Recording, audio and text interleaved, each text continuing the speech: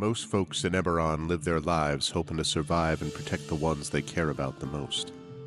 A few do that and more, trying to help those around them, even the ones they don't know. But only one group does all that when no one else can. The King's Citadel, the ones who do the job no one else can do. Valerian, the Shield, a star-forged Aegis whose strength lies in their shield, their armor, and their will to keep the Citadel and its mission safe, no matter what the cost. Merime, the Sword, a Kalashtar bard whose dreams predict doom and disaster, so that her skill in battle, insight into the hearts and minds of those she encounters, and love for her sister and the Citadel is more necessary than ever. Tantan, the Brain, a dragon-marked human artificer whose jovial demeanor conceals a deep curiosity, razor-sharp intellect, and long memory. He knows what he did for the last war, and he knows what it did to him, and how much worse the next war could be.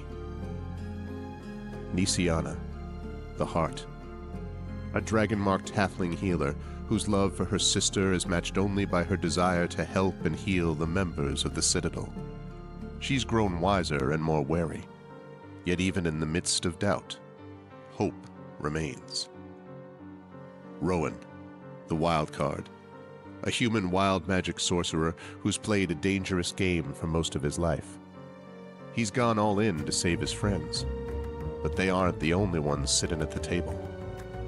As the shadows gather, will he have the chips to pay if his bet is called? These 5 elite operatives came together to aid the salvage outpost of Salvation, where the Grey hovers nearby, a threat and a promise. With the Oracle of War, they found an artifact powerful enough to end a war, or begin one. They traveled to Sharn, City of Towers, to unravel the Oracle's mysteries while stopping assassination attempts from the terrorist organization known as the Emerald Claw. They found Sky Blue, the daring thief tied to the ancient draconic prophecy, and stopped the Claw operative Arulin Karnak before traveling back to Salvation and into the Grey to repel a war-forged invasion and take the fight to the Lord of Blade's secret fortress Razorcrag. Capturing one of the Claw's most powerful lieutenants and sent to negotiate peace with the nation of Thrain, they survived another assassination attempt and saved the Thrain's leader from the continent-wide vengeance of the Undying Court, only to discover they'd been betrayed by an ally who was not as she seemed. Now the King's Citadel must stop the Emerald Claw once and for all, using their new knowledge and new allies to finish the Claw and gain the information they need about the Oracle of War before it's too late. But can they learn the Oracle's secrets, stop the Emerald Claw, and discover the deepest plans of the Lord of Blades? Only if they remember that in the end all they have is each other and the King's Citadel. Long live the King. Welcome to Eberron. Welcome to Corvair. Welcome to the world within and without Salvation. Yes, indeed. And that brings us, as always, to the beginning of Eberron Oracle of War. Welcome, everybody. Welcome, Arvanauts, to a Saturday night stream. It is February. Yeah, sure. It's December. Oh, it's February. It's December 14th, 2024 in the year of our Lord, etc., etc. And we are now only 11 days away from Christmas Day. We are now only 1 day away from being midway through December, the final month of 2024. And it's my pleasure to welcome all of you to day 65 of Dungeons & Dragons with Infinity and Beyond. This is Season 5 of Eberron Oracle of War, and this is part 2 of From Dust, which is the first part of Season 5. Really excited to get into this tonight. We're going to be playing today and next week, by the way, so we're going to have back-to-back weeks of playing From Dust. It's going to be a good time. But before we go any further, a couple of quick reminders on ways to support us on the channel. If you haven't done so already, please follow us on the channel. That is always appreciated. Please check out our YouTube, !ArfTube. And if you're watching me over on YouTube, welcome, and please spread the word. And please subscribe to us there because we are at a new record high of subscribers subscribers, and we are charging towards 1,100 subscribers. So every new subscriber is a new record. It's free for you to do that, but it really helps us out. So please do that, and you can get awesome content for yourself. Discord is !ArvCord. Please join us over there. You can hang out with the Arvanauts in between streams. That place is always hopping. Twitter is !ArvTweets. Blue Sky, !ArvSky. We're trying to push everyone towards Blue Sky if we can, and my follower numbers are increasing rapidly, but I need them to go up a little bit further before I can abandon Twitter to the hellscape that it has become and join Blue Sky, which is a far better social media platform. But I would love it to be able to have both folks, services going, but really I'm going to leave Twitter behind as soon as I can. So Twitter, definitely please join me over there, but especially join me, Blue Sky, !ArvSky, and spread the word there as well. Hello, Emily. So there's that. And again, website for this, arvanelleron.com. Don't forget to check out Hearthglow, which is our limited run podcast in my Forbidden Library universe. We have got another long episode, long recording that will be coming next month, and then we'll have some more short audio, or shorter audio, I should say, from that. Finale of that is going to be early next year, so I'm super excited about that. Let me see. That's Discord and Hearthglow, yes. And Gen GMs, which is my Gen GMs show that I do with Zach Clay. Please join us over there for DM and GM tips. Please subscribe to us on the Gen GMs YouTube channel. We are almost at 100 subscribers there, which is a really good milestone for that show. We've got a lot of short videos coming out via live suing and so on. So please join us for some tips and tricks over at Gen GMs. On the financial front, !Arv Shop is our merchandise area. You can get stuff related to this campaign, to other campaigns, to support the channel and get some cool swag for yourself. Good Christmas gifts, good holiday gifts right now, if you get them immediately so that they can be shipped to you and arrive on time. So please do consider getting that. !Arv Shop there. !Arv is the Patreon, which is really the financial backbone of the channel. Really trying to get that back into triple digits before the end of the year so we can move towards various channel goals. That really does help us out, and you can get some unique stuff for yourself, including, as we were discussing in chat a bit, those inspirations to help players. You can also get inspirations to help players along with custom sub badges and emotes if you subscribe to the channel, as several of you were kind enough to do today. So thank you so much for those of you who have resubbed. Please sub to the channel and support the Patreon, and thank you for all that. On the publishing side, !Icarus, that's my graphic novel from Athos Arts. !Library is my Tales and Tomes in the Forbidden Library. That's my 5e adventure and sourcebook from Alligator Alley Entertainment. And Greyshade is my Greyshade IP, Greyshade, Heretic, Renegade, and Heretic, the 3 books of the Grey Assassin trilogy from the amazing Athos Arts. That's available at that link. You can also get the audiobook of Greyshade done by our very own Trent Sparks. That is available at that link as well. And you can also pre-order the tabletop role-playing game of Greyshade, which is coming next year. Very excited about that. It's going to be awesome. Done by our very own Brandon O'Brien, and Alligator Alley Entertainment is going to be producing that. So you can pre-order that there as well. That would be awesome. And as always, !BLM, Black Lives Matter, important to affirm and assert the significance and importance of Black lives. !Help Now, the World Health Organization page on suicide prevention. Important to reach out to others when you need help and reach out to others when they need help as well. And !Ukraine, UKRAINE, to help the people of Ukraine as they fight back against an illegal and illegitimate war with bravery and courage, and send the message we will do so for others in the future as well. Last thing I just want to mention quickly is schedule. We have got Eberron going on today. On Tuesday, we will be back with a big stream day, starting with the Fighting Fantasy Gamebook illustration stream about midday. I do want to note that I'm going to be starting that an hour later than normal. I have a very important writing-related meeting that I can't talk about, but it could be a very big deal, so can't talk about it yet, but I got that meeting, which is going to be in the middle of the day. So I'm going to come on live with Tari right after that for our Gamebook illustration stream. And then we have got over on GOGCom's Twitch channel at 4:15 by the Dice Roll with another session of Ghosts of Saltmarsh, as that is sort of getting, building up over time about stuff. So let's start just putting a note for myself about something. So you can join us there. And then at 9 p.m. Eastern, we will have the amazing our vocalist with our annual holiday stream of A Christmas Carol. Super excited about this. It's going to have the 4 regulars at a minimum. So KP and Russ and Rem and Zach. And it will also have the alumni, 2 of our alumni at least, which will be Russ and Rob. Don't know if we will have the other 2 alumni, Tren and Dot, but we will see. It's possible, but it will have at least 6 people for for Christmas Carol. It's going to be awesome. I can't wait. That's going to be happening 9 p.m. Eastern on Tuesday. And then I get to see my daughter and my son, thank you very much, both starring in a production of A Christmas Carol at my daughter's school, which will be Wednesday night. So it's going to be a Christmas Carol week. What could be better? And then we will wrap up Dark Sun, Shattered Lands on Thursday night. It's going to be a great session. Then we finish up next week with another session of this great game, Eberron Oracle of War. So it's going to be awesome. Very excited about all of that.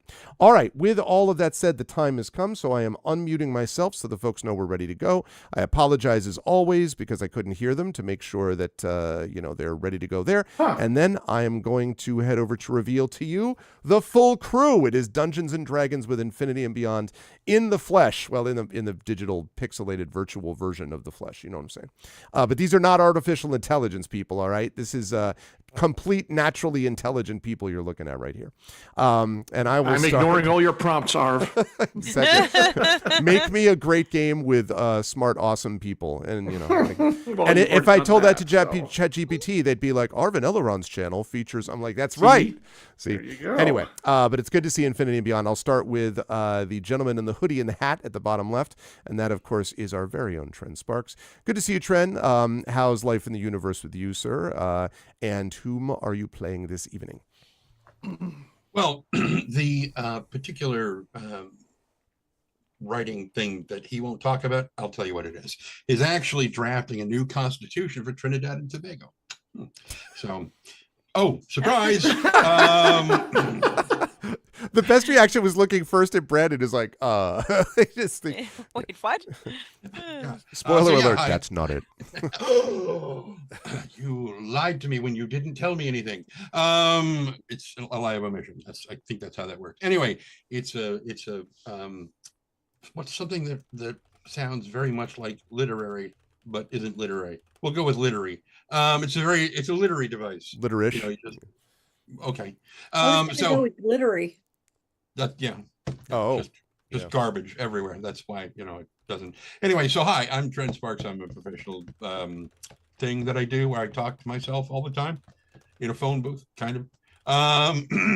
Sort of like Superman, but slower and weaker and not allergic to rocks, most rocks. Anyway, so Goose Down, yes. I'm playing this guy who, as far as I know, isn't allergic to anything except certain names.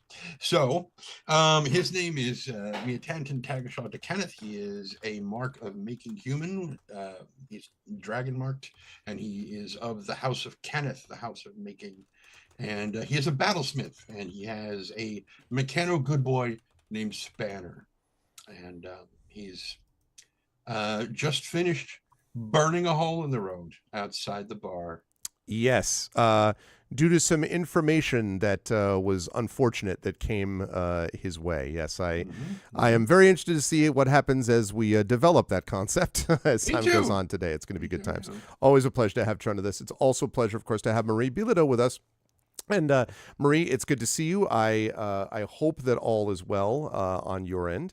And how are things with you in general? And whom are you playing this evening?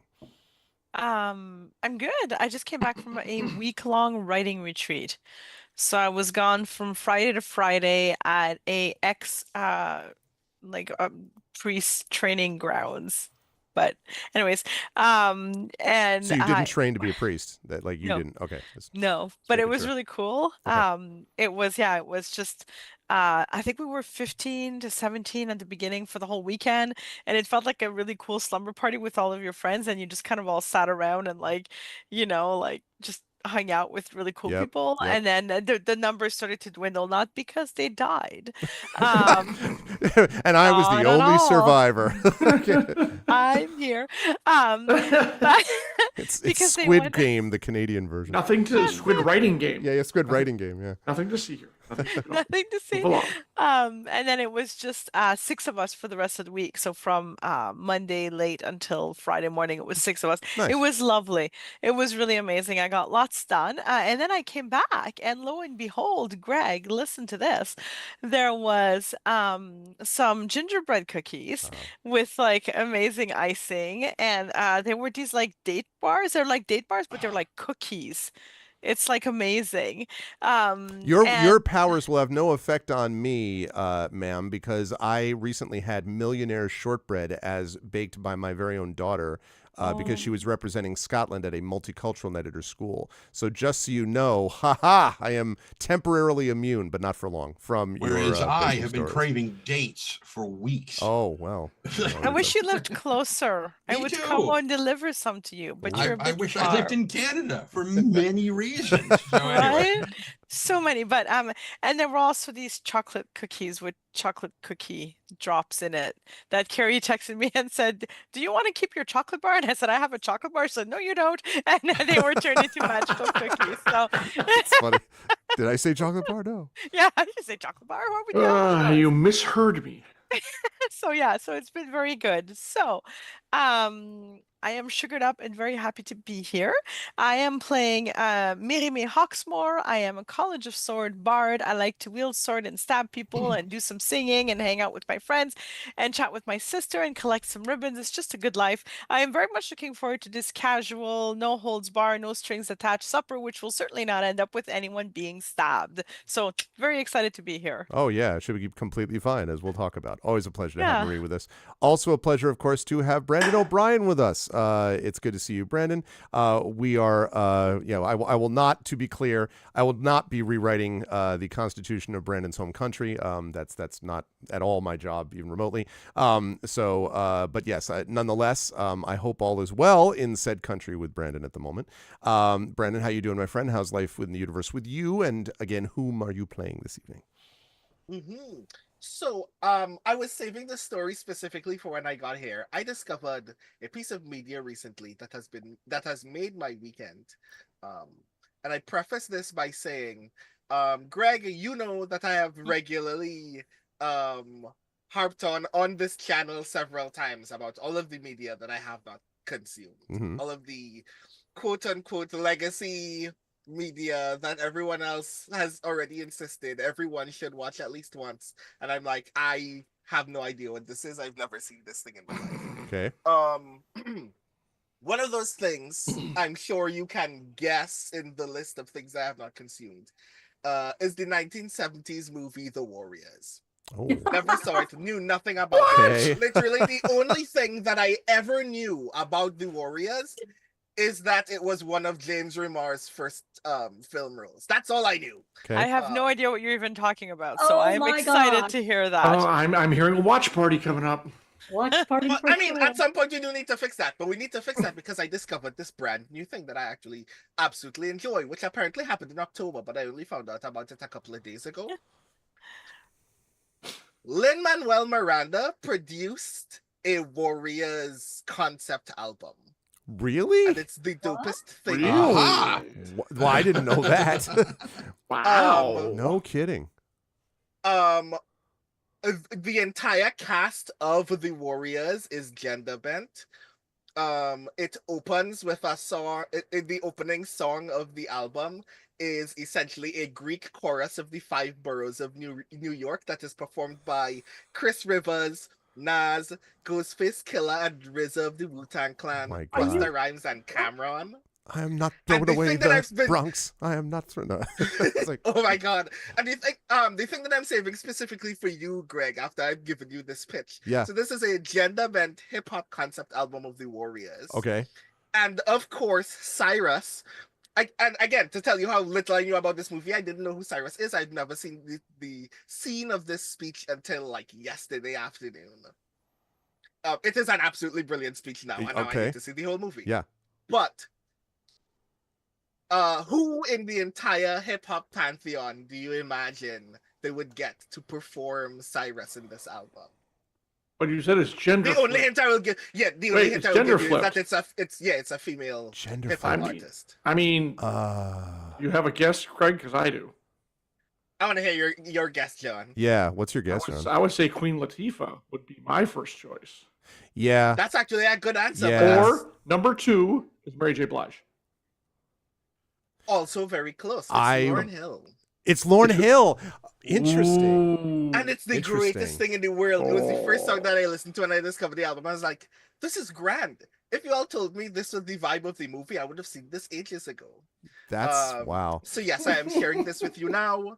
If you look for the Warriors album on Spotify, it is the greatest thing in the world. Apparently, Triffid is also geeking out over Warriors. Yeah, stuff. I cannot believe there's actually 2 people here who have not seen the Warriors. Oh my Although God. I have to admit, I barely fix remember. that. I mean, I have seen it, but I barely remember anything about it except that we just watched became it very fairly meme-worthy. recently, as a matter of fact. That's really cool, though. I have like, how'd you like to be Lin-Manuel Miranda? That you could just be like, yeah, I'll just call up and get Nas, and I'll get like see Lauren. Hey, Lauren, you doing anything these days? You want to just show up on a concept album of mine? Like, it's Right? just, It's like the wildest thing in the world. The fact that not only does Lin-Manuel Miranda have these like astounding performers on standby, but like I'm pretty sure Lin-Manuel Miranda is the only person on earth who has ever written lyrics for Nas. yeah, Probably. yeah. Oh, and actually, yeah. probably for the Wu-Tang guys too, because they typically write like probably. 99% of their own stuff. I can just picture any of those artists, like their personal assistant is like, yeah, just a second. It's Lin-Manuel Miranda. And they're like, yes, whatever it is, yes. Right? Yeah. Like, oh my God, that's funny. Wow, that's cool. Yes, I will absolutely have to check that out. Okay, That's so awesome. now I'm very disappointed that I at first thought you were going to say he would option it for a musical. Like that has to happen. That's the thing, right? Everybody was like, because he mentioned But that the this is something concept he wanted album to is work on ages ago, and it's like, pretty awesome. Is Yeah. this ever going to be a live thing? And like, he's not sure. He was like, I want to make the album first so that the music exists, which I actually kind of admire, and I do hope that it turns into a play at some point. Now what he should do is mash it up with West Side Story. There you go. The Warriors side story, and just totally blow up both of them, which is Gonna hilarious. leave it up and have a cigar. Oh, Lord. All right. When you're a jet, you're a jet. Oh, and get stabbed. Exactly. From your first shiv, yeah. God.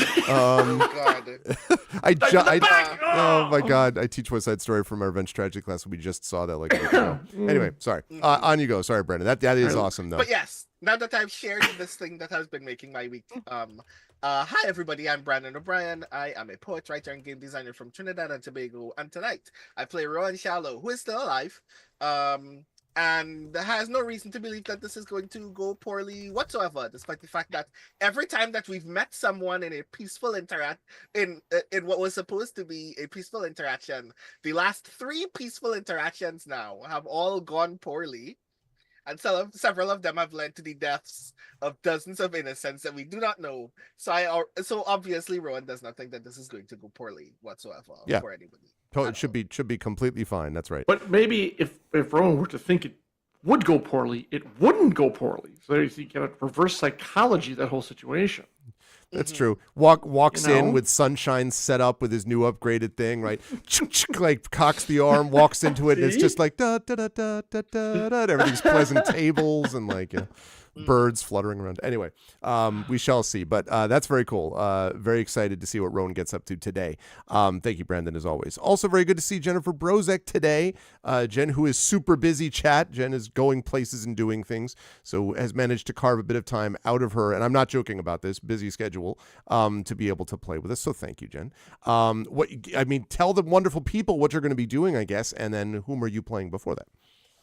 Tonight, I actually have to leave in about less than 2 hours to go and do a reading event called A Midwinter's Haunting at the Kirkland Arts Center. I will be opening the show of 7 or 8 horror authors telling ghost stories for Christmas, and it's a free event that I'm doing.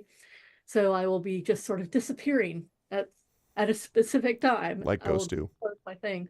For those of you who don't follow me on social media, I will just tell you, I have basically been living my life on fast forward and speed running all the emotions right now.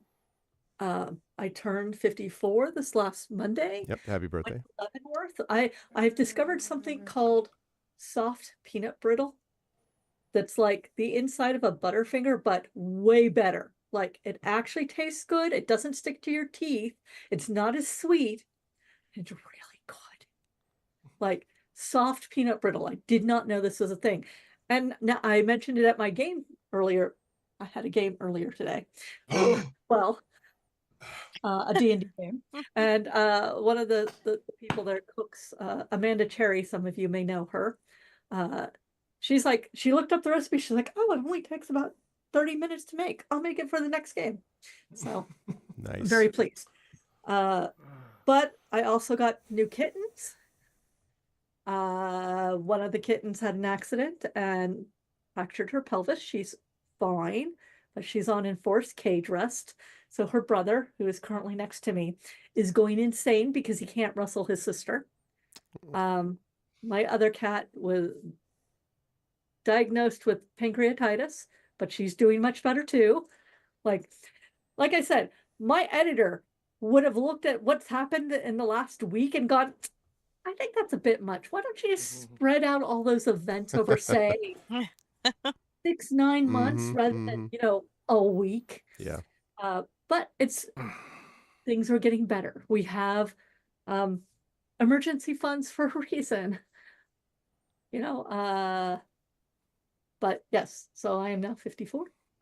It is good. We are still surviving. We had a wind event earlier today, lost power again. Well, a tree fell on a line, or a couple of lines. And the trees around here are really, really big, so when they go, they take like a lot of things with it. Yeah. But in the meantime, I am playing Nisiana Di Jarasco, a halfling healer from the House of Healing, who has done some growing up recently. She's not nearly as naive as she once was, but she's still optimistic. She's holding on to that optimism as much as she can, because she's afraid to not hold on to it. This is not going to go well later. At some point, she's going to have a small breakdown. But in the meantime, Nisiana believes in you. It's going to be interesting to see when the adrenaline slows down just a bit on all that stuff. Always a pleasure, though, Jen, to have you for as long as we have you tonight, and we will get play in just a second here. Always a pleasure as well to have John Helfers with us as here, and it's good to see you, John. Everyone was guessing while you were gone up from your chair what exactly was behind you, and we heard everything from stuffy to plastic bag to garbage. Which the person in question said they liked. So, I'm just curious what that all is, and also how are you and who you're playing. The person who guessed plastic bag is correct, but it also has some very interesting bacon jerky. Bacon jerky Picked up. So Philadelphia, which is a very nice city despite its rough and ragged reputation. They do an outdoor holiday market, and it's quite large, right downtown, literally right downtown. And so I got to walk it this year because I was at PAX Unplugged, which was awesome. Great convention to end the year. We did well. No one got sick that I know of, so all good. Good. And so this gentleman was JP's House of Bacon, and of course, with a name like that, there's no way I'm not going in. And he had bacon jerky, and the smell was amazing. He was like literally. He was growing some right there. And so I had to pick some up, and I haven't even opened it yet. That's the crazy thing. I went to quarantine, had the bacon there, did not partake. I'm like, I should really bust into this. And I'm going to at some point. Speaking of food, Art, I've had a question for you. Okay. You mentioned that your daughter made Millionaire's shortbread. Yes. So how is that different than regular peasant shortbread? Is there like ground up Scottish pound notes in it or I'm something? glad you asked. Let me explain what it is. It is shortbread with a layer of caramel. I love caramel. I don't love super chewy caramel, but the nice thing about this is it's not super chewy. And then chocolate on top of that. It is essentially if someone was like, I need to make Arv a custom made, the greatest shortbread ever that he will think is amazing, they would make Millionaire shortbread. I had this for the first time in Glasgow, so I died and ascended. And when I came back, I was like, this is the most amazing thing I've ever tasted. It was ridiculous. Like, it's so good. I now have a new thing. That's Millionaire shortbread. either Marie Carey needs to make for us, or we need to go find somewhere or something. Exactly. Yes, it's very clear. So I hope you're taking notes. Okay, thank you. And now I just ate recently and I'm hungry again. Thanks a lot.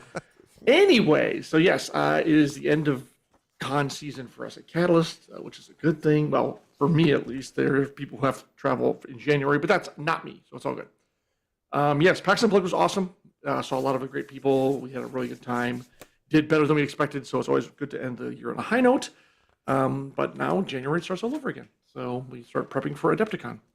Anywho, but that's neither here nor there because we're gaming tonight. And I am playing Alarian, not Alarian.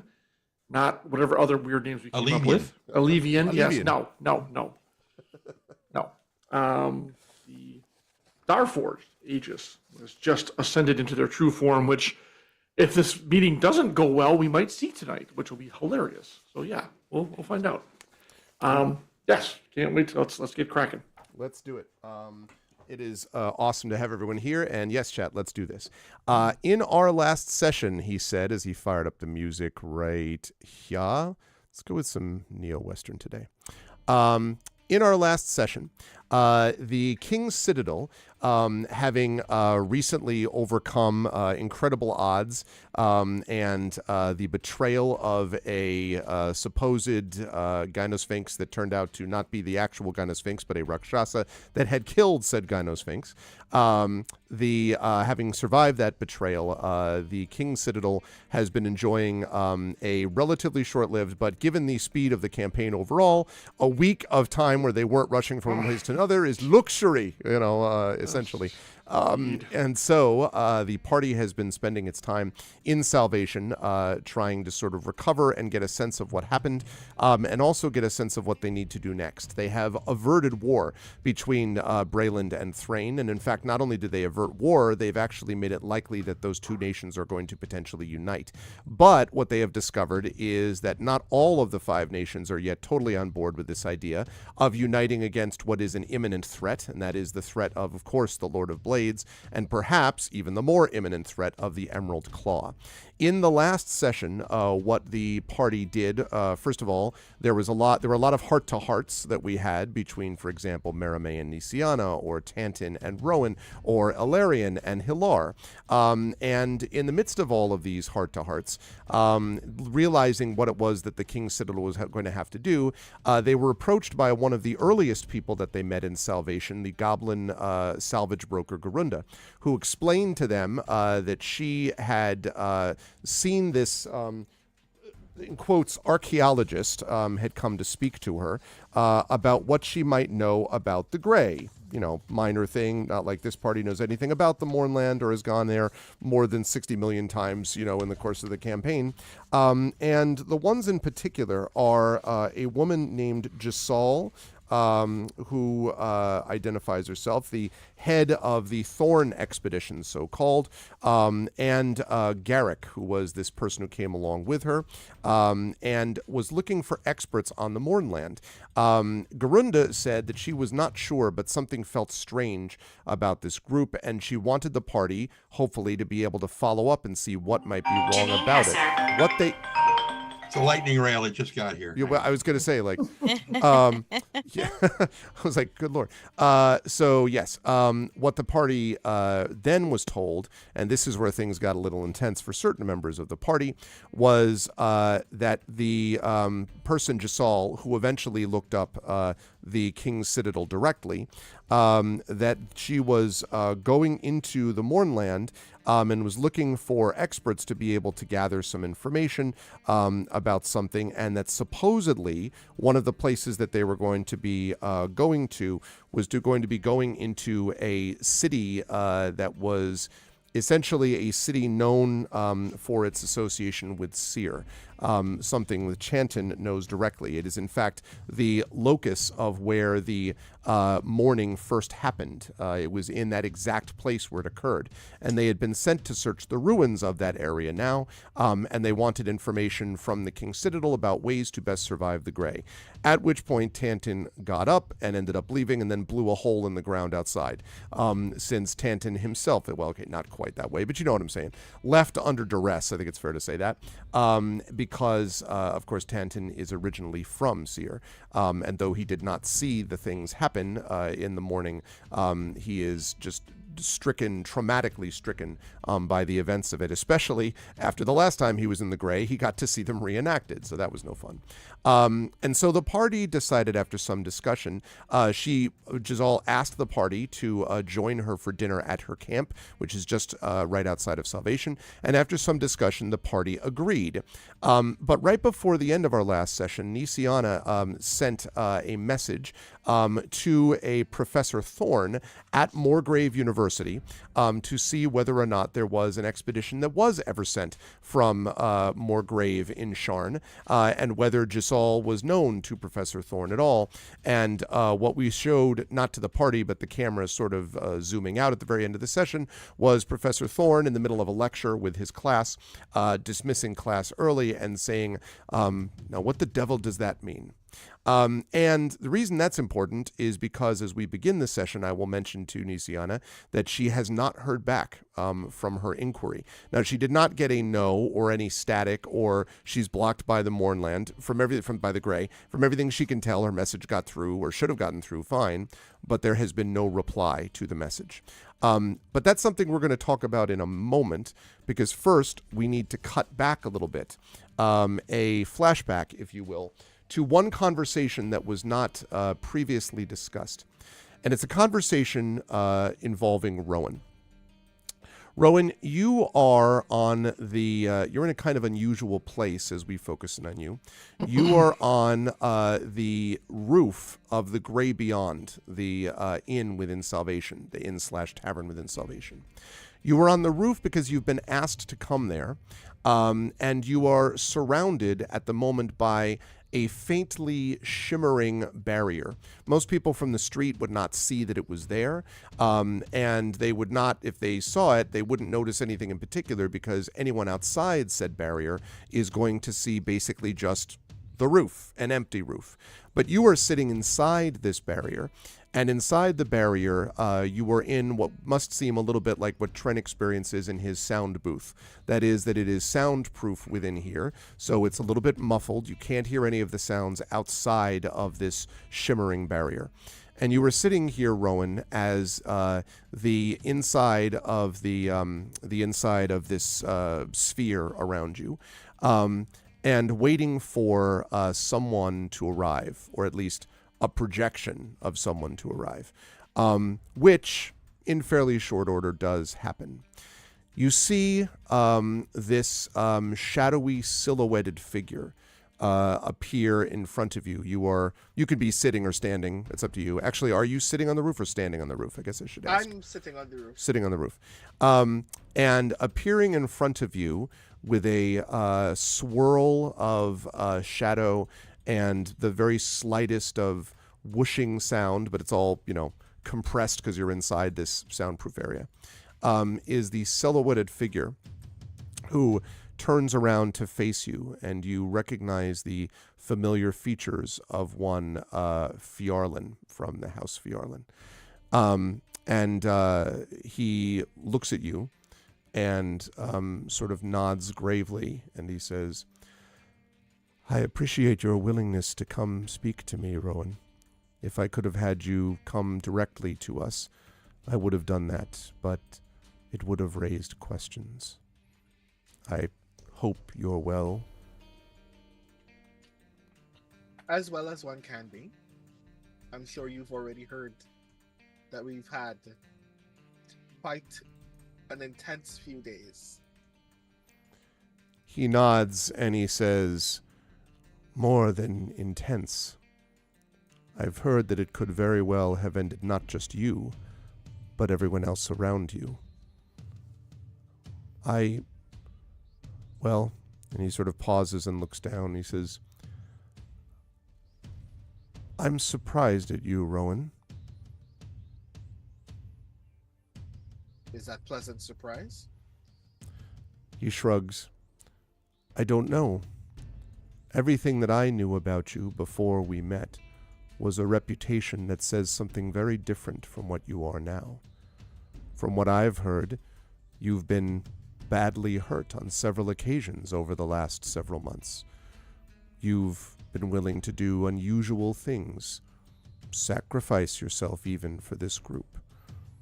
We've spoken about your interest in this party before, but I'm beginning to wonder if you're growing a bit soft in your maturity."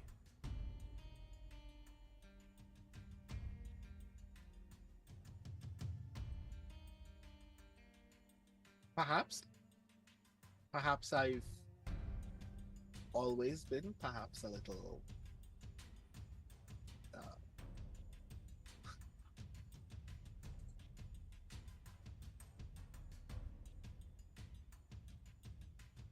I think it's true to say this group has done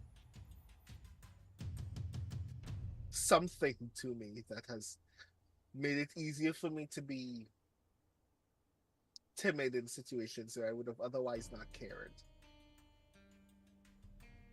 Whether that's a good thing or a bad thing yet has not been proven, because I'm still alive. Are you a team player then? When last we spoke, you insisted that there was value in such a thing. Suffice it to say, I think that if I had to pick a team, it would be this one. He nods and gives a slight smile, and he says, I thought that might happen. I'm glad to hear it. I'm glad to hear that perhaps the lonely road is not the only road you need to follow. But I am worried for you nonetheless, Rowan. One way or the other, there is going to come a time where the people that you work with are going to put themselves at such risk that one of them, or more, or all of them, are likely to die. They are part of a group that swore an oath to do just that. You, on the other hand, are a product of circumstance. You have bonds with some of them. There? Oh, sure. I'd like to tell you something very important, Fjarlan. All of them are going to die. This is a thing I know already. They are going to die. Whether I die first or last when that happens remains to be seen, but I assure you, you're all going to die very gruesome deaths. This is something that I've seen very clearly in my brain already. Their capacity, their willingness for abnegation is not the reason why they are going to die. It is the overwhelming selfishness and inconsideration of dozens of large-scale factions who are willing to fight to the death over Satan's own weapon for no other good reason than because they think they know better about a thing that we admit we know nothing about. He nods and he says, that's fair. The real weapon, of course, has never been anything physical. The real weapon has always been information. And the information that you can gather. Which makes me wonder, it's not like you, Rowan, to trust in dreams and prophecies and uncertain doubts. You have others in your group who rely on those things. I thought that you were about the practical, the tangible, the graspable, the provable.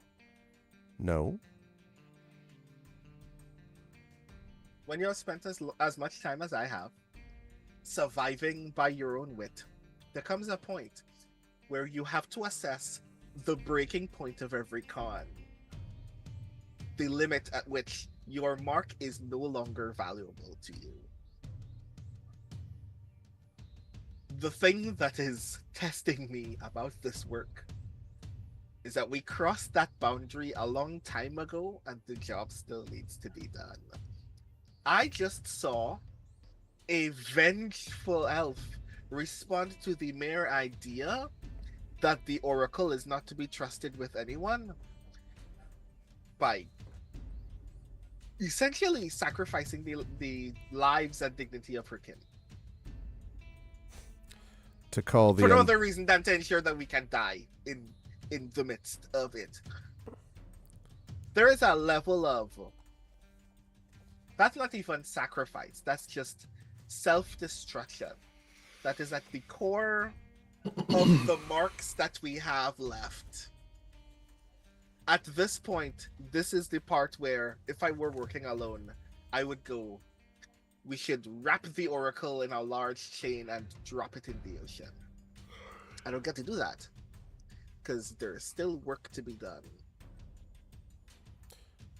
And that's when we're gonna die. That's all I mean. He pauses and he says, your characterization of the Undying Court as composed of vengeful elves is interesting, since most of them made their decisions to embrace death a long time ago. I'm not surprised that they finally left behind any sense they had of living morality at that point. I prefer to spend my time in the shadows cast by the living, not to embrace the shadows of the dead and think that makes me advanced. That's the difference between the Undying Court and the rest of us. And you were right to do what you did with them. Vengeful or not, you've managed to bring two nations together, Rowan. Thrain and Brayland would very well have been at each other's throats right now were it not for you and your friends. You've averted a war. That doesn't suggest automatic death to me. But you see something else in the shadows, don't you? Something that waits, ready to pounce upon you. Brayland, for all its wickedness, is still a good mark. You can work on their desire to be safe and their own willingness to not always have to be fighting. We were lucky. Then people insist that we need to be in rooms with people like the Undying Court, people whose minds are so distant from normal desire that we can never actually make them good marks. We're going to have a conversation at some time soon with somebody who we know cannot be moved, and we're going to be asked to reason with them or come to blows, because those are the only options that we will have left. I do not like those options. That is not how you get my work done. That is how you get the work of brutes done, and my team are not made up of brutes. He walks, his image, which you can see slightly blurs and shimmers as he walks around. He obviously doesn't walk around a very big space because the sphere isn't huge, but he walks a little bit towards you, and he is he walking on the roof or in the air? He's walking on the roof, but you can't quite see his footfalls because they too are sort of shrouded in shadow. And as every step that he takes, there's a little like wisp of darkness that kind of floats up from the bottom of his feet. But he walks with his usual grace, and walks over to you, and he sort of tilts his head a little bit, and he says, I would not want to see someone who has gone through the transformation that you have give way in the end to either cynicism or fatalism. Nothing is certain except change. It's our job to be on the side of that change and to be ready wherever the change leads us. And you have been close to that for some time. And he lifts his hand, and there's a moment where drifting from the fingertips of his hand are these tendrils of shadow that just sort of brush against your face briefly. And then he says, yes, I don't ask this lightly, Rowan, but I wonder, if I asked you something that would not cause you to betray your loyalties to your friends or to Brayland, if I asked you something that might potentially deepen your ability to connect to them and even to the darkness in yourself, I wonder if you would be willing to try it.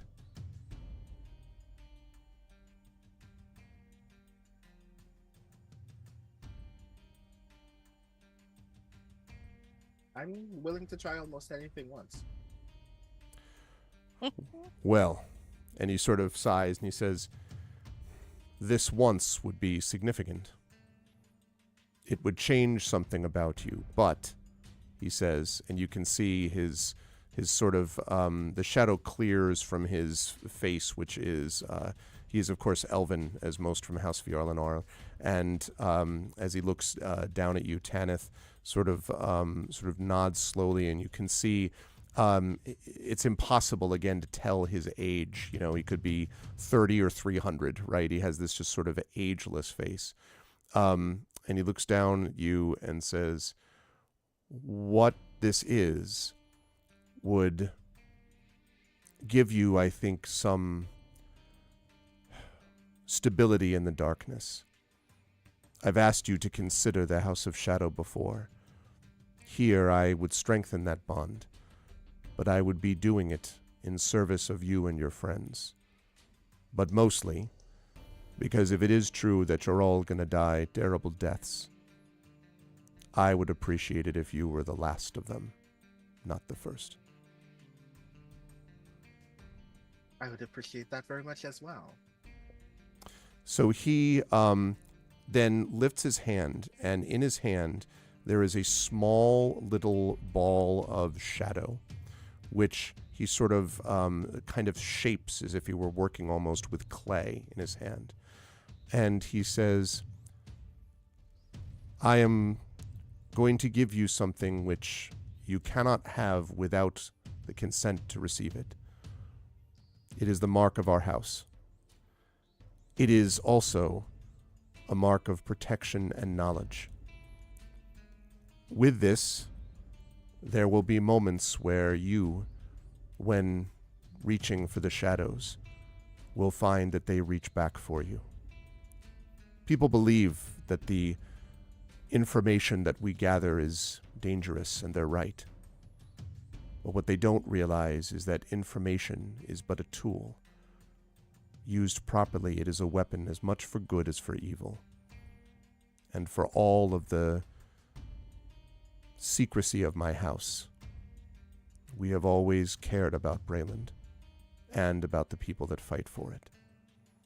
And then he moves his hand again, and for a moment on your cheek, Rowan, you feel this slight, almost like the burning of what dry ice in our world might feel like if you were to touch it, right? And then sort of kind of shines in this sort of bright, almost purplish mark, and then fades slightly. And he says, you have been given the mark of shadow. For a time, that mark will help you. It is possible that the mark could remain permanent, but that is something that none of us can tell. For someone who is not born to the experience, such marks can sometimes fade with time, or they can become parts of one internal structure. This will allow you, when needed, to vanish into the shadows, to gather the information you think is needed. I, and he bows slightly, would appreciate if some of that information is also provided to my house.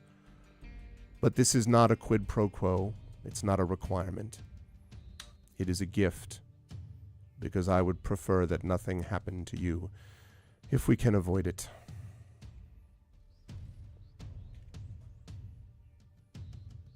Thank you. And that, like, there's this pause where Rowan is trying to consider, like, what are the actual implications of this gift? Because Rowan has never been in a room where someone said that it was not a quid pro quo. And then he says,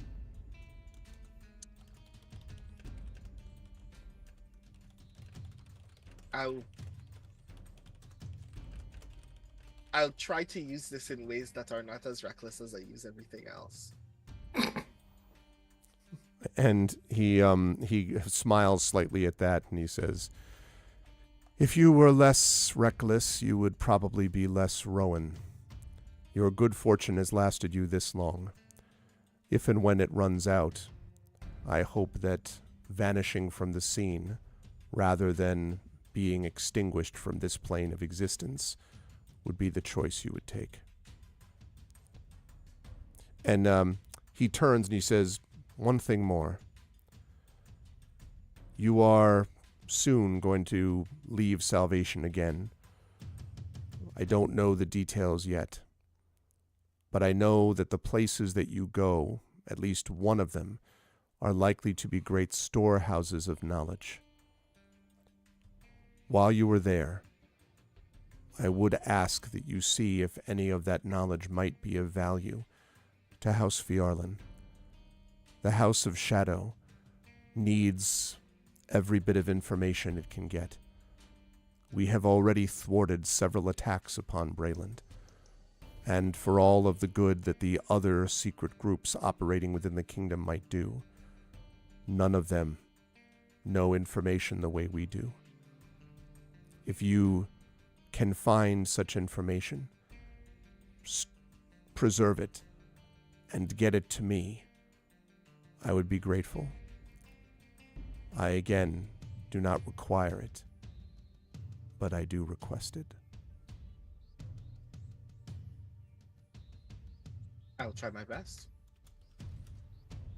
And he turns back and he says, "Then, Rowan Shallow, marked and honored of the House of Shadow, may darkness cover your tracks till we next speak. And until then, may the light shine only on you when you wish it." And he nods solemnly and then is gone in a puff of shadow.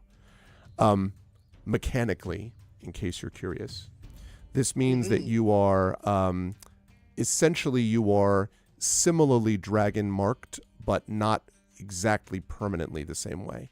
The benefit that you get from this is twofold. Number one, during the course of time that you have this mark of shadow, you will get an additional +2 to stealth checks. And also, now this one is this one is one of those like, oh snap, the kind of deals. So you got to be aware of it, okay?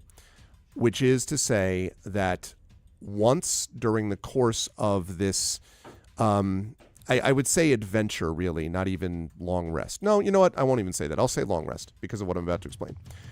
Once during long rest, you can take an action to vanish entirely from where you are standing in a puff of shadow and to appear somewhere else within 100-foot radius. Just, and then appear somewhere else. But when you do that, for a minute afterwards, the purple shadow mark will glow upon your cheek. It will be clearly visible to others around you. Aha, cool. Noteworthy. That's what I was waiting for. Right, so the thing I also wanted to make sure of mechanically, I cannot take anyone with me when I vanish. Can't, unfortunately, it's just you. Yeah. Noted. But I will say that, like, you know, it's instantaneous, so you appear wherever you appear. If you can take a bonus action, like if it's in combat and you can take a bonus action or whatever, you could do that. Also, that does allow you to bamf up 100 feet, like over 100 feet. So, like, the key is you have to be able to see where you're going, but you could climb a cliff 100 feet if you wanted to. Like, it's just, you know, unless you let your companions know about this and they're like, what the you know, but you could do that if you wish. Ooh, noted. So, this is forward. We fade out on that flashback. And we fade in on the rest of the crew, which is preparing, because I believe the crew said they were going to do this, is heading off to the camp. Although Nisiana, dinner. For dinner. Although Nisiana, I will mention again that, like, you haven't gotten a reply. I don't know if you said that was going to stop you, but you have not gotten a reply to your very well constructed and sent message that was done exactly correctly, and all that. Well, I've let everybody know, and I'm like, I can message again, but that's a spell slot. And ask, please let me know, yes or no, did you do this?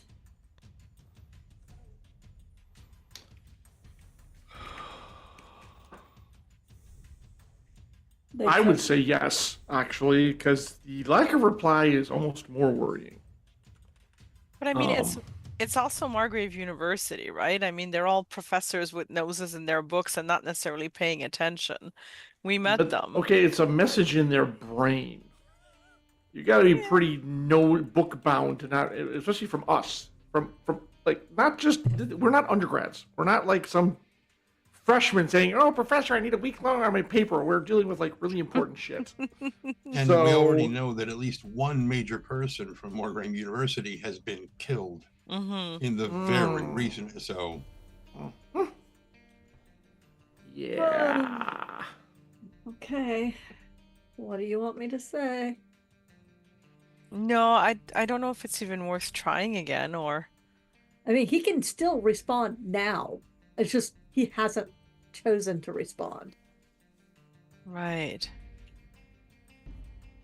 I'm still thrown off with Flamewood. I trust all of your judgment.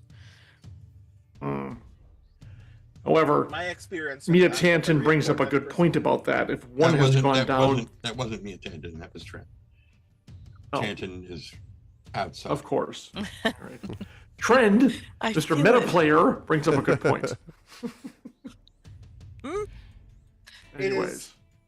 It is in my experience that when you ask a very important person a very important question and they do not answer it, it's either because they think you are unimportant or because the answer to the question is so dire that if they say it aloud, it will implicate them as well.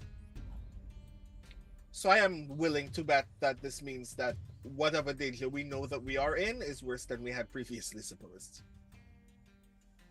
Well, then it would not be a good thing for me to waste a spell if we're going to go into this thing and end up in a fight.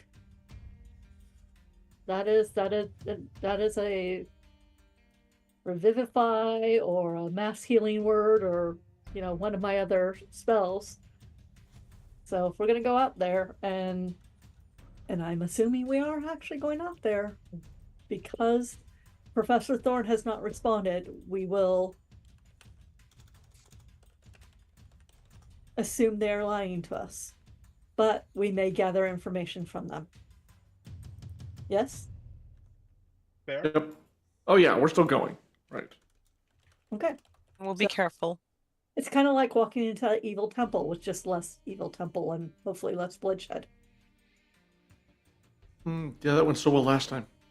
Actually, to be honest, it did go pretty well, all things considered, last time.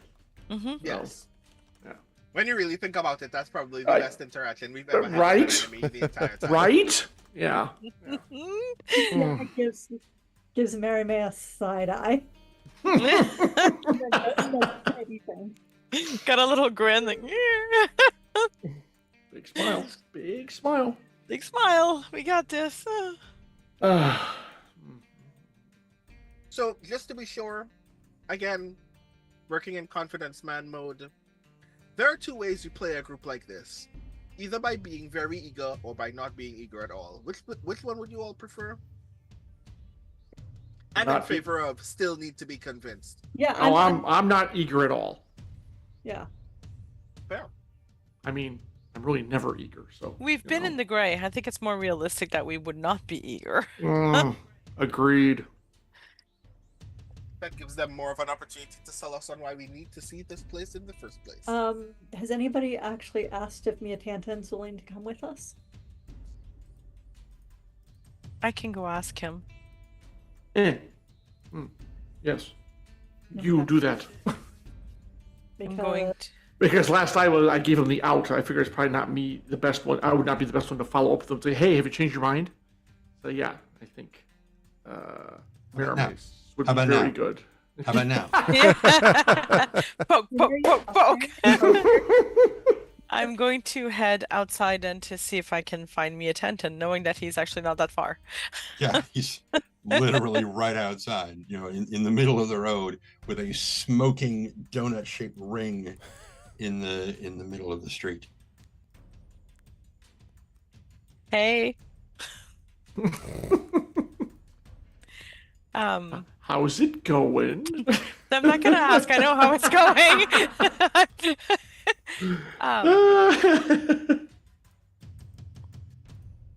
We're going to go to dinner to scope out what's happening. Everybody understands if you don't come. It's up to you. And he just kind of moves his hand, and a sort of purplish spectral hand just scoops up what is basically a handful of dirt, and it just sort of pours through through the fingers and leaves this glowing white hot circlet, very small, in the grasp of his mage hand. And he's like looking at it, and he'll occasionally move one of his jeweler's tools around it and whatnot. Eventually he's like, it's done. And he puts his tool back into his tack vest and is rotating the thing around us. We need information.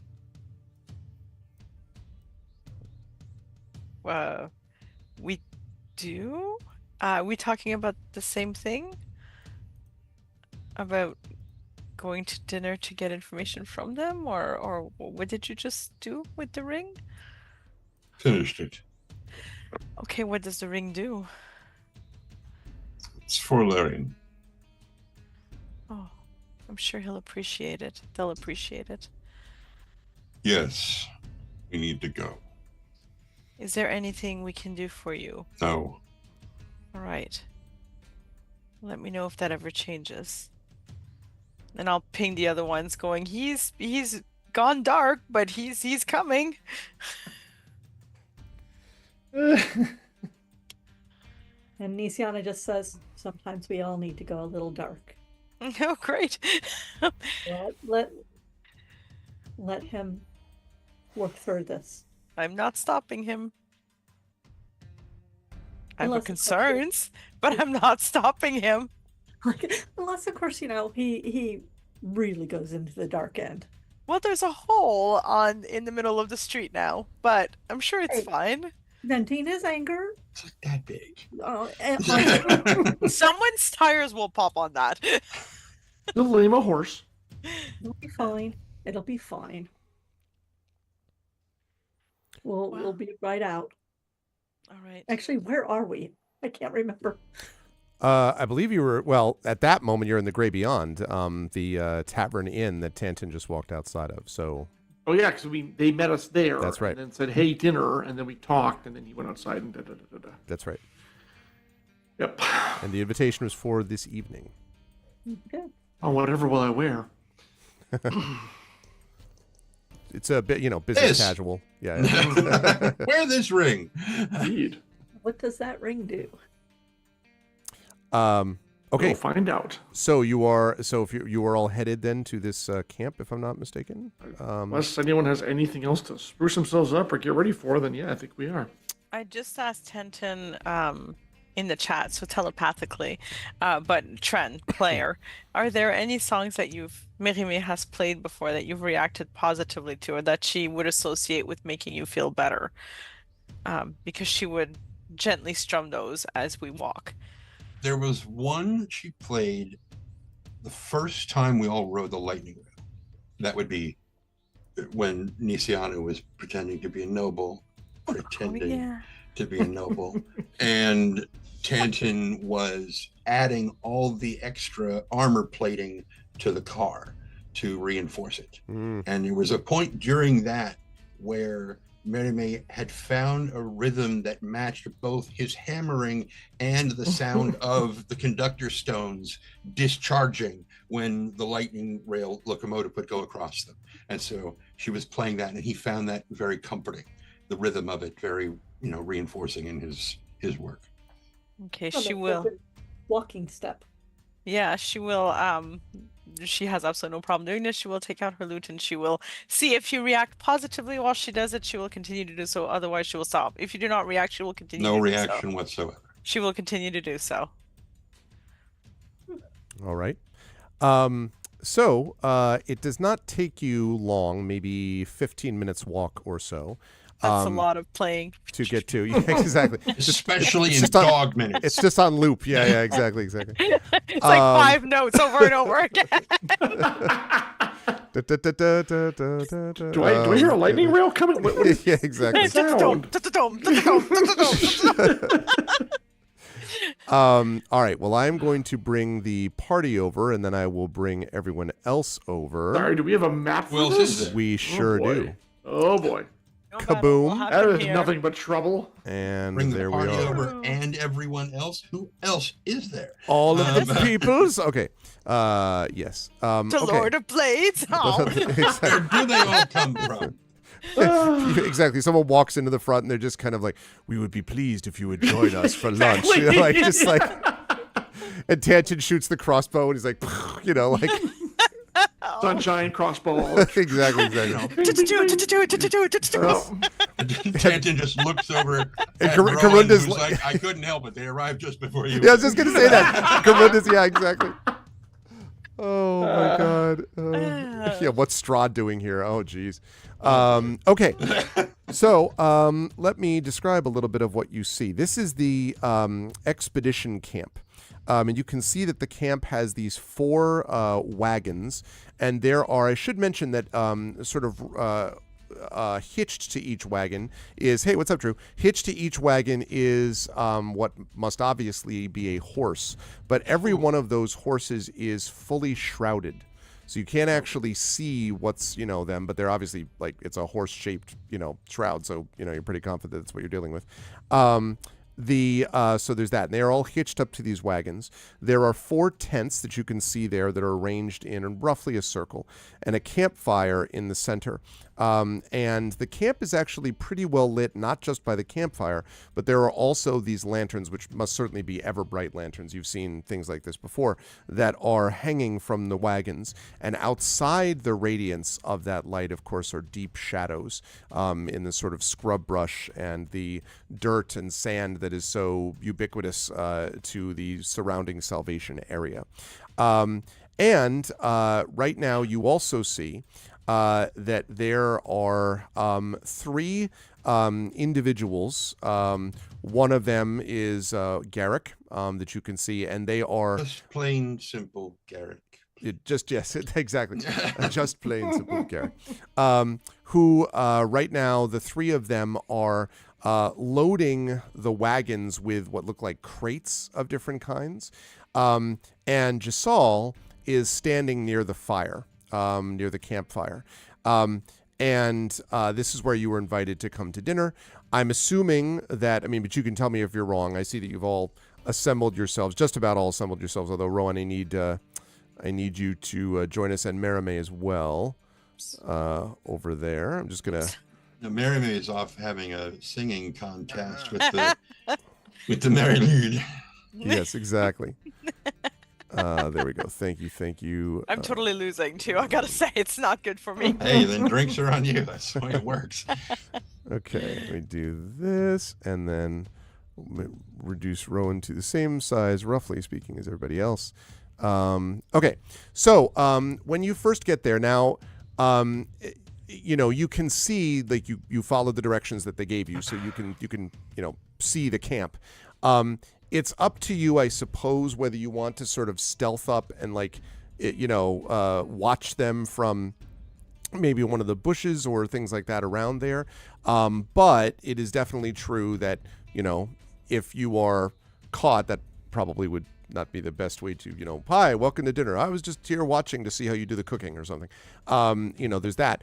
But again, there's also the theory, I guess, that you may want to gather information ahead of time. What I'm saying is that it's up to you, but it will require checks if you want to do that, or if you just want to walk up to the fire. It seems right now, as you walk up, that Giselle is sort of looking at something on a table, like some kind of a scroll that is rolled out in front of her, and she seems to be writing something on it. She's standing, kind of leaning over and writing on it, while the other 3 of these, including Varric, just bring back and forth Garrick, not Varric, bring back and forth these crates onto the wagons. You could have a brother. Anyways. I'm Varric, my other brother Varric. That's right. There's Derek over the side of the fire. Yep. I don't see any point in being skulky or stealthy about it. I think we should just stride right in. Because we're so subtle all the time. Again, yeah, well, there is that. Like, my glowing motes, everyone's got dragon marks that are glowing in the darkness, especially we're not a beacon of light as we come in. Mm-hmm. So, meh. So I'm going to just, floating up there myself. All right, so go ahead. Others can do what they wish. You can position yourself where you like. As you are coming in, Giselle sort of turns and sees you, and Ah, yes, wonderful, wonderful. It's good to see you. I'm glad you're able to come. Please join me by the fire. We have some nice warmth here and prepared a little bit of food, I think. The rest of you can knock that off for now. Let's bring some food for our guests. And the three here sort of nod. By the fire, I will stand over here because all right. I just don't need to sit down and I don't need to eat. So there's no point. And one of them, as you were all sort of gathering around the fire, one of them brings over several trays worth of food, which they set down on the benches near you. And the food itself looks pretty, I mean, they all, without really waiting for long, sort of light into the food themselves.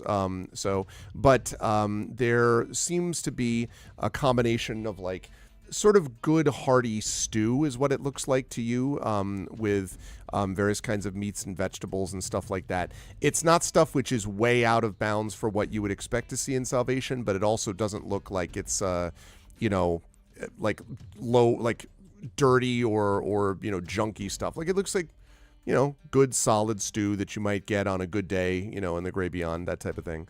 That they're willing to offer you, and they bring that over. Also, each of you has a hunk of brown bread that is not actually very, very hardened or stale. Seems to be, pretty decent, fairly fresh bread. And mugs of water, or they're also willing to offer mugs of ale if any of you would prefer that. I'll take a mug of ale. Okay. Also ale. Okay. Why Isiana, not? Tanton? Yeah, okay. Tanton, what about you? Tanton pulls out a piece of beef jerky and his water skin and is just kind of absently chewing on it and staring at this thing over here. What? Which one? The horse that's behind him. The shrouded horse figure. Are you looking, Tanton, you're just staring at it? Like, are you... He is not hiding the fact that he is very curious about what that is. Gotcha, okay. Maybe curious is the wrong word. Probably be like incredibly fucking suspicious would be a better way of putting it. Gotcha.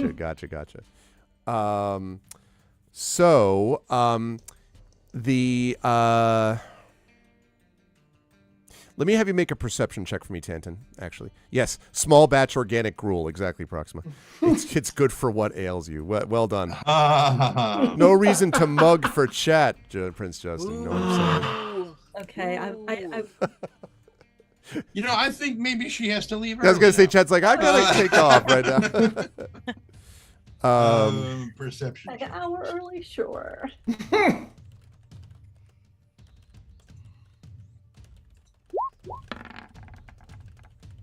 It's heading for a natural 20, but it's a 9. Okay. Yeah, I mean, the only thing that as you sort of look at it, it looks, I don't know, it looks horse shaped. It looks like a horse. There's nothing. Let me give you Sure. a further Yes. thing. He's watching for things that horses would do, like breathing, to see if the shroud moves, like the creature under it is breathing, or if it shuffles, if it's like at some point hip shot as it takes one of its hooves and kind of props it up to rest the other leg. I gotcha. Sort of thing. Normally, I would not ex post facto this, but in this case, I will, because I should have asked for that clarification before. Do you want to work for an inspiration, or not work for, but ask for an inspiration, or try to get something? Because you're not going to get that information with your first roll. let's let it ride the way it is. Okay, so it doesn't. Part of the problem is that as you're looking at it, the fact that the wagons themselves were moved a little bit by the crates and stuff like that makes it a little hard to tell. You're not totally sure. Also, you notice that the ever burning, ever bright lanterns hanging from the wagons are not hanging near the horses. Like that's something you can pick up on themselves, which means that they literally you can tell that they have a physical shroud over them, but also that their bodies are shrouded a little bit in shadow anyway. So it's any breeze would make that shroud move, making it much more difficult. That's right, and it is a little breeze, not very windy, right. But there is a little bit of breeze there. Yep. Not like Washington State. Yeah, precisely. That would be a whole different. Thanks, Tren. Yeah. Unless you get your friends to lager around you. Wow. Good work, everybody. Hey, our friends are very stout and forthright. I want to keep an eye on all of the others and kind of see if I spot any hint of a lie or omitted information or something, and let the others know Okay. as they talk, just so you know. Just for my entry on the ale pun thing, Yes. since I need to go to the restroom, I'm going to say IPA. Wow. Wow. Gonna drive Brandon Oh, and Jennifer man. away. You're in good form You today. people Trent. are my Oh, friends. You. wow. I care Oh my about God. Okay. All right. Arv, that was beyond the pale. Oh, hey, nice. Oh, nice. Oh, I toilet so hard over that one though. I don't know what he's gonna do. you. Returning very patient to the fact that I made a 23 on my account. Okay. Now, question, Rowan. What is the year? Because I'm sorry, I missed that in the midst of the 60 million puns. Right. I also wanted to know if the horses were real. As our good friend Crossroads would have said, I want to know if the horses are made of meat. You do not get so.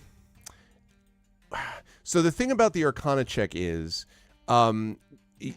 like what it might allow you to do is to determine if there are anything like clearly like magical runes or stuff like that that's sort of visible around them, one way or the other.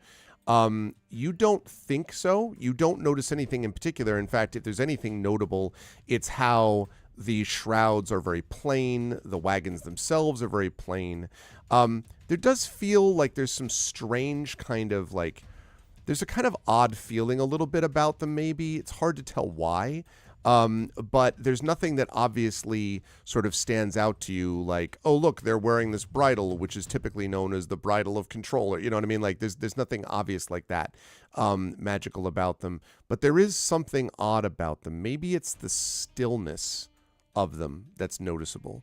But it's very hard to tell. So, as you were sort of sitting there, Giselle says, you have the stew. Stew is actually quite good. And she says, as you're washing it down with some ale and water, she says, I am really grateful to you for coming to speak to me. I know that some of the people of Salvation, they've been through so much that sometimes people are, well, they're not willing to give suggestions to people from the outside. There's a real sense of purpose and community here, and, well, they're not willing to necessarily trust anyone, especially a stranger. So I'm grateful to you. If we're ever to make this thing work, we definitely need people who understand what it means to go into the gray to help us. And that's what I wanted to know was, how did you survive the gray? How do you survive the gray? What things have you done to prepare for it? What do I need to know? Assuming I have to go in, and I do, how do we prepare ourselves for that moment? Nisiana looks at her and says, were you in the war? She says, I did not serve. I was, at the time, studying. I was in my early studies, actually. Do any of you or your people know how to fight? Yes, and she nods at Garrick. She says, Garrick has done some training at the university and several fight courses. He's a member of the fencing team in good standing. And Garrick kind of... It occurs to you, by the way, Nisiana, that Garrick does not strike you as a fencer, but, maybe that's just a bias on your part, Could be saber or something else. And she says, and several of the others here, and she nods to two of the others who are sort of sitting at the fire eating their stew, they can definitely handle themselves in a fight. We've prepared ourselves to try to be protected, but I will admit we are a research team. We're not really designed to be warriors. That's one of the reasons we wanted to speak to you. We recognize that we don't want to become just another statistic. Well,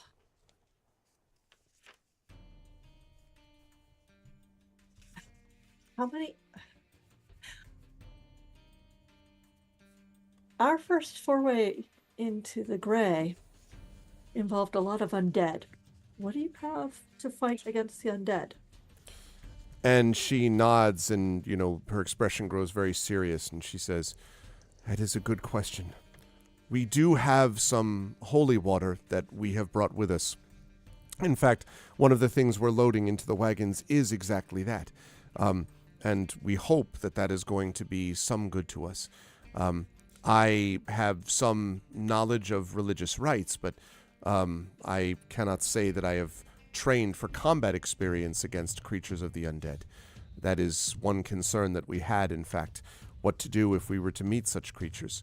My hope was that we might perhaps not, being a small group, might not attract as much attention as others might. But I do not know for certain, of course. Do we have the mind link up? Oh yeah. Oh yeah.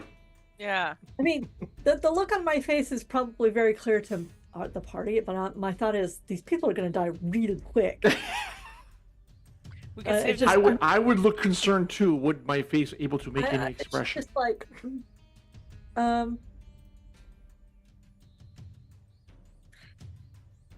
the shrouds on your horses, is that protection? Is that magical? And she nods. She says, "It is not magical, but, well, you see, these horses have been trained for particularly long journeys and distances.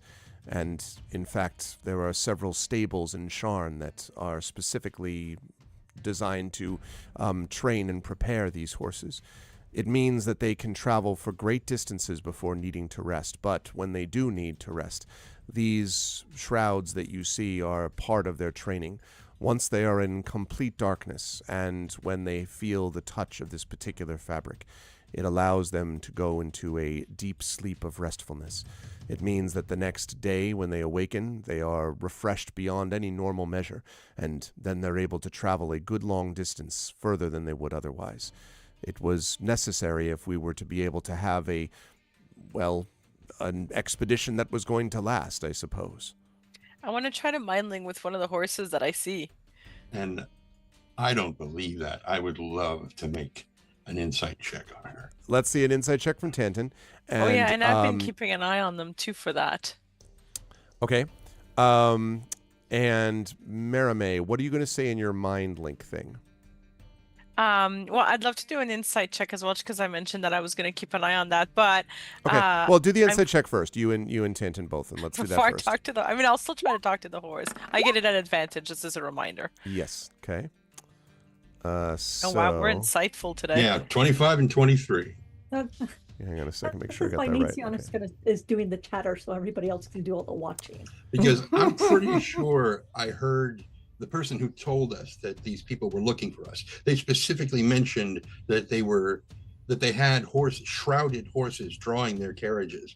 And I don't believe they were seen at night, which means that these horses were shrouded during the day while they were moving.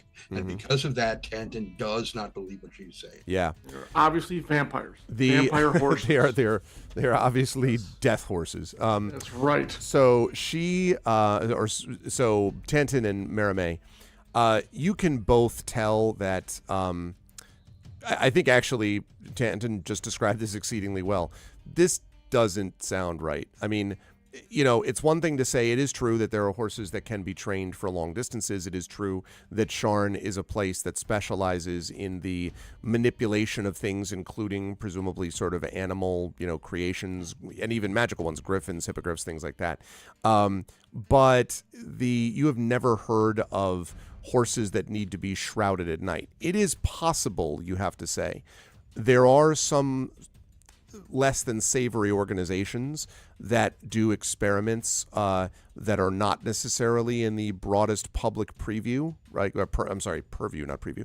Public purview. So there are things where you may not have heard of it, basically, is what I'm saying. But certainly to your knowledge, you've never heard of this.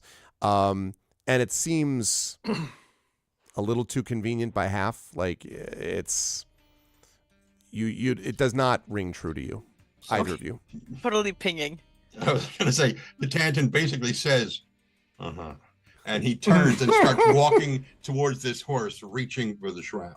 At the same time, I am saying, so your horses don't protect the camp at night. They're not able to protect themselves if something were to sneak up on them. So I'm continuing to talk. Yes. She she sort of nods and she says, well, that's true. That's one of the reasons that we need to make sure we have certain preparations made. And if I may ask, she says to you, Tanton, Removing the shroud would be deeply disruptive to their rest, and I do need to ask that you not do so. And one of the guys gets up. One of the guys. Do gets you up know from the what bench. else would be deeply disturbing? Having such a customized creature cross the gray and turn against you. You want to understand what you're walking into? This is part of it. And he pulls.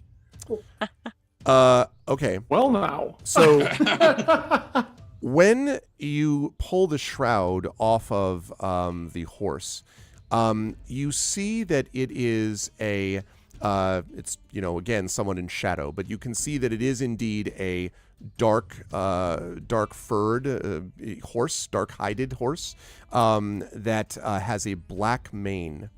But Tanton, as you're looking at it, you also notice that it seems quite thin. And by thin, I mean almost skeletally so.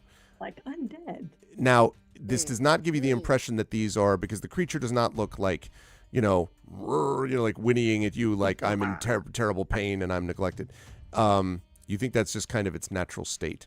And in the meantime, the guy who stood up has kind of gotten up and is sort of glaring at you, and Giselle sort of like is staring towards you next to this horse and says, well, it is fortunate then that our horses are not going to be affected, manipulated, I think was your word, over much. We've taken precautions to ensure it. How many times have you been through that curtain? I'm sorry, what curtain? What did you say? The gray, the morning. Oh, the gray. Oh, okay. And she says, I have only visited once when I was a young researcher. It was not for long. It's one of the reasons I asked for your expertise. And yet, when it's offered, you try to shut me down. Expertise is one thing. Direct interference, though, seems to be another. Interference. Well. And he just drops the shroud and just brings his water skin back up and just chews. And he just walks back to the fire and is like, okay. Go ahead. I clearly am not going to be any help to you. His entire expression is fine. Fucking kill yourselves. And he just sits down. Okay. Yep.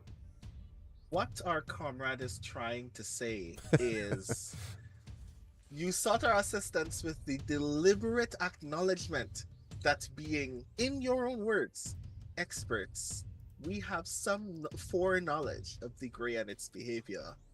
And as a result, taking as many precautions as possible to ensure that you don't essentially hand the Grey a weapon that it can use against you is of the utmost importance.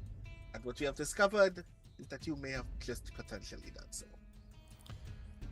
And so she kind of frowns as if considering what you're saying. Before she can speak, yes. That's when Valerian, who hasn't said a word since we got here. Okay. And even worse than that, you sought to deceive us about the nature of your pack animals, which is not a very good foundation for a basis of trust between us and you. So perhaps we can stop with the dissembling, and if my friend would say, I believe the term is put our cards on the table. Otherwise, this is not going to go very far at all. And she While says, this conversation is happening, I would like to make a stealth check. Okay. Where go? You can make a stealth check. Where are you? Are you like slipping into the shadows, so to speak? I don't want to do that thing yet. Okay. Well, no, I didn't think you were going to be like, walk up. Well, it's time to change the situation. like, oh my god, it's dangerous. Yes, exactly. And then wall of fire, and everyone's like, what the? Oh god. Roland. The shift of conversation as an opportunity to slip towards, to slip away from the fire and towards. Yeah, I'm kind of hoping when I speak, they're distracted because I haven't said anything since we got here. Okay. And so if all eyes are on me, it actually makes Rowan's chances to wait even easier. Help me with a deception, maybe? Yeah. Well, so this. Okay. So yeah. Now, a couple things. One, chat. If there's an inspiration forthcoming to Rowan, it sounds like. Hopefully. Secondly, Rowan, I'm going to give you now. Typically, I would give you disadvantage on this because you are literally sitting at the fire and you're just going to be like, like Homer Simpsoning out, right? But in this particular case, because of the level of distraction, because of what Tanton did, because like all that stuff, and because of Nisiana's commentary and Alarian, blah blah. I'm gonna not give you disadvantage. I do still have to give you a -1 on the check though, because or -1. That's not total, but like you're getting a -1. That obviously is adjusted by your other stealth stuff. In fact, I think that's evened out by your stealth benefit that you just previously got from the mark. So I'm gonna have to do that. So, but having said that, it won't be a disadvantage. However, if anyone wants to inspire Rowan to do this stealth check. Knowing what... Oh, that's true. You could do that, Dren. That's also a good point. Yeah, knowing what Rowan is about to do, because we were mind linked, I am going to say, like, have a good time, Rowan. Try not to get us into too much trouble just yet. And I give you 1d10 of inspiration. Ah, okay. Okay. All right, so go ahead and make your stealth check, and then we'll talk about what happens in the convo here in just a second. Sure, it'll be fine. Of course it will. Fine, he's fine. I also don't think here. it strikes me, I don't think we've had a right? campfire night encounter of any kind. I don't believe so far, so it's kind of cool. But I It's remember. coming. 16. There's no encounter. 16. Against deceptive academics. Like, Yeah, who'd have that's thought? I'm going to Academics. use that inspiration as well. Okay, There you okay. go. Sounds Yeah. good. Let's do that inspiration. Pump it up. Academics are not deceptive. Ooh. Wow. Nice. Plus 9, so 25. 25? Yeah. Oh, yeah. All right. Nice. So Um, inspired. Okay. So Rowan Homer Simpson's into the... Yeah, exactly. Rowan Or he can suddenly Homer becomes Simpson the right into bench. that, right into that, What's right into that meme tent again back where there. somebody throws up the peace sign and then Right. suddenly Yeah. fades Yeah, in? yeah, exactly. Yeah. Okay, so Rowan, where are you going with this stealth check, and then I'll come to the convo. Right. I just kind of want to disappear like behind here, like as far away from the fire as possible and closer towards the tents. Okay. Because now I'm gonna Arcana all of the tents. Ah, okay. Okay, we'll come back to that in a minute. While you're doing that, the remaining 4 of you, plus Banner, are sitting at the fire, and Giselle says, well, I would not necessarily have called it deception. I never told you what the pack animals that we used exactly were, simply that they are designed for long-range use, and that remains the case. As for not being forthcoming about the nature of them beyond that, well, I apologize if any deception is experienced as a result. But I wasn't asking you, after all, to purchase horses from me. I was asking questions about the gray, and I appreciate now that you've told me that it is dangerous at all times, but especially to bring creatures that are not the standard pack animals one might otherwise use. And she kind of nods and she says, the necessities sometimes of academic competition. I suppose I have to play my cards closer to the vest. And she sort of bows slightly and says, my apologies. If you wish to look more at the horses, of course, you may do so. And I don't care about what you use to haul your wagons, as long as we're aware of what they are and how the gray might corrupt them. As for your academic contest, I do hope it's a contest worthy of risking your life, for rest assured that is exactly what you're doing the moment you step foot into the gray. You asked for our advice, and here's what I'm going to tell you. My companions may tell you differently. The simple fact is, for those of us, we have all gone in the gray, geez, what is it, Arv, like 5 times now? It's at least, yeah. At least, yeah. For those of us who've gone in multiple times and come out more or less intact, the key is to trust nothing in the gray. Not your senses, not what you may encounter, not even the very ground you tread upon. Sometimes, not even your supposed allies or companions. The gray seeks to twist everything to its own end, and the moment you step in it, if you are not wary, you will be its unwitting tool, its plaything, and it will twist you inside and out and leave you wondering what is reality and what is not. That is my advice for you if you seek to challenge the gray. That's also just the environment. That's not even talking about the denizens within the gray.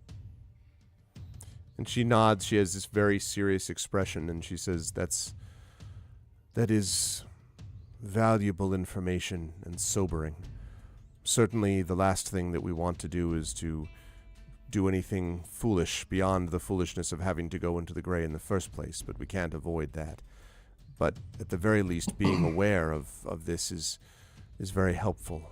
And you plan to use magic inside the gray?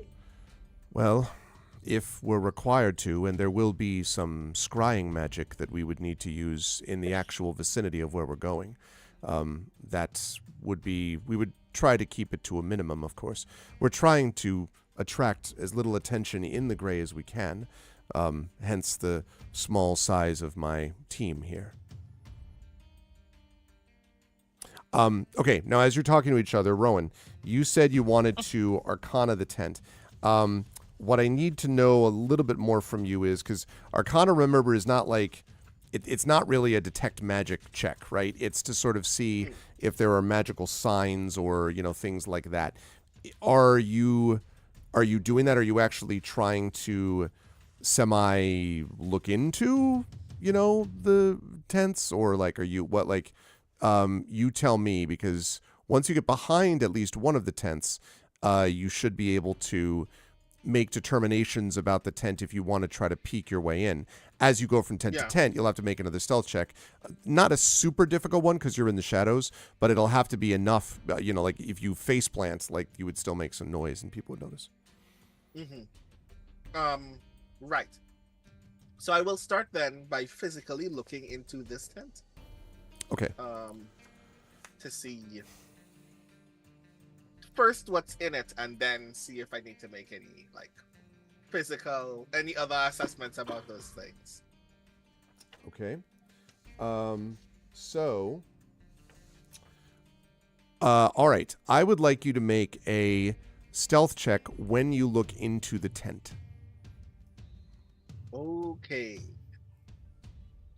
I'm like, you can still feel me in the mind link, like Natural I'm watching. 20. Wow, well done. Natural 20. All right. I am the knight. I was thinking about. I really want you to look into these tents, y'all. We were talking about West Side. Fjarlin yet? I was going to say, listen, you're inspired today, right? Like literally. I was thinking about the line from West Side Story from Anybody's, who says like, "I'm very large with shadows, I'm like in and out of them. No one sees me." Anyway, okay. So I will tell you exactly what you see in that tent. Funny. And Funny it is because it's true. this. Inside the tent, you see. Sorry, one second. Blagothkus. You see Blagothkus, no. You do not see Blagothkus. You see something One else. of these days we're gonna regret asking to see Blagothkus. Yeah, listen, you got that right. There's going to come a point where Ooh, the ghost of Blagothkus, even better. we're going to pull He's out on a different plane. as far as you know. Okay. Hang on a second. This thing is giving me. And he was a friend of ours. Well, not ours, but I mean, okay. Show me. No. The way to go home. No. Just show me I'm the way. tired and I want to go to bed. Every day. Okay. No. And Tantin kind of in the link is like Illyrian. Yes. And holds out a ring and kind of releases it, and a hand catches it, a kind of ethereal hand catches it before it falls and carries it over to you. Ooh. And It's done. I'll put out my finger and excellent. With this ring, I finish the commission. I do things to say hi to you. I do finish our commission, yeah. Yes. Okay.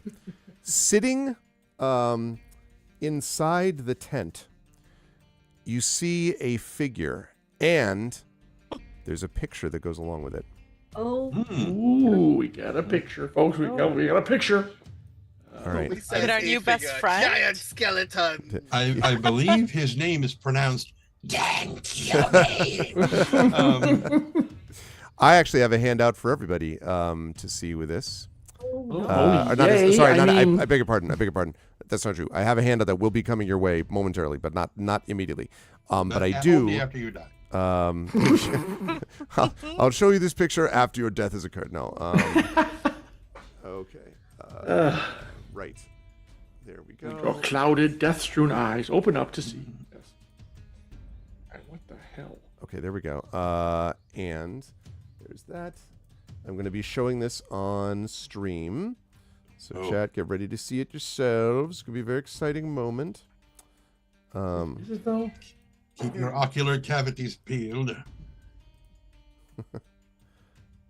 Okay. Drum roll, exactly. Yeah. Okay. Drum roll. Natural one. Shoot. Okay, and then I have to...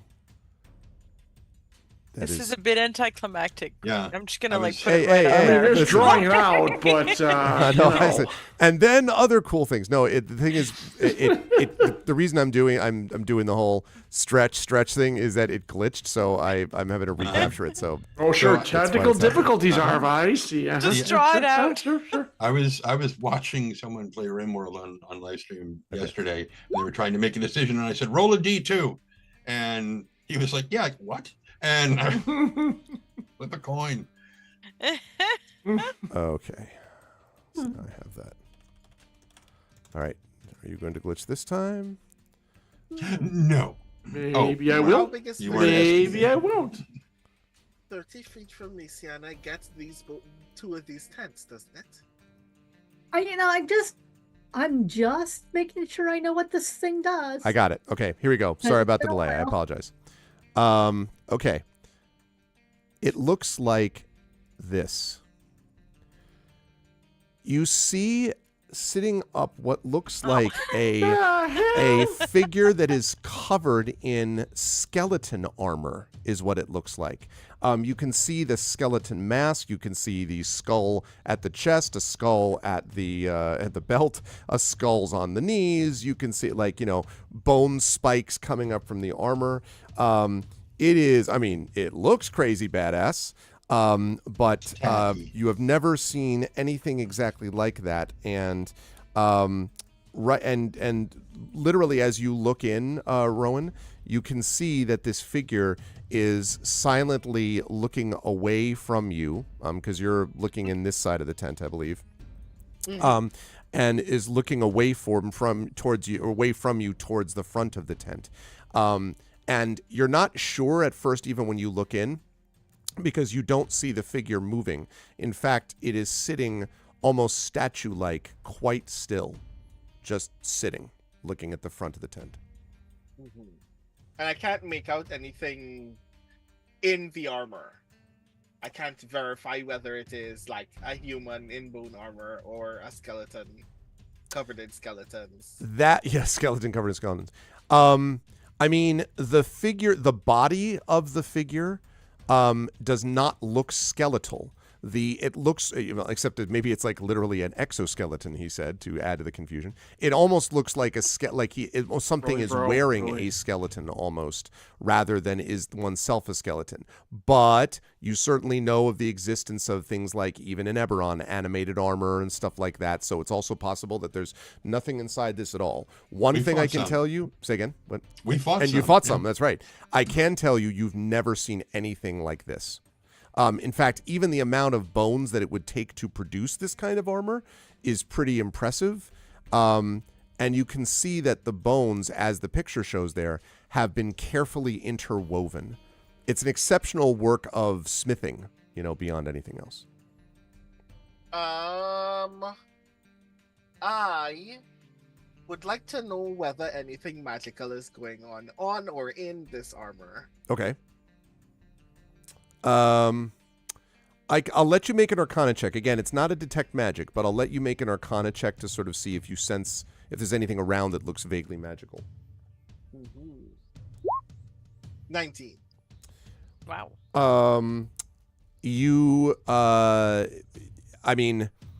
Where do I start? Yes, it seems like the armor itself, to be constructed like this, to be interwoven like this, to be functional as armor at all, requires not just spectacular work of smithing, but you're certain there has to be some magic associated with it in some way. It's the only way that it would actually hold together functionally. But you don't see any specific mark or any, like, that this is the house, blah, blah, blah. Like you don't notice anything like that. But yes, it would almost have to be magical somehow. Cool. Rand, that's lovely. In the mind link, I tell everyone, friends, I am presently staring at the back of a large creature wearing magically endowed skeletal armor.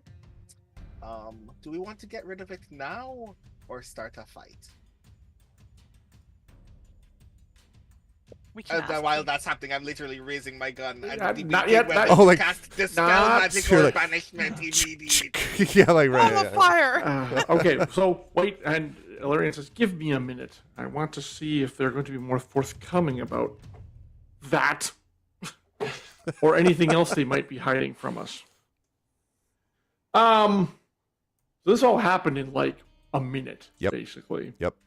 And wasn't because Giselle, it's was not that her going to take name? long. Just sorry. Right. One quick note. No. Because it's not going to take long before they're going to notice that Rowan is no longer there. Even if Rowan was super stealthy, at some point they're going to be like, "Weren't there 5 of you?" Yeah, exactly. Yeah. So I interrupted her. We had the conversation, and then I think we left, and that's when he made his little appearance. But she said her thing. Oh, and then Nisian and I started talking about the dangers of the Grey. And then, is it Giselle? Is that her name?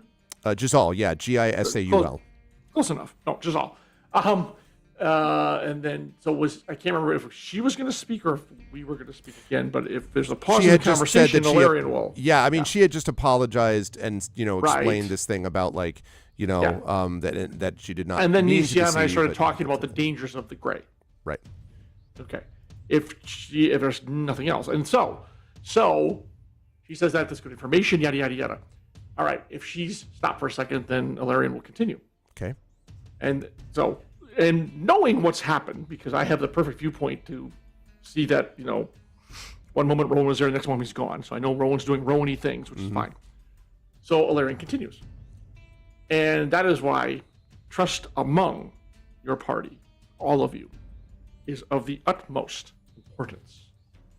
With that said, is there anything else we need to know before we decide whether we are to accompany you on your mission?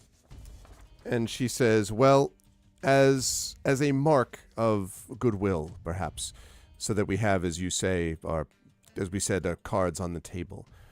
Perhaps you could tell me what you think of this. And she reaches into her cloak and brings forth a thing which is, in fact, a handout that I will share in Roll20. And it looks like this. You can see that it has this strange symbol. Now, I need to ask, by the way, what languages everybody speaks, and except for Rowan, who's busy looking at a skeletal figure, but everybody else. Okay. Mine is Common, Celestial, and Draconic. I have Kori Orc in common. I have to figure out where it is on my sheet. And Goblin. Left Okay. side at the bottom. Tanton, what about you? Common, Draconic, Gnomish. Okay.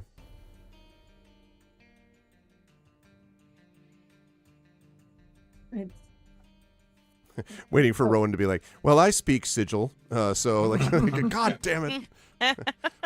Excuse me, speak Common students. and I Kori. speak. Yeah, I speak. Why is it not written down? That's interesting. Okay, did I put it in my bio? You would have a few. You would definitely have. I have a probably- bunch. Yeah. Just don't know where they are because where it says, oh wait, it only shows me with halfling and common. It doesn't show me with anything else. Maybe you don't have a few.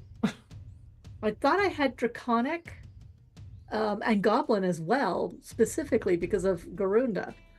I'm wondering if I somehow managed to. She might have given you some like basics so you could like stumble around in Goblin. Yeah, I would she think, did yeah. when we were on our way back after rescuing her. Yep.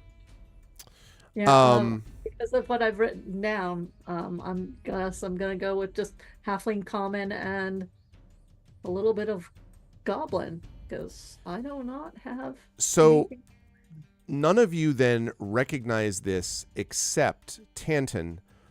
You think, because it's definitely not Gnomish, but you would not be surprised if this was actually Dwarvish, because Gnomish and Dwarvish are sort of sister languages, and you think that but again, there's no way you could know what this means. Like, this symbol is not familiar to you, but it does have some of the angular quality of some Dwarvish writing.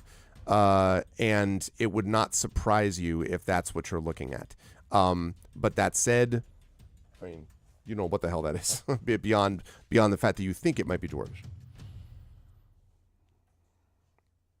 And so she sort of holds it out and waits for any reactions or that's the secret sigil of shrug things. Because they don't know what the hell this is. Okay.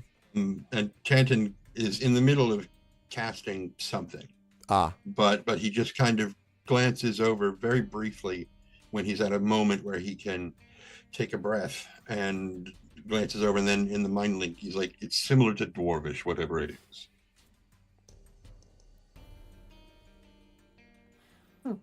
Okay. And so she, looks around, waits for, response or no response, and then says, so I see that you do not know it either.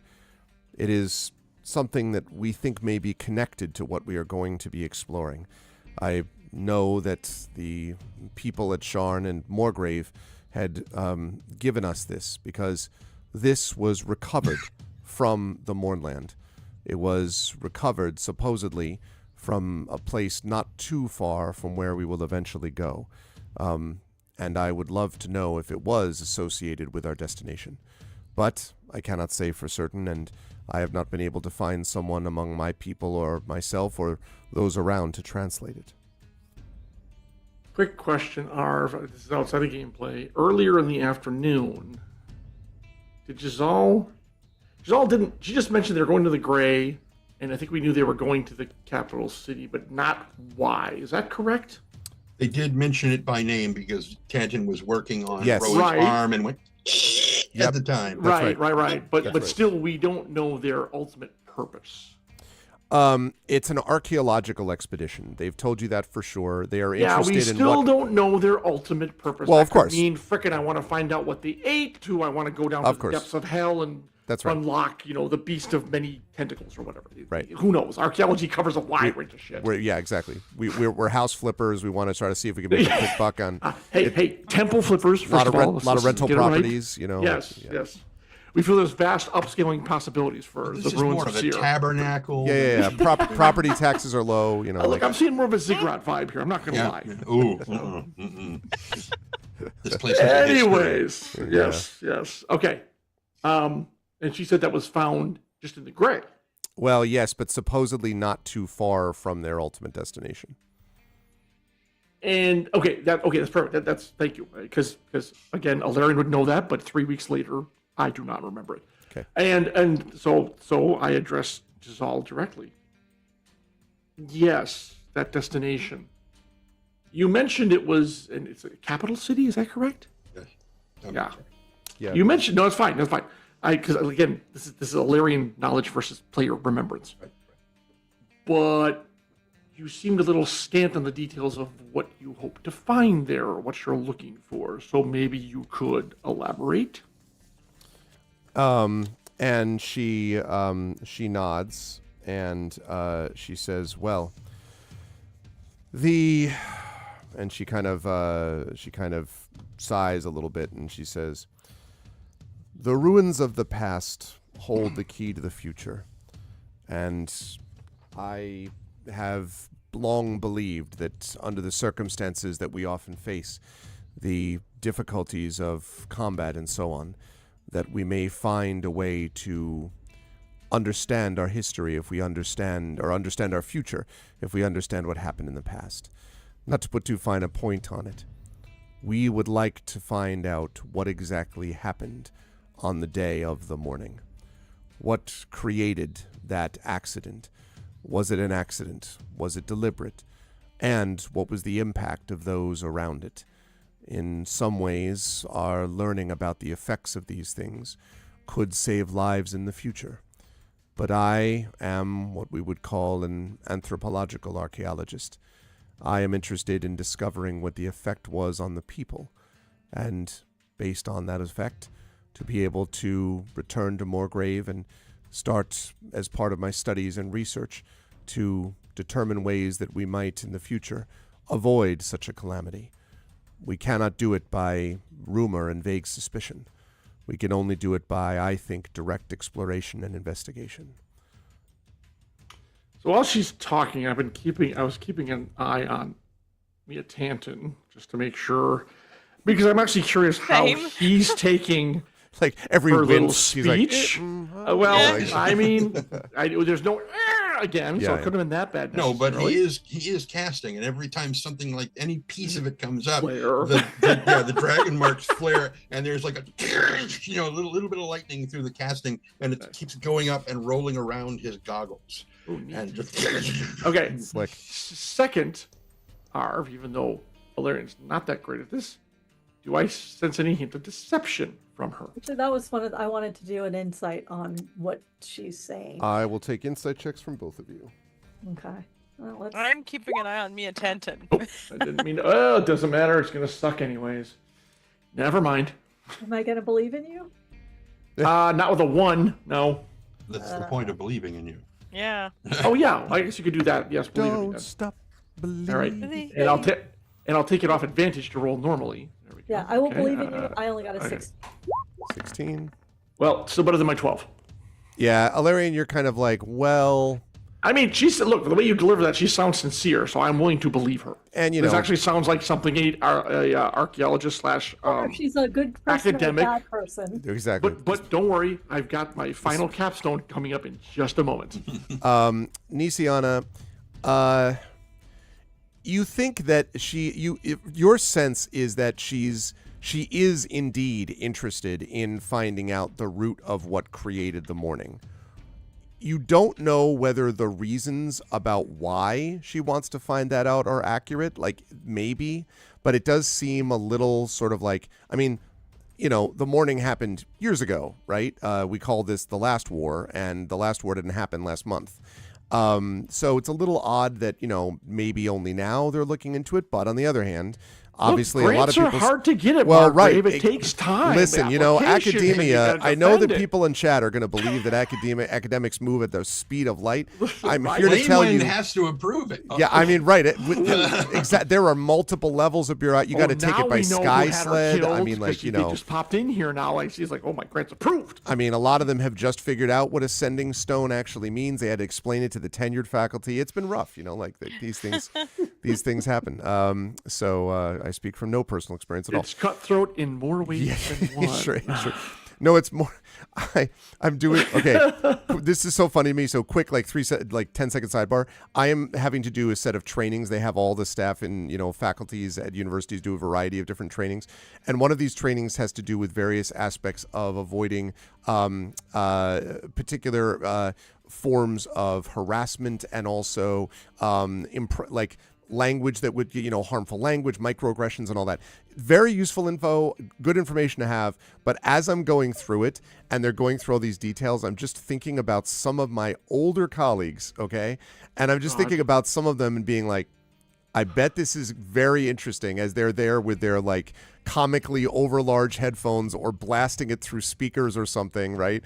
And I just have this image of being like, I wonder if this particular person whose name I won't say, what is he thinking right now as he's looking at all this stuff? I don't know. Anyway, it's very funny. So, so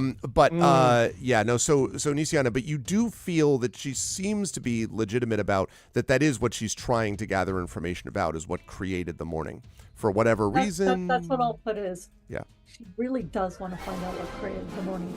I can't tell her reason. Yeah. It's true. Thank you, Dragon Spear, for the resub. I appreciate it. Thank you. Okay. I'm going to come back to you in a minute, Rowan. Just okay. So no, that's okay. I'm leading up to my big thing here. Okay. Hold on. I just got to figure out. I can't remember how long. Valerian elevates in the air. takes. I accuse you of. Well, I mean, it's kind of like that. Okay. So I nod, and I tactically believe her. Right. And then I extend a hand towards the tent that Rowan had discovered and says, I see. And I suppose the bone being in that tent there is to assist us or you with finding out what caused the mourning. There is dead silence except for my son. So hold on a second. 1 second. Oh my God, the bone being's loose among you. Oh. I'm gonna pee again. This works perfectly. I found a Cheeto in the couch. That would be eaten already. You don't need to announce it. By the way, Nisiana, 12 minutes. Merime would like ping you and say like, I don't know what's about to happen here, but I'll keep an eye on Tent and stay close to Ilarion just in case. Yep, gonna lay all those cards on the table whether they want them to be done or not. Okay. Oh yeah. Not here. Pop Aura of Life and then turn undead. Those are two good things. Perfect. I was putting my headphones buddy. back on. Yeah, my son. Also, my daughter's over there too. My whole it's all the kids. There you go. Little R, mini R. Say hello to Tiny Tim right there, and Little R there is going to be Scrooge in A Christmas Carol next Oh, week. There you nice. go, there you go. Nice, you got Awesome. this. So it's going to be great. They are Awesome. nice, excited, stressed. Yeah, well, you'll be fine. So It'll be okay, great. they will. Yeah, it's going to be awesome. So, Absolutely. okay, what I heard was turn Aura of Life and turn undead, and I was like, wait a minute, did I things was just doing some escalate in the last 10 pre-planning, seconds? Nothing to worry about. No, Basically, I'm warning no. everybody I have about 10 minutes until I have to go. Right. Whoever Yeah. Jaegers me, start with Yeah. Aura of Life. And then You missed. Gotcha. You missed a fireball that Rowan sent. I know. I clearly I was The good. attention be in flames. and, Okay, so when you anyway, do, And Yes. I will say at least this time Fireball was not the first idea. That's exactly right. It was. It was all a fire. So we're going to talk So- about so you point over at the tent with the Uh-huh. bone beast, and while Yep. that conversation has been happening, Rowan, you've been looking at the back of this being. What would you like to do with this? Are you going to go check another tent? Are you going to miss it, and then run away from the tent? What are you going to do actually about this? Check all the tent. I mean, do we want to check all of the tents? If I walk away from this tent, it is no longer in any of our life. It's what is in the tent is no longer in anyone's life. Well, in the text, actually, Ilarion asked you to hold your position a minute longer, right, and yes, that was I'm in the going to wait. within the minute. That's when they said what they said. So if Uh-huh. something's about to happen, I, Ilarion, want you there to strike from behind. Let's be honest. No, in yeah, case, I'm gonna in wait. case it goes that direction. So what is her answer? Since he's going to stay right where he is. Well, but I need to know what Rowan. Okay, is Rowan just literally just staying there the whole time then, just looking at the? holding Yeah, I position. basically said, Rowan, hold your Handgun position drawn. just a minute longer. When we move, you'll know it. And Yeah. Ilarion pitched that loud enough so Rowan could hear it. Okay. When you sort of sort of put your hand out towards that, dead silence. So everyone just sort of stares at you, and you just hear the kind of crackling of the fire, in front of you, and Giselle just sort of stares at you, and then is like, "You seem to have made certain assumptions about the nature of my expedition and those who work with me. I imagine that is the reason that one of your number is now missing," as she sort of stares at the empty space previously occupied by Rowan. And she says, Hold on. yeah, okay, Minor illusion. okay, what's it going to be? I re-emerged from the exact same path that I actually walked. I just kind of re-emerged somewhere around here. You're rebuttoning your pants like you had just wanted Yes. out to relieve yourself. I- Yeah. Okay, Sorry, unfortunately, there was nowhere else to take care of business. I would like a deception check. I would like Oh, a God. deception check. I hate to be a dork about this, but it says you can only create a sound or an item. You cannot duplicate Sound or an him. image. But it doesn't. It says Hold on. chair, money footprints, or a small chest. It doesn't say a person. Well, oh, wait a minute. Yeah, I'm misunderstanding. I thought, are you making a minor illusion of yourself doing that? Because no, you can't do that. I thought you were using that to I cover. cannot do. Yeah. Fair. I thought you were sorry, covering over sorry. like step, and then you like show up or whatever. Which you. I could- mean, you could the do that. sound of urination could work in the distance. I suppose. I'm just saying. Be some loud urination, man. I don't know. Or the snapping of twigs of somebody coming back in from over there. I see one of you have taken the time to relieve yourself based on the waterfall I hear in the distance. Like it's just like, I mean, it could very well just be the sound of me shouting back. I'm sorry. I will be back in a moment.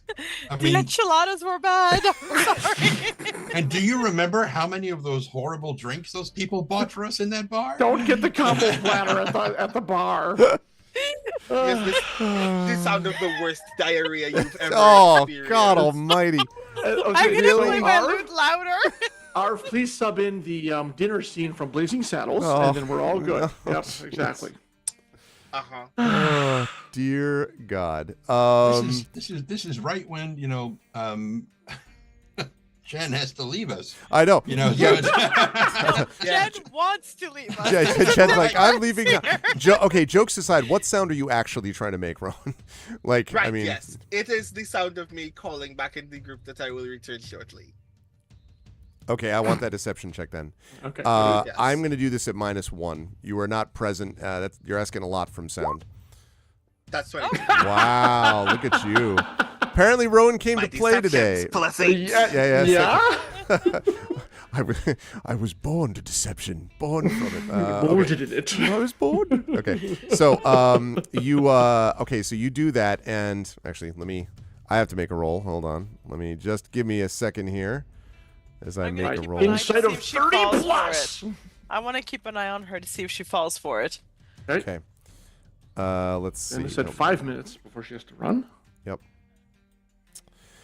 So she sort of like settles slightly, and she says, I see.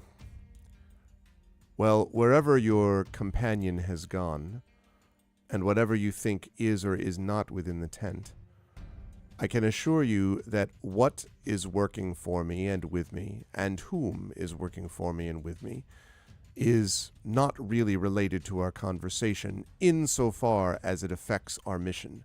Admittedly, some of these creatures may be manipulated. You've given me that information about our pack animals. You asked if we could fight before.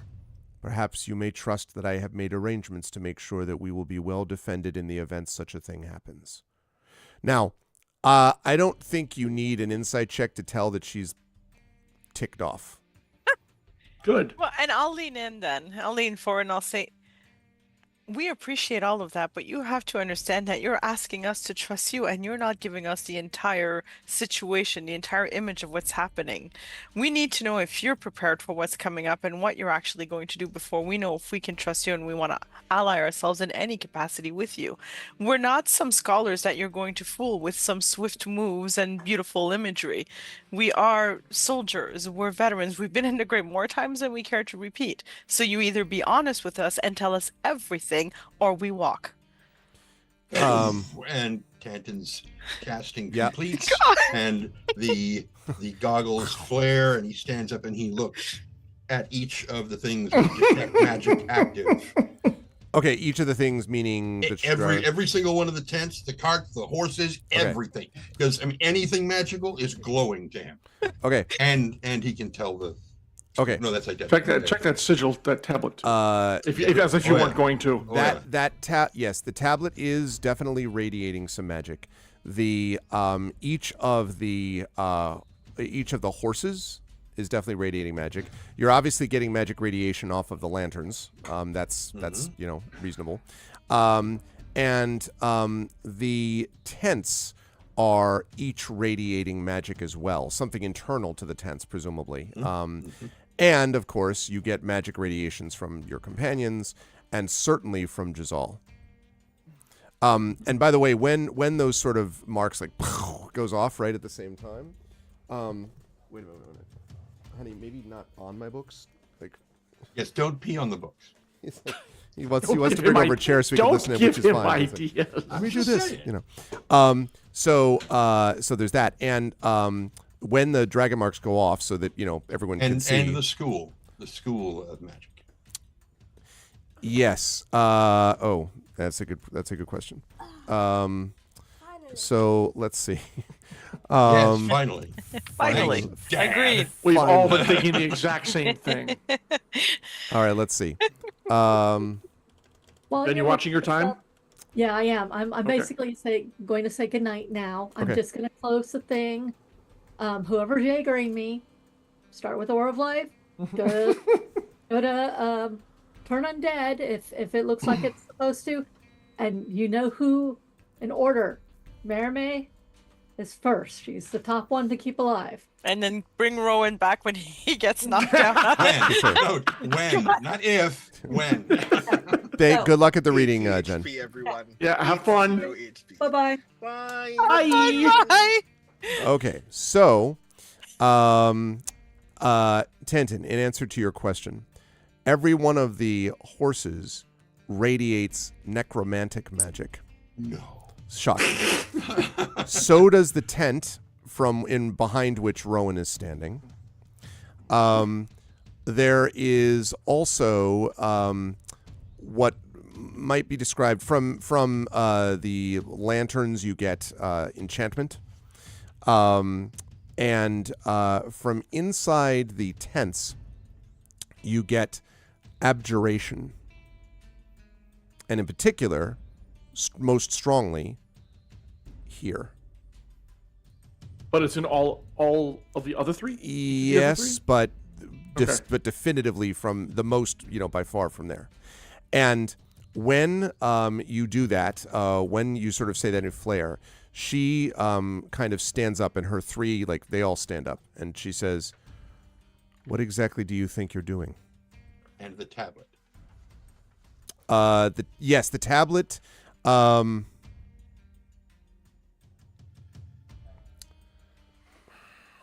This is one of those. All of the above. No. The magic known as world shattering.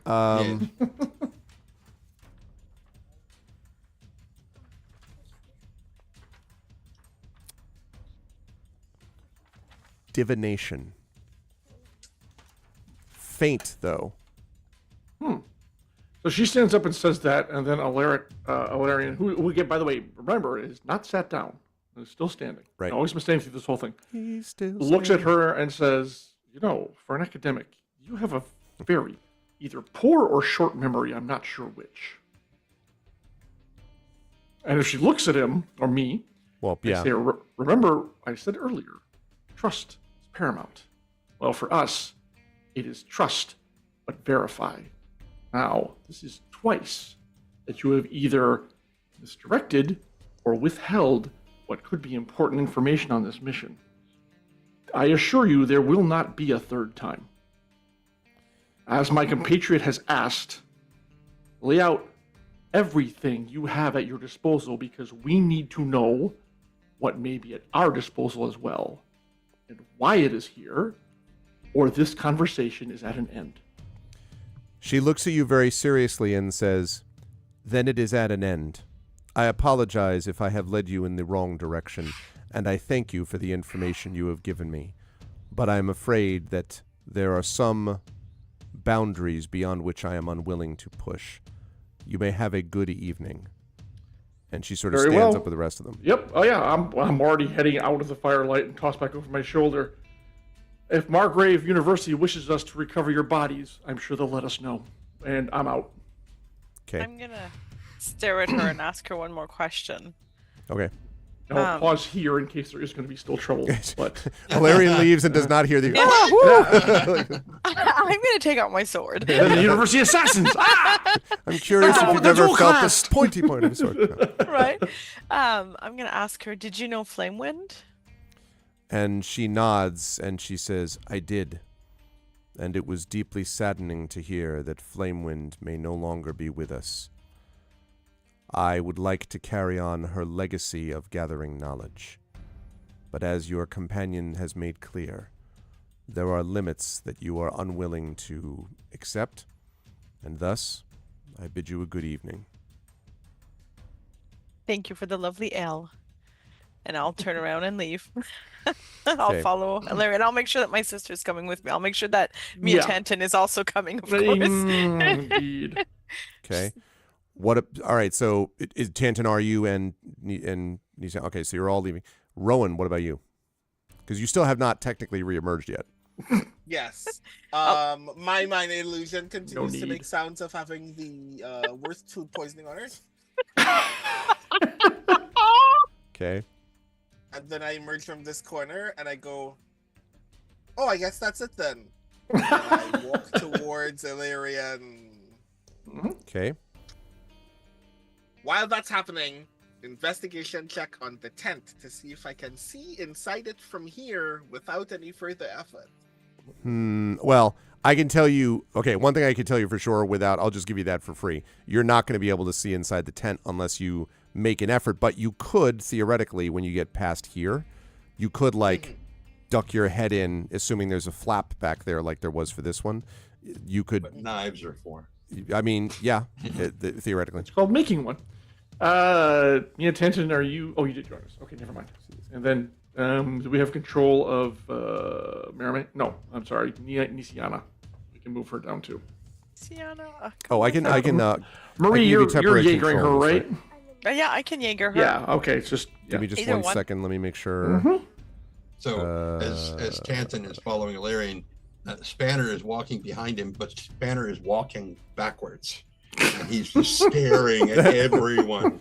I wish that he made a big sound, so it was like roots, roots, roots. You remember the original Battlestar Galactica, the sort of that Muffet made when he walked around? That's not. Are what you it sounded saying? like. Are you saying he can't rotate his head 360 like an owl and just turn his head while he's walking forward? He's and just not looking backward. Bobo. This isn't Clash of the Titans. Put that on a ball joint. Come on, man. So as you're doing this, I've given you control, Marie. Okay. Of Yeah. I gave it to Well- Marie. I gave it to Marie because that's what you said, but I can also give it to Yes. Larry, like whoever. That doesn't matter. No. Marie's got it. Okay, It's all good. so and we leave. Yeah, we leave. the okay, tent. so now Rowan, are you doing that? Are you making the knife, the quick knife am. attempt? Okay, go ahead then and make. Let's go with stealth, and then see if anyone notices, and then we'll go with investigation.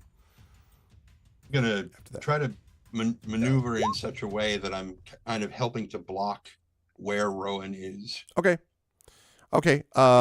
It seems like no one's noticing you initially, so now I will ask you to make an investigation check here. Investigation. What you don't realize is No, the not tent is- intimidation. I know. What did I? Hold Gonna on. intimidate the Listen, hell out of that Listen, tent Tent, it's you and me. Well, The tent no, is that's made of not what living I leather, wanted. and when you cut into it, That's right. You know what? Actually, I'm sorry about the investigation. Jokes aside about the intimidation, I don't need to give you that yet because all you're doing is looking inside it, which you don't Well, have to yeah. do with it. So that's So let me reveal. Blogothkus, no. What you see here is there is a large folding table inside the tent, and you can see, Rowan, that there are maps here, and they look like maps and pages torn from books, and a couple of what pages, one of them which might be a letter. Now, I will tell you that they are theoretically within range if you were to... You can't just, sweep up all of them off the table, but you could, if you wish, try to sneak in, grab something, like one or two things, and then leave. Depending on the number of things you try to grab, it will make your check more difficult to see if you can get out before someone notices. But there's no one in the tent at the moment, so you could do that if you wish. Yeah, I want to take because it looks like there are maps or other documents there. I want to take whatever. Okay. Is, There's whatever definitely, seems to be the largest open document on it. Okay, I was going to say because there's what looks like what I can tell you about is there's what looks like two big maps. There are several pages torn from books, and there is what looks like a letter on top of all that. Letter, pages from books, and then underneath it are big maps. Oh, go ahead, Mermaid. Yes. The letter is my goal. Actually, the letter actually tells us the most valuable information you could possibly glean. Also, come back. I have mage hand. Okay, I'll come back to that. Mermaid, go ahead. Just as I went around, I would have pinged you, Rowan, knowing what you're gonna do, and I would have pinged you and said, "Do you want to be invisible?" That would be grand, actually. Awesome. So I cast invisibility, and Ilarion also asked if they could be invisible. So as soon as they're out of line of sight, I cast invisibility on both Ilarion and Rowan. Got you. Okay. And then I tell. Like, oh. Yeah, it's like, yeah. Yeah, sorry. And then I tell Rowan, have some fun. You did great before, and I give you 1d10 of inspiration, Rowan. Okay. And I did tell everybody what sources of magic I've detected in there. So Okay. Now, so Rowan, you got. So here's the way it works. Letter, that's one check. I'll put it this way. So you have letter, you have pages from books. That's 2 pages that'll count as 1 item, and then the maps. So letter is 1 check. Letter plus basically 1 item is 1 check. 2 items is another more difficult check, and the 3 items is the most difficult check. So the question is, what are you going for? 1, 2, or 3, basically? I am going for the letter and a map. A map. Okay. A map. Great. I know what it's going to be. I'm impressed by your self-restraint. I If I must cast say. that spell while invisible, I will lose my invisibility. Yeah. Yes. Cool. Which means, that also means can't do mage hand, right? unless he did it first. It's a cantrip, but unless that cantrip. No, cantrip wouldn't. Cantrip would still affect things, but you're right. If you cast it first, then I don't think it matters. Well, let's put it this way. I don't think the mage hand is in. Well, the mage hand wouldn't be invisible, right? Because the mage hand, I think, No, it wouldn't be. it will be separate. So it's just this disembodied hand. That's Yeah. fine. Uh-huh. That's fine. Mhm. All right. Yep. Okay, Perfect. Rowan. So let me have you make a dexterity check, or actually, no, sleight of hand. That's actually perfect for this. If it Sleight was, of if it mage was Weller, hand. if it was Weller, the mage hand would be invisible. Yeah, that's but right. he's not. So That's right. While he's doing that, the 3 of us remaining that are visible will keep walking away, and I'll just say like, we won't stay too far, but at 140 feet, good luck. We're out of range. Mhm. Scream real loud. slowly walk away from the explosion. So while this is happening, Yeah. What are you doing, Larian? I take to the air and go up 50 feet and move back over, and I'm invisible. Move Okay. back over the fire so I can eavesdrop on what they may be saying. Outstanding. Wow. Jesus. Good lord! Brandon, what the frick?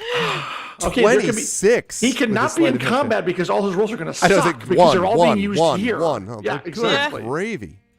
Yeah, listen, Right. that's Damn! Just to the letter. yeah, okay. Right. So that wait, I you said immediately take that mage hand, I take the letter, I put it back out of the hole, and I ask someone to hold that. that. for So me. you're gonna get the letter, and you're gonna get the map. Now I'm Right, gonna now ask. I'm getting the map. I'm gonna ask you to roll a 1d4, please, because you did not specify. You're just grabbing a map. Okay. For those of you at home, he rolled a 26 on that sleight of hand. Jeez. Yes, I think I said that, didn't I? I think this time. I missed it. If Yeah, you I did. think. Okay. It's So 3 on a 1d4, not Yeah, 3 on a d20. Yeah, exactly. Again, just for the people at home. all right, so you grab a map, you bring it out with you along with the letter, and I'm going to tell you what you see there. Then I'm going to come back to Alarian with the whole eavesdropping thing. Okay. And how far away are Tantin, Merime, Nisiana, Spanner, and Rowan going from the camp? Like, I mean, I assume you're not just going 50 feet and then stopping and By this point, we're hiding in the probably bush. en route. Like 100 feet. Not in but road. you're still moving while We're still moving, but we're gonna try to stop at 120 feet because I want to stay in contact if I can. okay. Yeah, because there's I got also 140 feet. So I'm also trying to think about the fact because he's up in the air too, or they're up in the air I think too. I will be out of range by the Yeah. time I reach my 50-foot rate, which is fine. I would think. I'm also staying back here to guard to make sure that Rowan gets out in one piece. So it doesn't really matter, Merime, at that point, because you, as far as being in range with them, you can be in range with Rowan, but Rowan is coming out now. So I'll just stick with Rowan and then kind of. I already gave Merime what I was going to do anyway, so she knows the plan is for me to meet them back in town. okay. Two things. First of all, Rowan, when you get this stuff out of the tent and you look at, well, actually, which one you want to look at? You got the map and you got the letter. I'm not going to look at those until I get back outside. Can I look at something? Oh no, you're outside. Oh, well, I I've figured. gotten back outside? Yeah, because that was assuming you were getting the check and leaving, because I think that's what you told me you wanted to do. So Cool. Yes. All right. I'm going to look at the letter first then. okay. I believe I have. My a darling handout. Martha. Oh, sorry. Yes. Dear sir, your cable bill has not been paid. No, your lightning rail bill is in arrears. Your application to pursue a degree at Norgate University has been denied. Oh man, have you tried HelloFresh? Because we, yes, baby. What? Oh, none of them. Those are actually those are people that are there at the camp, but I kind of play those. These are the rest. And we just pissed them off, or at least the leader. Yeah, these ones are all of the party members. That's the guy that I just showed you with that crazy skeletal armor, and these are the other people. You don't know if they're bad guys or not. They're just different people. They're bad guys. You don't know that they're bad They're guys. certainly very suspicious. They're That's for suspicious damn guys. sure. Because Maybe. we haven't gotten in combat with them doesn't mean they're they're nice guys. All right, I'm going to show you this handout. They're suspicious academics. They're You carry that suspicious with academics. You. That's right. That's right. Okay. Rowan, since you have this, if you would not mind, I would like you please to read this. Chat, you can see some of it on the screen. And I gave it to you as a handout in Roll20, if you wouldn't mind, Brendan. Yes. Jizol, I trust this letter finds you having arrived safely in salvation. Alas, our excavations beneath Metrol have been temporarily halted. It seems the armory is sealed behind a ward of immense power. Millions of restless spirits bound within Kaiba dragon shards. Kaiba? Okay, alright, cool, I just allow it. This seal was planted long ago by the gatekeepers and is bound to Dolur, the realm of the dead. If broken, the consequences are unknowable, possibly catastrophic. In our haste to reach the symbionts, we could accidentally tear apart the boundaries between planes. Near the seal, we found tiles and tablets bearing arcane sigils. So far, I've been able to interpret most of them, but the meaning of the one accompanying this letter continues to elude me. It could be Dwarven, as I recall seeing this mark in a tome I studied during my tenure in the Moor Holds. We must find out the meaning of the sigil before our enemies do. I am convinced that it is the key to unlocking the secrets of this place. I need you to help research its meaning. For my own part, I'll send agents to the Moor Holds to investigate further. If you can, enlist the help of a dwarf artificer. Whoever deciphers this sigil could get us inside the armory, or use its secrets to foil all our plans. We need those symbionts. For the sake of all our work, that sigil must not fall into enemy hands. Every knee shall bend before the Order of the Emerald Claw.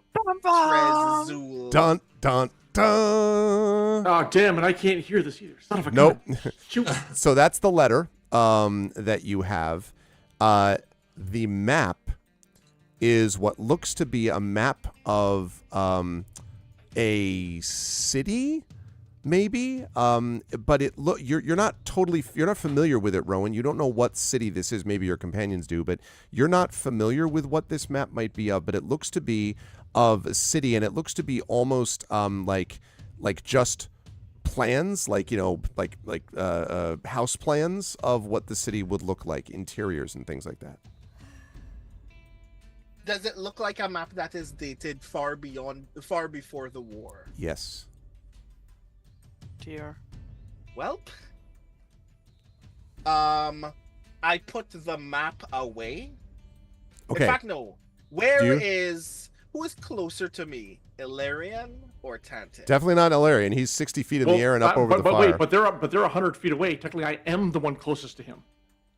Because they're 100 feet away, I'm only 60 feet in the air, right over here. No, because I'm right. Hold on. I'm right. He's there. I actually here, 50 feet up. I would be the closer one. I'm the one connecting telepathically to you, Rowan, so you know where I am. Right. That's the thing. I mean, Alarian, you would not. I mean, you're up in the air. I can't hear any of this conversation. Right. That's what I'm saying. I'm not linked to her. Yeah, right. and In you're terms of invisible. distance, you may be closer, but you're up in the air and you're invisible. I know, but he's just asking Yeah. who's closer, me or Tanton. Yeah, but So well, I think he's going to reach out to one of us. That's my point. yeah. I mean, I guess it's up to what Rowan wants to do. What's Brandon going to do? My exactly. guess is that Right. Rowan would look at something that you can see, but you know, Right, you tell me. noted. With that in mind, assuming simply based on what I can see, that Tanton would be able to, that I am still far away enough that Tanton will not see what I do with the thing. I put away the map. Okay. And I'm holding the folded letter in my hand, and I'm trying to catch up to Merime. Okay. And to be clear, when you read that out, you were reading it out for the benefit of us, the audience, and of course your party members, but not you were reading it to yourself, yes? Or were you reading it through the through the link? Mind link. The mind link. I was reading it through the mind link. Okay. When I engage with text in the mind link, I'm assuming everyone can see what I see. I don't think you can see it, but they can hear what you're reading. Well, yeah. You know, that kind of thing for Mm-hmm. sure. Well, yeah, that they can hear me read what I am reading. Yeah. Essentially. Yeah. I'm going to ask Nisiana and Tanton if they want to stay back, and I'm going to cast invisibility in myself and go forward just so I can connect with Alarian again. Okay. To make sure that he knows that it's the Emerald Claw, because things have just gotten a lot more serious. For my benefit, yeah. For my benefit, Rowan, can you then move down closer to where Tanton is, and Merime, can you take the spot like close to where Rowan is? I'm guessing because exactly. And I'm just so you know, I am marking off my spell slot, so I've just used one invisibility on myself. Okay, nice. And you used invisibility on them too, right? Yeah, so I used a level 3 so I could cast it on 2 people, and I just used a level 1 on myself, a level 2 on myself. Lovely. So that I Got could cast it once, just so you know. Okay. All right.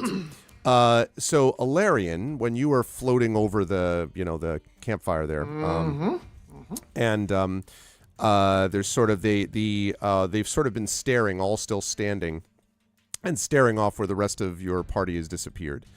And then Garrick says, "I think you gave them too much information." And Giselle says, "I doubt it. Our point was always to see if we could gather the information that anyone might lead us to. And they've given me enough to know that there's something valuable there one way or the other. Worst comes to worst, they'll follow us. If they do, we'll make sure that they stop following us when we need them to. In the meantime, we need to step up things. We need to have this camp cleared out as soon as we can. Expedition has to head out this evening." And one of the others says, "Well, if we're going to do that, we're going to have to make sure that we clear things, for example, things within." And she cuts him off and says, "I know that. Make sure that you pack everything up. I'll take care of my own tent. We have to be out of here within a half hour." And they all sort of nod. Yes, Mermaid. Just so you know, good point by Tren here. I can't cast invisibility on myself because it would cut concentration on my first spell. I'm going to maintain my first spell, and I'm just going to stealth in. Oh, that's right. Yeah, thanks, Trent. That's right, Yeah. because invisibility is concentration. Yeah, good call. Yeah, so apologies for that. I should have caught that. But so I'm just going to go because I wouldn't Go ahead and make a sacrifice stealth check Alarian. then. Yep. Okie dokie. I'm going to do great. That's right. Yes, you are. Bark, bark. Okay, normal, stealth. Whoa. No. It was Oh, floating, it was floating on that too. Oh, okay. 27. Yeah. Man, you all were just like, we're He going wants to... us so badly to get into no combat whatsoever. And I mean, It sounds I like you've think won I Dungeons and know. Dragons. Like, that's what it sounds like. It seems like you've won the game. Congratulations. Okay. So, yeah. I'll So talk about shadows. Yeah, you the know. 27, I mean, you move up very silently. And so now you're connected telepathically to Alarian. So Alarian, you hear this thing about her saying that she's going to Yes, take care so of the once tent. she fills me in, And she starts then- moving towards, after she says that, Giselle, they all sort of head off to the wagons. And, and she heads directly towards her tent. so, and then I say to you, I think I just answered my own question.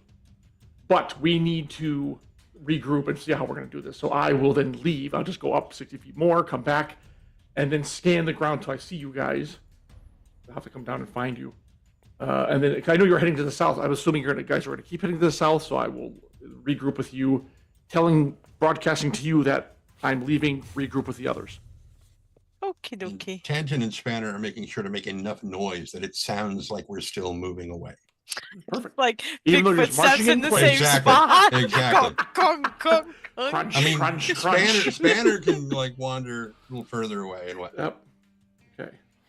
All right. So- And Mary May, you were having stealthed up to hear that. You were then going to follow, go back the other direction, right, to stay in contact with your fellow. Yeah, because I heard Alarian say that he's heading back, so I'm gonna head back too. Okay.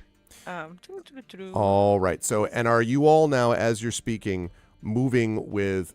Are you moving at all? Once Are you everyone moving gets with together- some pace? Yeah. Are you moving at all? Are you moving with some pace? Or are you stopping? Stop. No, we're stopping because they're leaving in a half hour.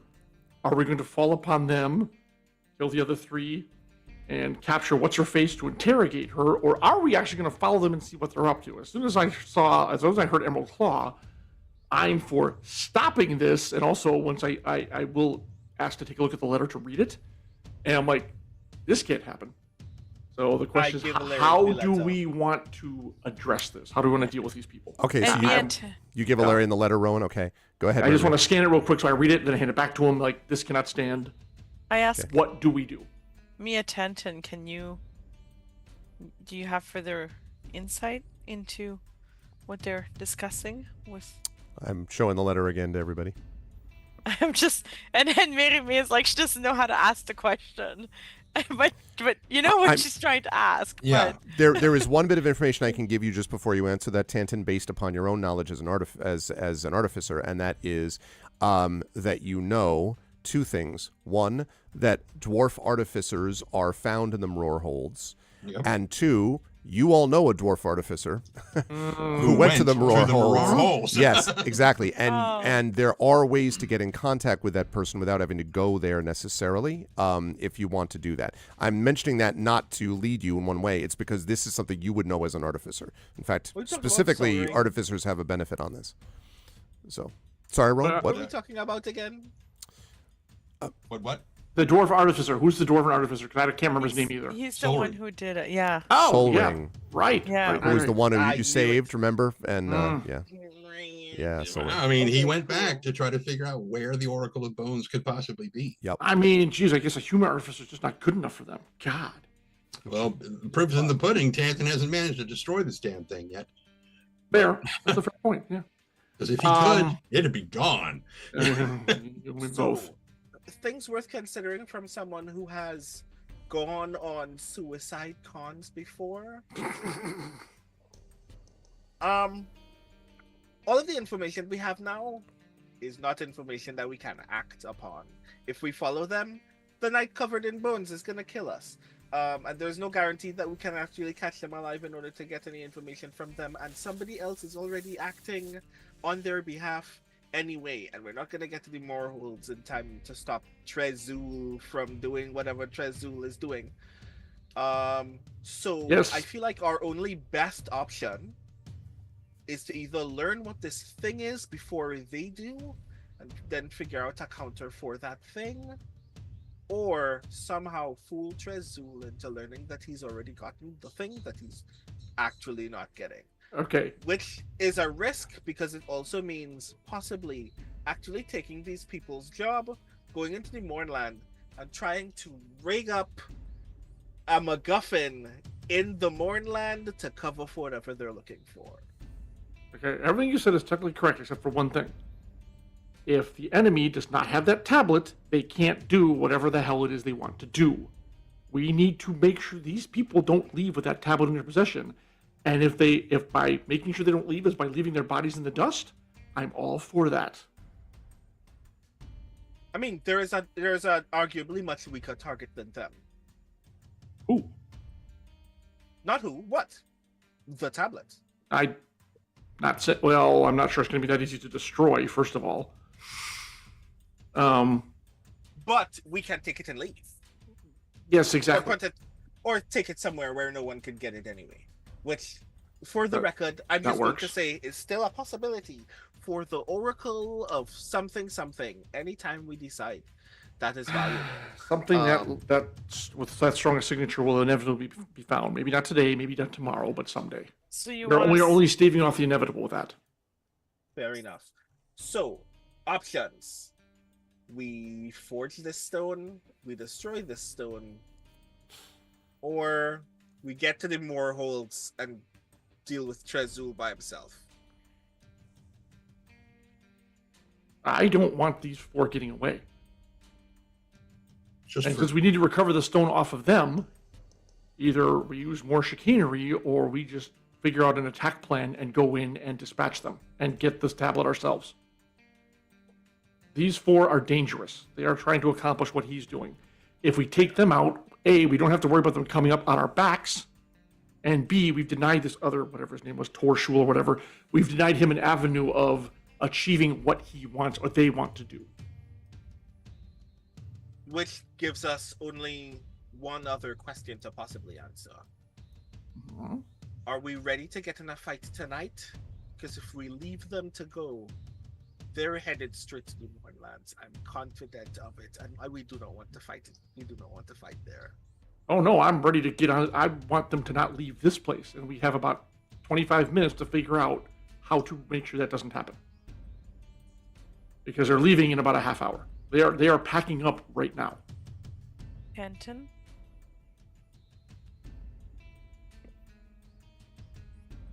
yes. We should stop them. Do you think? Well, first of all, side thing from Tren. Yeah, Trezul is not in the Moorlands. That's where he's not in the Moorholds. That's where he studied and saw the sigil the first time. Right. They are in Metro, not in the Moorholds. So that's just a clarification. Of The letter Okay. does say that he sent agents to Moorholds, but that's something.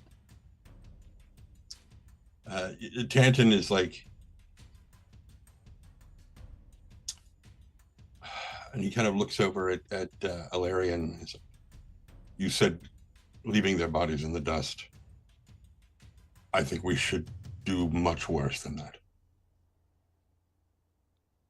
We've mostly been reacting to the Emerald Claw. Right now we have the chance to attack first and maybe stop one of their operations from moving so quickly. This might be Certainly delay or even cripple it.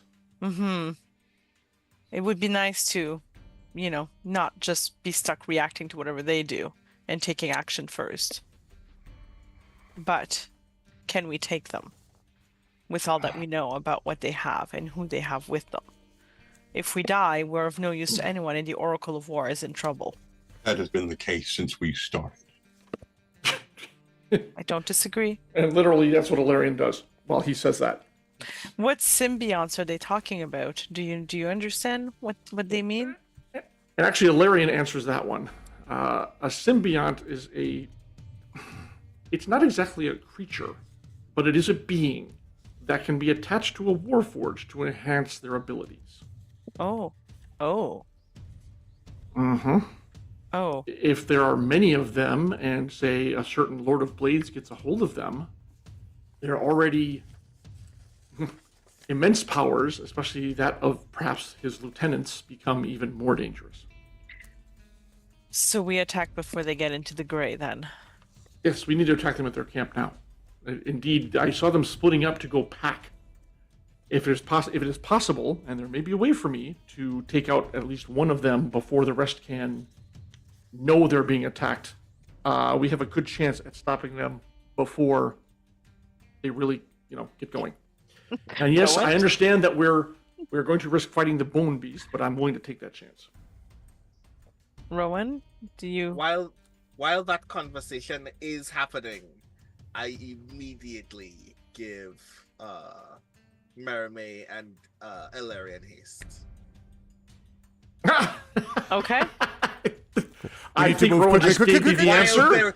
While they're still talking, I'm just like, finger guns. You know what? It's I just- think. If Rowan is like doing finger guns, Ted is. I meant to talk to you about that. Okay.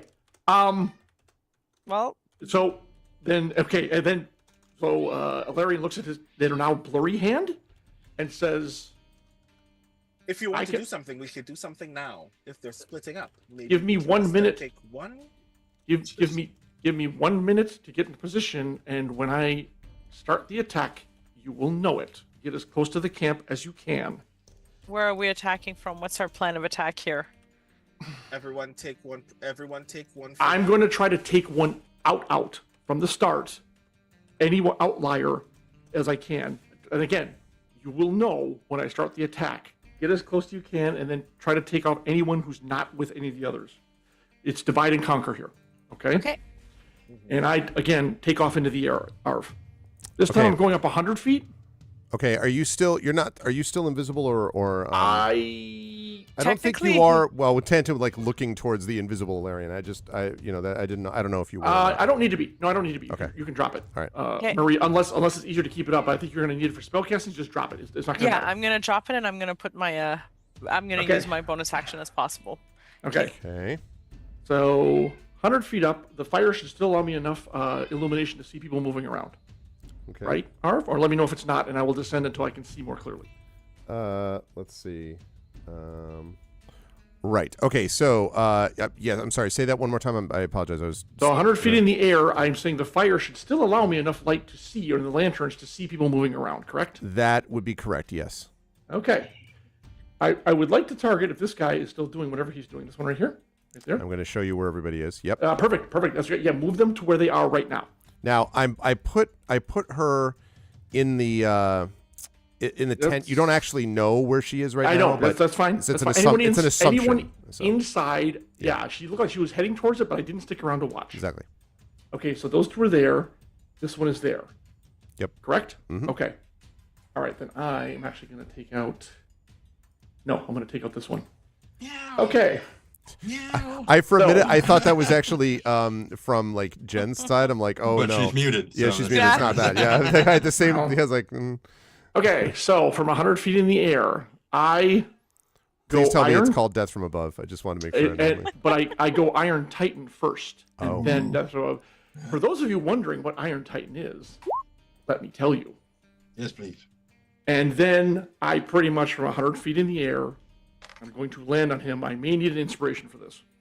Well, tell And everyone in chat what it is because they can't see the whole thing. So as your power, as Alarian's powers grow, you can focus on your armor and fully I need to read it here. I can't read from over there. Hang on. Okay, let's try this again. As Alarian's power grows, they can focus on their armor and fully enclose themselves. The Iron Titan ability is one I can use at level 14. When I use Iron Titan, my size increases to large as the enlarged spell has been cast on me. I am now over 15 feet tall, and I weigh 4,000 pounds. And your Aegis, oh yeah, that's right, I forgot. Your Aegis gains temporary HP equal to your Aegis level, which is 14. So I'm now at 75. There. I forgot about that. These benefits last for 1 minute or until your Aegis is reduced to 0. Once this is used, I must complete a long rest, or I can spend 3 soul dice, half my dice pool, to do it again. Okay. Hopefully, this won't last that long and I won't have to do it again. But Iron Titan on, 4,000 pounds, coming down feet first on this guy. From 100 feet. Which guy? This one up here. Or the flat there. one. Yes, I was going to say the flat one. Yes. Hopefully. So, Okay, Yeah. I'm going to ask you to make. I'm going to have you make an attack. right. Going to have you make an attack roll that is dexterity based, since what you're doing is not actually trying to hit them with strength. You're trying to land on top of the person. Then you're going to do a whole hell of a lot of damage, assuming you do. Assuming I do. Again, I could really use an inspiration from someone. I'm actually calling out for it because... If anyone in chat has Look, inspiration, if anyone remembers what I did with the vampire, it'd be nice to have another die, okay? That's all I'm saying. well, we can find out and see if chat has one. Yeah, unfortunately, Prince Justin used it to save someone in Beowulf. Okay, that's fair. So Good move, Prince Tren Justin. is currently Well stepped done. away, so could I theoretically do have it. one? I don't. Well, let's find out. That's a- Yeah, Yeah. check who's got inspiration. Inspiration. Who? we go. Let's see. Of the people that are here, Tren has one. Tren has two. Actually, Tim Coolish has one. I don't know if I saw Nonstop around here. I thought Shadowed was here. Shadowed Mage stopped in maybe and said hi. I don't know if he's here right now. But yeah, that's who we have so far. And unfortunately, well, not unfortunately, the channel point inspirations have been used up for good purpose. That actually helped the Buy the Dice Roll people. So you all have to take it up with these other people. So why are we talking about inspiration? Well, because I'm asking for one. Because he's death from aboving on a tank. As a 15-foot tall giant weighing 2 tons, I'm about to try to reduce this guy into pudding, and he's making me do it at dexterity, which I totally understand. I get it, but I could really use another die. So. You know, I love pudding. I will absolutely inspire Larry. Thank you, Tren. Thank you very much. Yep. For those of you at home, so Tren is a wonderful supporter of my channel for a long time, and people are allowed to inspire others in the party, just not themselves. So that's the rule. And so just to double check, this would be a D20 plus 6, 5 for my proficiency bonus, 1 for my dexterity. Correct? Yes, I believe that's right. Thank you. I like the idea that you're proficient in crushing people from a distance, but yes. I mean, look, I've dreamed of it. Well, I don't dream. I've thought about it a lot because I know this is a thing I have. So yeah, you've fantasized about it. Exactly. Yes. Just imagine the squishing sound. That, I have. All right. Okay. So I'm going to roll these separately because I don't have a meme for this. I'm just going to do one die, then another one for advantage. Okay. So. Okay. Sounds good. Roll number 1. Okay, that's pretty good. 17 to 23. But just in case I get the natural 20, roll number 2. Flatter even. I'm going to take that 23. You're going to take the 23 instead. Yeah, I'm going to take the 23. That, so yes, you're going to hit. I would like you to roll 4d10 for bludgeoning damage to this person. It's not 10d6 for falling damage? No, because you're not, well, if you're going to fall, then you were going to be taking damage right. also. No, you're right. Assuming you are directing your. You know what? 40-10 is perfectly acceptable. Okay. I'm glad to hear it. No, that's all good. It's all good. Okay, not with D6. No bonus. There's no real strength here. It's just plus. Yeah, no. Okay. Gravity is doing the work along with your own. That's true. Okay. 23 points. 23 points of damage. All right. And done. With a boom that shakes the ground. Yeah. So you'll be happy to know that this person not only takes that damage, but also is knocked prone. I'm sure we're shocked. I would be stunned if you didn't just stay up on that. Please do a Columbo and say, just one more thing. just one more thing. I like my size. Okay. Okay. So you land on top of it. Also, big bada boom, exactly. Also, the horse sort of throws off the shroud. But its neigh is kind of this, sort of almost like a super creepy. Yeah, like a really creepy, almost like incredibly hoarse sound. And you hear just this sort of all hell breaking loose. And I would like us to roll initiative, please. I have set up some already, but the turn order is out there, so make sure you check that out as we do some. And we'd be closer, right? You don't mind if we move ourselves a bit closer? Not at all. Perfect. No, I'm not going to do that. I was about to do some music. Oh, come on, a little house music, disco. Come on. No. Okay, so I'm gonna roll for me and 3, then for 2, Nisiana. 1. Of course. What's happening? See, this is why we're not supposed to get in combat tonight. Yeah, well, because it's all of a too sudden. Listen, I better not hear a single complaint about die rolls from you, sir. After all these things. I mean, really. If it makes you feel any better, Rowan, I am sure you have a better dex than me, so I'm sure you're going before me. And that's Nisiana, the second roll. The 6.16, that's Nisiana. Right, okay. And then Merrimay with a 12. Let's see. You rolled a 22, Tanton, right? Yeah. Okay, let's see. We rolled so well. Surprise attack! So Nisiana rolled a 6, right? Okay, so let's get rid of that. Alarian does not have that. There you go. Okay. Is there something that makes me huge? This would be a giant. 2. You know what? That's good enough. 1-5. Stop that. I am giant because I am. Tanton, that was, I'm sorry, 22 for you. So I'm getting rid of that. Okay. So let me just make that descending. Okay, so everyone now should be in the right order, I think. Tanton with a 22, Merriman with a 12, Nisiano with a 6, Alarian with a 4. Dude, Rowan there with a is 4, no right? way Rowan goes after No, me. no, Rowan would be ahead of you, right? That is not possible. But otherwise, though, that's right in terms of numbers. He looks good, yeah. Okay, let me just correct that too. Okay. Is that our music? Yes. Yes, this is Fight for the Future, which is one of my favorites for the combat. It is a great one. That's really good. Oh, I'm not hearing it. Hang on. Roll She was 20 talking about our going. Yeah. Sorry, roll 20 just kicked me out again. I should just do the gun theme. Wah, now. Right. Okay. Let's see. If Alarian ever becomes a private eye, that's what we're going to use. That's right. Alarian will never become a private eye. I'm sorry. Arv to dash your dreams. A few months ago, I took my son to a retro video arcade where they had Spy Hunter, and for anyone who's of a certain age, like that thing with the whole like going in the oil slick truck and the whole bit, and it was that music. And the best part was lasting long enough so you could get to the awesome solo part of the music. You know what I mean? Like, Yep. Yep. you know what I'm was talking about, Prince fantastic. Justin? Yeah, exactly. All right. Yeah, classic indeed. Okay. Let's see. You said you got kicked out of roll 20. I am just back in. I'm reopening the 2 character sheets now. Okay. It's a bit fussy on my end tonight. All right. Okay, and let's see. Wait a minute. That's completely incorrect. Bam. Oh. Tanton, what's your dex, your raw dex for me? 16. Okay. No particular reason? Just, asking. Just for, Just for a friend. just for a friend. Yeah, just Just to curious. refresh your memory. Yeah. Yeah. Yeah. mhm, uh-huh. I think it's important to learn things in life, and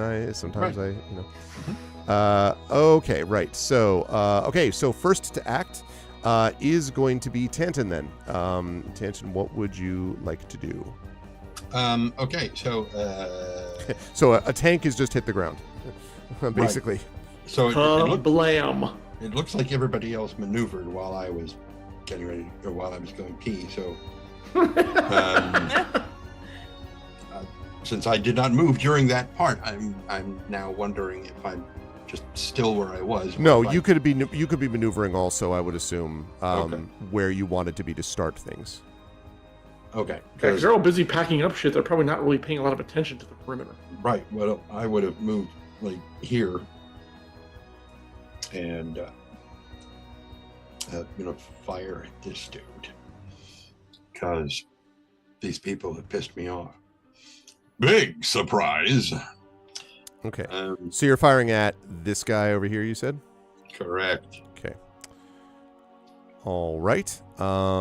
So you may proceed. Go ahead and make your attack. Thank you very much. I shall do so. It's a dirty 20. Will hit. Yep. That will be 7 points of piercing damage. Okay. And for my second shot, We'll take that and not like it. yes, he will. Also a dirty 20. Also, Wow. this time a miss. No. Probably. Right. Damn it. Now he's aware of the fact that you're there and he's hiding, but that doesn't matter. And 8 points of magical piercing damage. All right. Okay. Good stuff. Both things hit.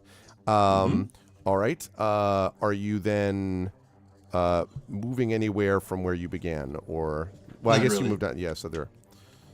Okay. But basically, he kind of glances down at Spanner, clicks something, and points at this dude, and Spanner's going to go rip his arms off. Fezzik, rip his arms off. Exactly what I was thinking. It was either going to be that or a Wookiee. I didn't know. Who it They're was. both good. Yeah. Okay. All right. So Spanner runs over.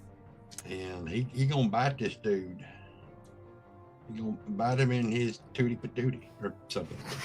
Don't know exactly how that is gonna happen, but it's gonna be a chompy. And 26. Wow. 26 will absolutely hit. A matched pair. Yes. He's going to do Ooh, there we go. 12 points of force damage. And Jumpy jump.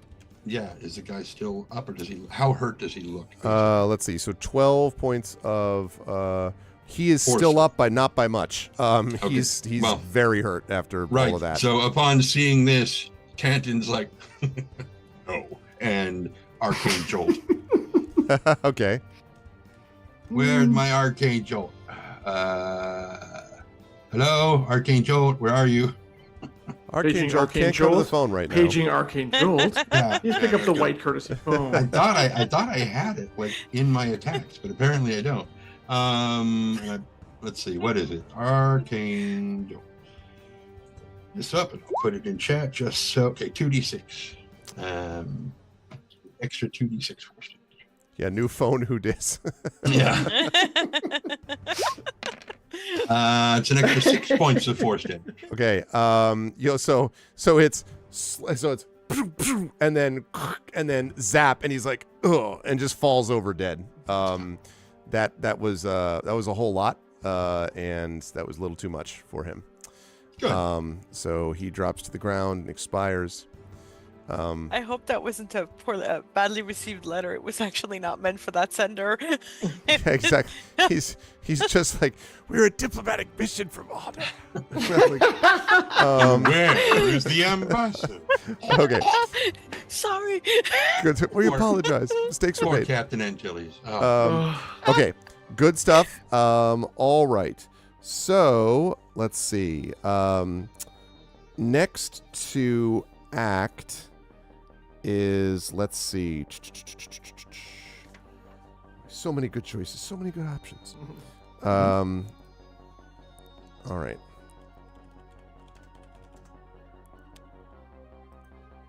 Steady, Brandon. I know it's like 5 o'clock in the morning for you, but hang in there, man.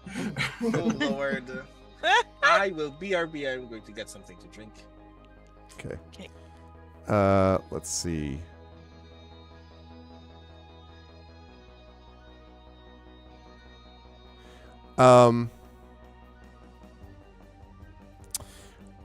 What did you say when you are enlarged? What happened? What are your stat boosts on that, Alarian? Like when you were enlarged by this? So we rejiggered the damage, and I have advantage, which is weird because I already have advantage being knocked off my feet, but I have my carrying capacity is doubled, and I have advantage on strength checks. What does it do to your strength?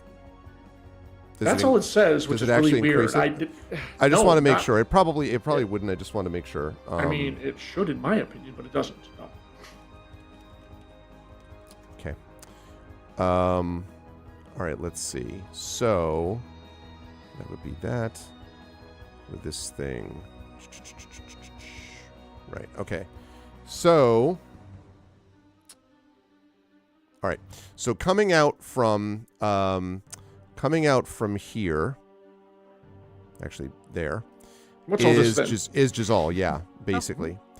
And she kind of looks over, looks around, and then she turns back to see, there's a lot of people around here, but she turns back basically to see Marame and Nisiana, and Rowan and Tantin back there, lit in the shadows. Let's see, 5, 10, 15, 20, 25, 35. Okay. And she looks at you and shakes her head and says, "You should not have come back." And she points out her hand. Or Star Wars. Yeah, exactly. She points out her hand, and suddenly, boom, there is this sort of a sound of almost a muffled explosion in the dirt. And something ripples out basically from her hands. And what you all notice is that where it touches grass and plants, they immediately wither and die. Oh, and dear. then reach all of you. So I need all of you with Let them appear. I need all of you with the exception of, let's see.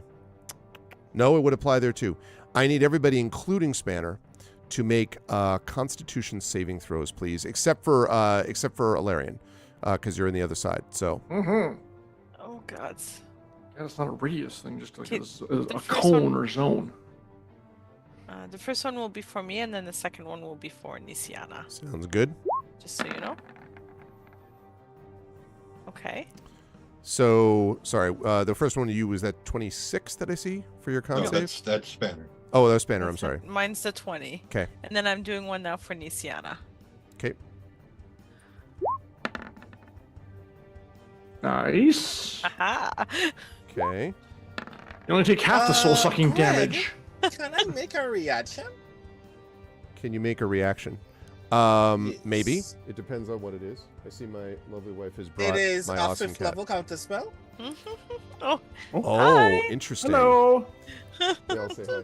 Meow.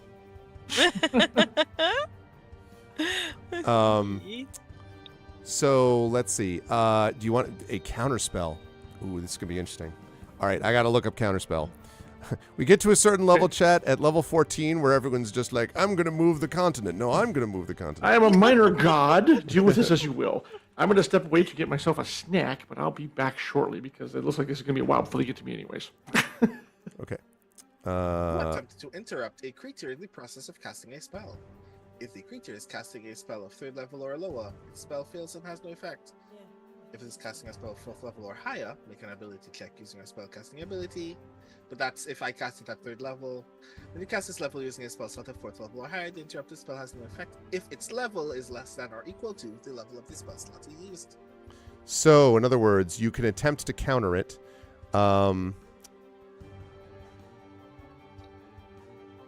Okay, so I have to make. So let's see. Oh, you have to make an ability check using the spellcasting ability. Okay.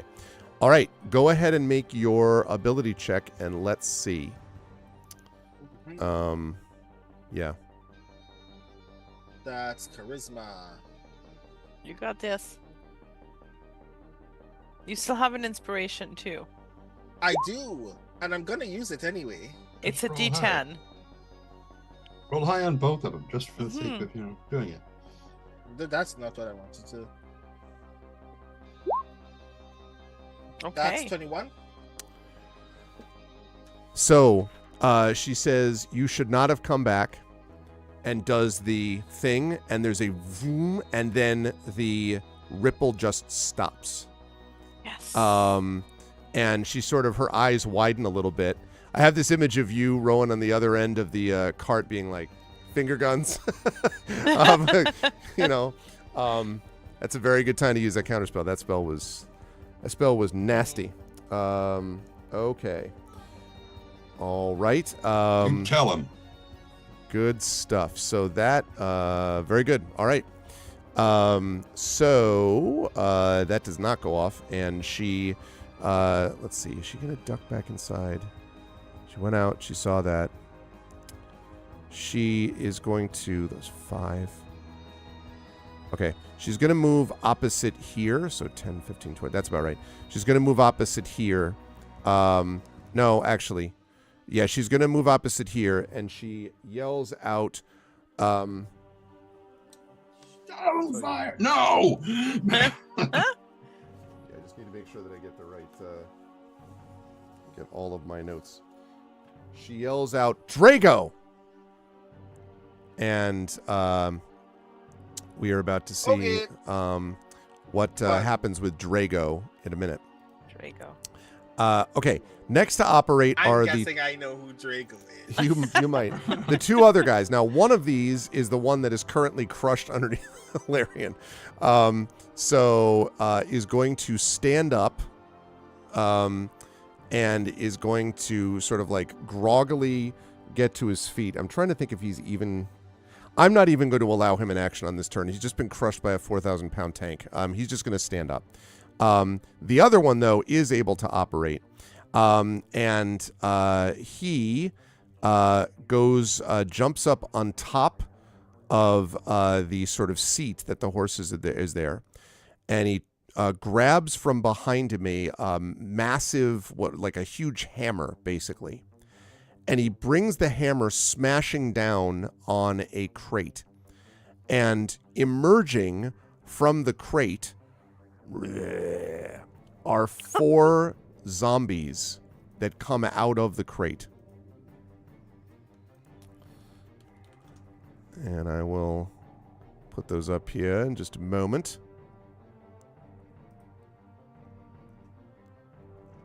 You're talking to us, John. You're muted. There we go. Did it work? Did the counterspell work? Yes. Ah, awesome. Awesome. Yes, it did. You had to make a check for it, though, so it was pretty high level. But it worked out. Okay, let's see. No, I don't want I have that. no idea what wall that was, but I'm presuming it was a 6th or 7th level spell. I think it's Enervate, which, yeah, is pretty damn high. Okay, let's see. Paste. Paste. Paste. You know, keeping zombies penned up like you do. Yeah, these are definitely not free range zombies. They, you know, they were just not. Being in a box reminds me of an old episode of That's Incredible. Yogi Kudu folded himself into a little plastic box and submerged it at the bottom of a pool from the captain. Okay, so he jumped up, he smashed that, and then he, let's see, and then he's going to come down here. And he is going to prepare himself. There's no attack that happens yet. Now, emerging out of the tent is the Bone Knight. The armored figure strides forward. And he says, and you hear kind of a rattling in his voice. You've made a terrible mistake. And that's what she said. Let's see. He. It's like, you hear that, lady? He said you made a terrible mistake by calling him out. Okay. Let's see. He has some excellent options. I'm trying to think if he's just going to engage one of them. A zombie? He should. Yeah, I mean, those are kind of insulting to him, in my opinion. We do have a cleric to marry them if they want to get How engaged dare they? now. Exactly. How dare these? My God. I look forward to, except she said you're supposed to do Word of Life, but I look forward to her to blowing those into dust. So I feel, okay, I'm going to say up front that I feel a little guilty about what he's going to do.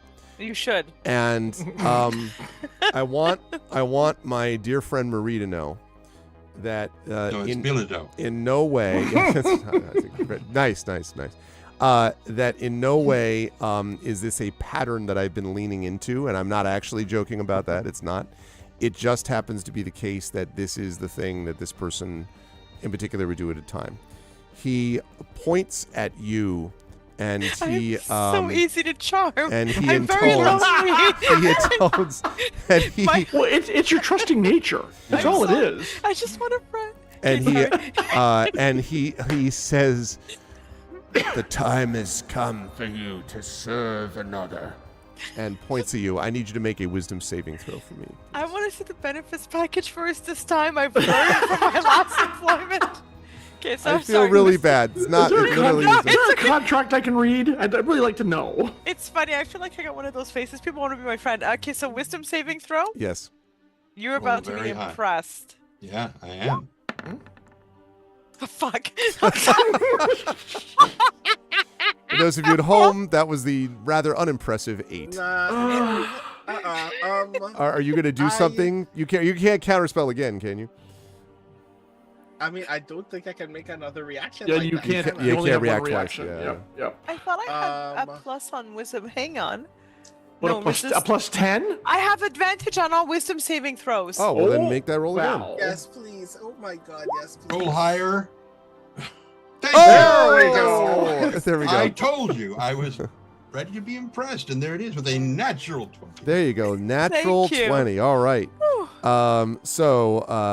Says, I'm tired of being charmed all the time, damn it. I've had enough. I'm charming. I refuse to be charmed. Exactly. So it kind of does this, like literally cracks its neck, and then it's got to be bigger than this. There we go.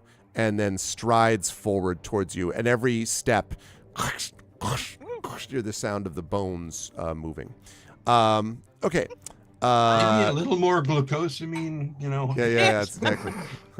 my bones are so okay. Right. Okay, Mermaid, it's actually your turn. Okay, so this thing seems to be heading towards my sister. So there is only one thing that I can possibly do, and that is to step in the way. Okay. So I'm going to Don't step forget. here. Don't forget you're hasted. I am, and I feel Mhm. very hasty. Okay, so I am right here. I was going to do something else that's cool, but right now, as it were, I'm going to take my rapier, and then I'm going to run my finger, not like by touching it, because, and then just run my finger over it, and it's going to start to glow more so. I have cast Holy Blade on it. Holy blade. Okay. Here, Holy Weapon. So this is it. Holy power. Holy Weapon. All right. So weapon attacks make with it deal an extra 2d8 damage on a hit. It's a magic weapon if it wasn't already. You can dismiss the spell, cause the weapon to emit a burst of radiance, and on a failed save, you take damage. So basically, it's pretty, it's pretty badass. Pretty kick-ass. Yep. Now, this is concentration, which is okay because you drop to the other invisibility. But just be aware, we've got a concentration spell on. Oh, believe me, I wanted to be visible. Yeah. Yep. Okay. Yeah. So okay, you so you did do that. That was a bonus action, so you can still attack. And now I'm going to attack. So I've set it up so that with Trent's help, that I could just hit the rapier holy weapon, so it has a plus 2d8 radiant damage there if it hits. Okay. Okay. So first attack. Okay. I reject your benefits package. Yeah. How about that? Let's see. That You are not attractive at all. That 18 is a miss. Oh, okay. So Literally, you strike down and its shield goes clang, and it's like, try again. Okay, try again. Okay, attack number Hello, 2. Darian. Oh, shoot, 17. Miss Mermaid, again come with his on. shield. Come on. Too slow. Attack number 3, because I'm hasted. Come on. 21. 21. That does hit. Woo. So on the third, so clang, clang, and then you're like, Okay. I'm going to do a defensive flourish. I have a feeling that will become very handy. Okay. Okay, so I'm going to roll a d10. Nice. And that's Wow. a 9. So 9 extra damage for him, 9 extra to my armor So class. 24 total damage, I believe, on that round. Yep, very hard to hit. So it's like and staggers back slightly. Okay, Marimay, and you've already done your bonus action, your action, so that's that. So it is now their turn. Now, 2 things to note. First of all, Larian, you feel things moving around you, and then you realize why, because one of the things that you half destroyed when you slammed into the ground was not only the guy you landed on, but the cart, which had crates on it. And Oh no. one of the crates reveals 4 more zombies that That was appear. a lot of zombies. Yep. And so they all are going to turn. And they are. By the way, all- I love the zombie bleh. That's great. Yes. So they are. Now, this happened to me the other day playing Dark Sun, and so I'm going to do it because I found it very amusing. All of these zombies are going to surround you. Okay. So you basically it's circle of zombies, Gotcha. Okay. You all are aware of the famous circle of life. So this is the circle of death that's around you. All right. So they are Mildly going to annoying. attempt to. Do undead work in 5e the way they work in Final Fantasy?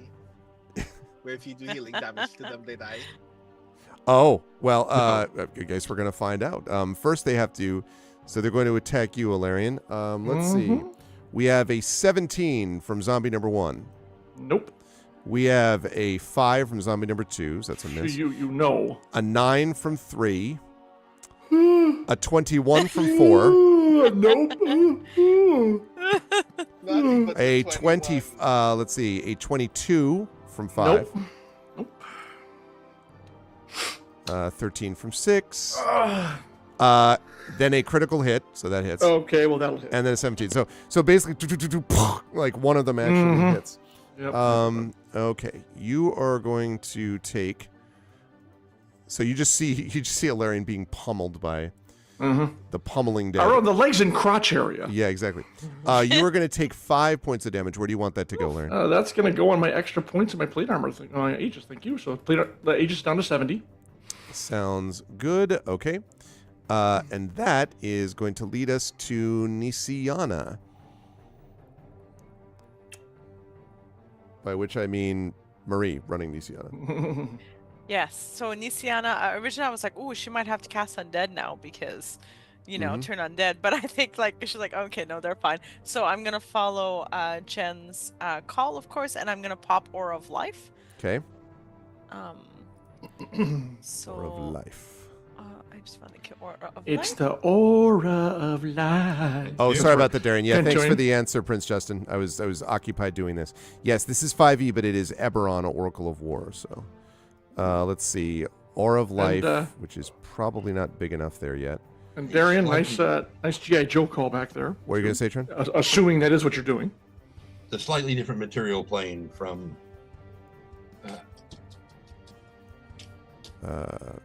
Faerun.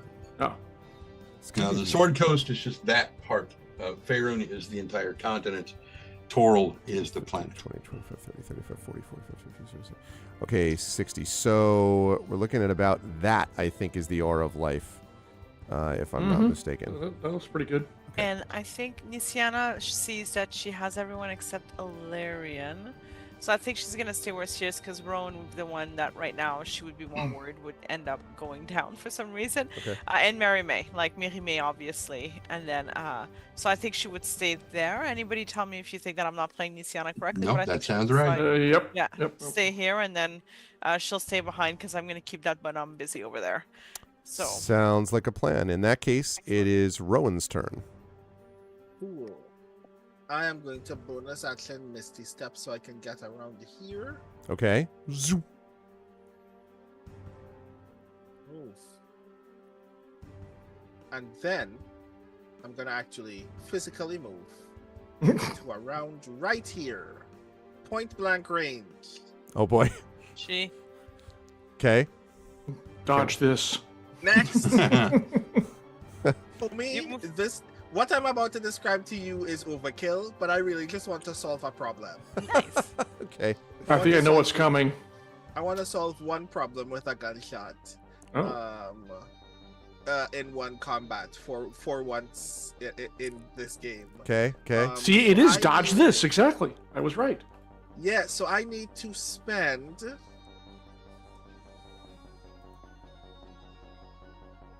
7 sorcery points. Holy crap. Bring me down to 3. Wow. Wow. This feels like very dangerous setup for the bad guys. Set off minor nuke. So I can twin spell Yeah. Oh my a god. 7th level disintegrate. Oh, jeez. Holy crap, that's amazing. Wow. That is amazing. All right. Twin spell a 7th level disintegrate. Wow. I felt that all the way up Right. here. So, Drago needs Yeah. to make a dex save. Okay. That's amazing. Yes, Triffin, that is indeed the appropriate reaction. Wow. Wait till you hear the description, by the way, chat, of what this thing actually does in terms of the amount of damage. All right. Because if I'm reading this correct, if this hits, it does, on a failed save, 10d6 plus 40. 10d6 plus 40 plus 3d6. Twice. Oh, yeah, sure. Just for the... Twice? Oh, Holy he's Okay. twinned it. I mean, Yeah. I love it. I'm But I'm so a- happy. you're not doing both on one target, though. So right? you walk up to it, and the DC, what's your DC on this? My DC is 16, but I want to know if it passes or fails. It because I'm sure gonna bet didn't. luck. It sure didn't pass. I'm here to tell you. Okay, cool. Grand. Yes. Right. That's a so, minimum of 100 points. yeah. So let's That's roll this amazing. 13d6. Wow. Oh wow, this is gonna be great. Right, 81 Oh, points of damage to the thing. Well, more than that, right? And Because that is now doubled to that 162. so you do 162 points of damage. It just literally, just absolutely. I mean, no, not disintegrates. even blows up. It just literally just a pile of ash. And you see this, and you hear this anguished, "No, Drago!" And you hear this shriek from behind you from Gisal. I love the You image got that his you name right. don't. Isn't your focus Sunshine? So don't you basically Yeah. execution style No, do yeah, that to them, and then you're like, bang. Jesus God! And All then right. I like while my hand is still up, while my gun is still pointing at the mist where Drago was standing, I turn to Giselle and go, "Do you want what he got?" And then I end my turn. Wow. Wow. That's So Larian, I like the idea that you're like, I wanted to show, and then you're just like, oh. Damn mages. What does it remind me? You know what it reminds me of? Actually, it's the Mandalorian hit the freaking energy weapon. You know, when he hits, if any of you seen Mandalorian, like when he fires his energy weapon, it makes this and like it literally just vaporizes. That's exactly what happens. Yep. Like there's nothing left. Yep. Wow. All right, Alarian, you were surrounded. I don't know if you saw that, Okay. but you certainly heard the scream. I You were mean, surrounded by 8 zombies. The bright And- flare of the well, actually the gunshot. First of all, and I know he's doing his thing. And This suddenly is the there's way, one less. Dorian. Exactly. So, bonus action. So the great thing about Iron Titan is everything's bigger. So on my bonus action, I pop spiked aegis, which now look like dagger blades erupting from me. Mm-hmm. And then Lord of Blades. Sorry. Everyone attacks you. No, wait. so I'm gonna wail on this guy until he goes down, and then I'm gonna start zombie bashing. Okay. I have 3 attacks, thanks to my Lord and Savior now, Rowan. So Okay. yeah. All right. So Star Sword, and by the way, the Star Sword is also larger. It's pretty much the size of a Zweihander. Yeah, you're Voltron. I know. two-handed, You're Form a Blazing claymore- Sword. I mean, I know. you yeah. know, it is a light sword. That's true. Do-do-do-do, All right. do-do-do. So attack number 1 on the guy who just got up. It's a red giant sword. Uh, 23. Yep. Okay. 20 points of damage. Yes, as I you will. cleave You will into him. destroy the. So you crush the guy. The guy gets up, and then it's just the end of the guy. All right. Yeah, pretty much. What Like, a great experience for him. Oh no. Yeah. Oh, that was max damage. That's very nice. Yes. Love that. Okay, good start. All right, zombies. Since you're, Blah. I mean, you're clawing at me like you're messing up my armor. Is really what you're doing. But fine. This guy next, right here. This one. Okay. I said this one. There we go. Attack number 2. I mean, they did do me the pleasure of coming right to me, so Yes. I feel I should, you know. The power sword. 14, Yep. We'll hit. 17 points. Okay. Still up. Yes, but definitely quite hurt. All right. A lot of attack body number parts missing. 3. Yeah, attack number 3 on him. Okay, and let's do one more because why not? Another 14, so 13 points. I think it's going to take him out. Yep. That is Smasheroonie. Yeah, all right. If you want to do attacks of opportunity, feel free. They're just going to take damage.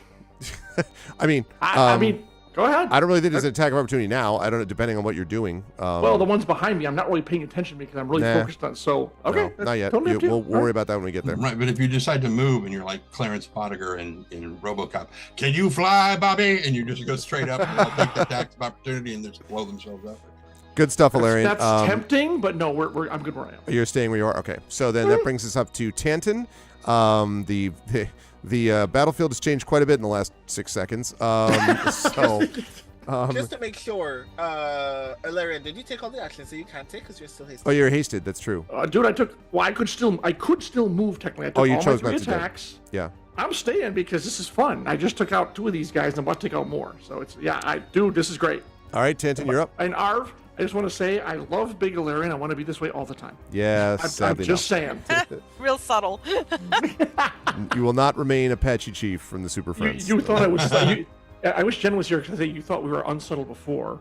Yeah, I Wait till know. they get a load of me. Super unsubtle. Yeah, exactly. All I have to do is get my jeweler's kit out, and I can engrave a Nook Chuck on his arm, and it will stay that way forever. Canuck Chuck.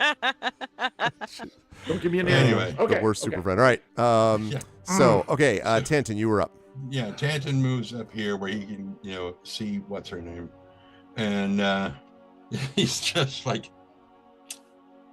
I mean, as he's passing by the thing, he kind of saw over the cart, saw what Rowan did, and there was a momentary swelling of pride. Yes, that's my work. And then, and so I made a difference today. Yay! And I helped. Yes, exactly. And so he's going to shoot at this stupid individual. Tink. 21. Will hit. And that'll be 11 points of piercing damage. Ouch. Okay. Second shot, same as the other one. 25. 25 will hit. Yep. She's saying better. Yeah. Is only 7 piercing. Okay. Ping, ping. All right. And little puppy face here is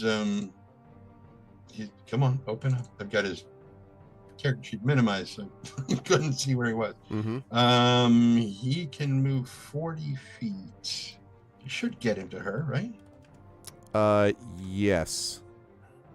Yes. Because these are 5 foot, so 5, Yeah. 10, 15, 20, 25. Yes. Yeah.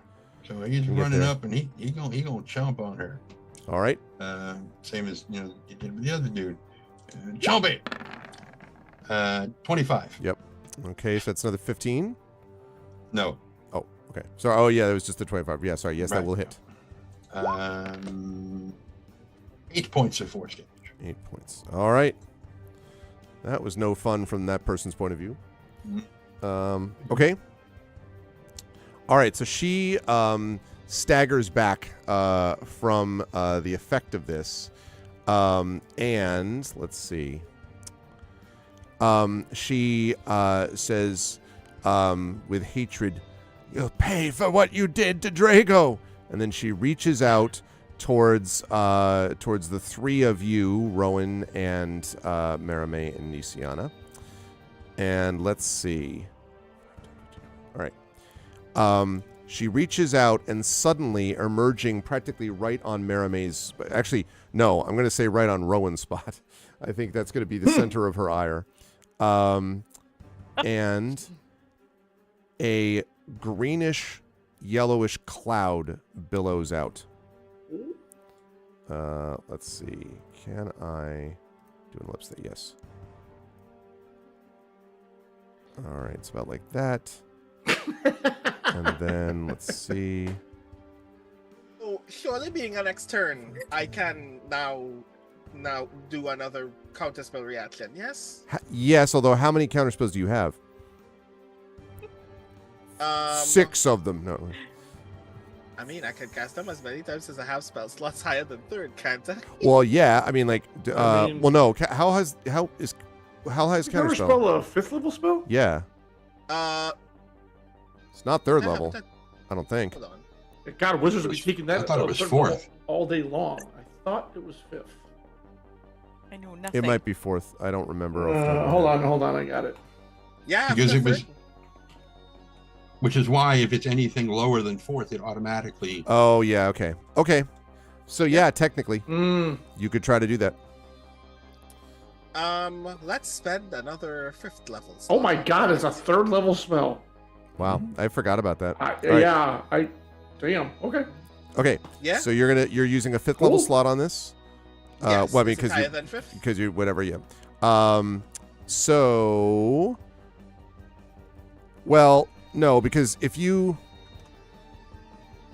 Right, so you're going to try to attempt. I don't think you can counteract. I mean, you're using that to use it, but. Oh, I see. If you're using a spell slot of 4th level or higher, the interrupt spell is no. Okay, so you're using it at 5th level, you said? Yes. So if the spell that Yep. which is all just Yep. used So, is 5th all right, level. it starts to billow and then immediately vanishes. Yep. Boy, she thought she was mad before. Yeah. She's like, you shut up. Like her rage just obliterates the I mean, both spells have been countered. Her Yeah. bone lover has been destroyed, apparently. And, I mean, you just know. like, wow. Yeah, that's great work. And I we've don't killed really have 2 of her hench people too. And soon to Yep. be a 3rd. Yep. That was that was a reaction, which you do is 60. Okay, yeah, good stuff. She has nothing to say, except damn it. Okay, let's see. Where is he gonna go? He's got the zombies beating on Alarian. Let's see. He's gonna run, I think, this way towards Rowan. 5, 10, 15, 20, 20. Yeah. And he is going. Boy, that was a big mistake. I'm trying to decide if he's going to do that, if he's going to stay where he is and shoot. He should run. He just disintegrated a giant He bone really should run monster. into the brush, never to You just saw a return. guy who is several leagues of physical power. I mean, greater than honestly, he is, just it's turn into kind- assault. You all are It's- forgetting about slavish devotion to the It's cause. kind of ballsy. He actually had the nuts to approach you, even, to be honest. Let's see. We are looking at a 14 and a 22, Ron. 14 does not hits. What did you say about the set 22 hits, Yeah, the Ron? 22 does hit. Trent very graciously helped me yesterday discover that I was not using the right AC for several Oh, seconds. okay. All right. Well, okay, so you're So going I'm to take less squishy than I usually was. That I'm is still good. The most squishy person here, Good. but still. 6 points from that of bludgeoning damage from the mace that you were hit I am with. now 74. And that's going to lead us to Merime, who is up next. Okay, I'm gonna assume that Rowan will be okay. And I'm going now with my 30 feet. Can I reach 15. Giselle over there? Yes. Perfect. Here, or can I like Yep, flank you can do her? that. I don't think you can get to a Okay. flank. You Okay. can get about there. I am going to go here, and I am going to I think stab her. Okay. Dramatically backlit by the fire. Yeah, exactly. Uh-huh. Yeah, like Silhouetted, the glowing- shadows casting. glowing even more, and said, "You made poor choices." And I You will have chosen strike her poorly. with judgment in my voice. 25. Okay, Mhm. yes, we'll absolutely hit. 14 points, 9 of which is radiant, if that makes a difference. It does not in this case, but she will take all of the 14. Okay, I will do my defensive flurry right away. D10. So that is an extra 4 points of damage. Okay, she's starting to look pretty messed up. Oh, it's about to hurt more. Second attack. Oh, God. 28. Oh, That's Wow. 23 points Mm. of damage. You pierce her through the throat, and she just, and as she drops to the ground, she says, with her throat, like, Right. You'll pay the Emerald Claw. and then expires. all you guys did the same thing. It's like a Okay. broken record. I swear. Hail Hydra. No, she doesn't do that. I quoted RoboCop earlier. I'm going to para-quote it because in the movie there's a scene where I can't remember the Native American guy's name, but when RoboCop said, "Come with me or there will be trouble," he like one single-handed racks the shotgun. He's like, "Oh, fuck you!" But I think this time this is where as soon as she started talking beforehand, when she started casting the thing which looked like Cloud Kill or something, that Tangent would have been like, "You really need to shut up." And when she does it in the thing, sort of, see, I told you. Yeah. Now, the really cool thing I'm about to do right now is how many of the enemy creatures can I see that are within 30 feet of me, would you say? Ooh, Half 5, of them? 10, 15, 20, 25. I think you can see, well, you can certainly, you're not going to see these two because Mr. Large Marge over here is not going to be visible. So instead, you're looking at these 5. So I'd Gonna say you take can that see as a 5 of them. compliment. Thank you very much. So, as a bonus action on my turn, I am dismissing the Holy Blade. So I'm basically doing like, the link thing, like, shung. Yeah. Every Okay, wait. burst of radiance, each creature of your choice that you can see within 30 feet of the weapon must make a Constitution saving throw. Okay. If you don't do by the power of Grayskull, I'll lose all respect for you. Okay? I'm just saying. Mhm. Okay, what's my DC that I'm looking for? I'm sorry, really? I'm busy having fun. 18. I'm busy having fun. Thank you, 18, Professor. First one fails. Second one fails. Marie, you gotta Third look at one the chat. They're already fails. making the jokes you didn't make. Fourth one may make it 22. Yeah, it's 18. Fifth one That's fails. So 1, 2, 3, and 5 fail. Okay, so all the ones who fail take 48 radiant damage and are blinded for 1 minute. Let's The see how one much who makes damage it is. takes half the damage, okay? All right. It's a pretty cool effect. If you don't kill them outright, you're softening them up for me. So 16, and they're blinded, so they're gonna be like. Eh. Okay. I have advantage on them now. Oh yeah, baby. This is gonna be disadvantage brutal. against you. Yeah. So let's see. I want them. I want them to hit me. And blah. And blah. And blah. Now the one that made the save. Only said blue. Oh, this. That's right. It was what? Did you say it was 16? Was the damage? So it's 8 for half. Mm-hmm. Yeah. Okay, 8 and it's for not half, blinded. Yeah. And he's not blinded. Yeah. The Right. rest of them are blinded. Okay, so 1, 2, 3, and Look at this, 5 are buddies. very Look, put your hurt and eyeball blinded. back in your socket and let's get going. Yeah, no, seriously. Okay. Let's see. Can't see. And you can't. Nope, wrong one. And you can't see. And you can't see. And you can't see. All right. Doing a lot of work for people who are about to die. Yeah. Okay. Good stuff. Good stuff. For those about to die. Thanks. you're.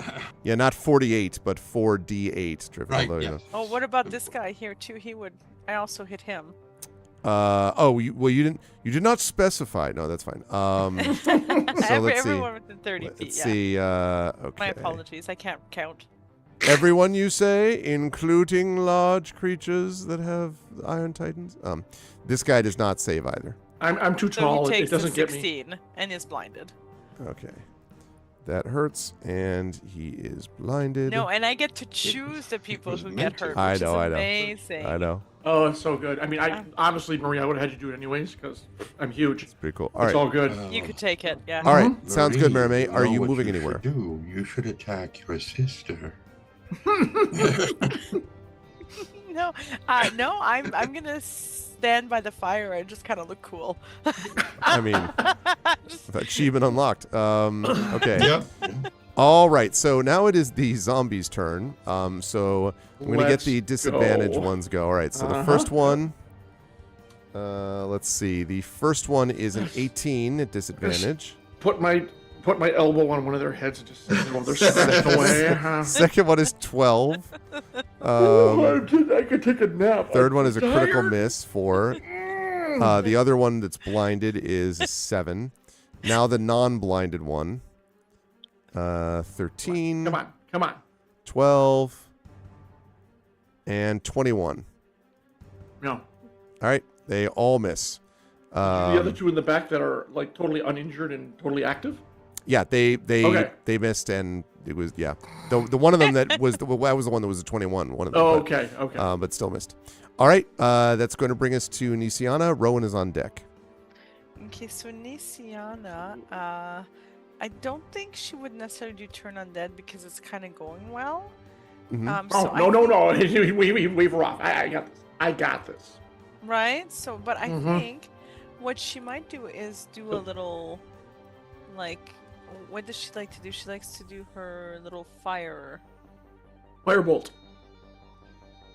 Does she have that? No, I don't think she has. Yeah, Firebolt is her No, go-to she's talking. range She's spell. not. She's not talking about that. She's talking about Sacred Flame, right? Sacred Oh, Flame. That's sorry. It, that's what Yeah, it's that's what I called. meant. Sorry. Sacred Flame, and okay, that's a cantrip.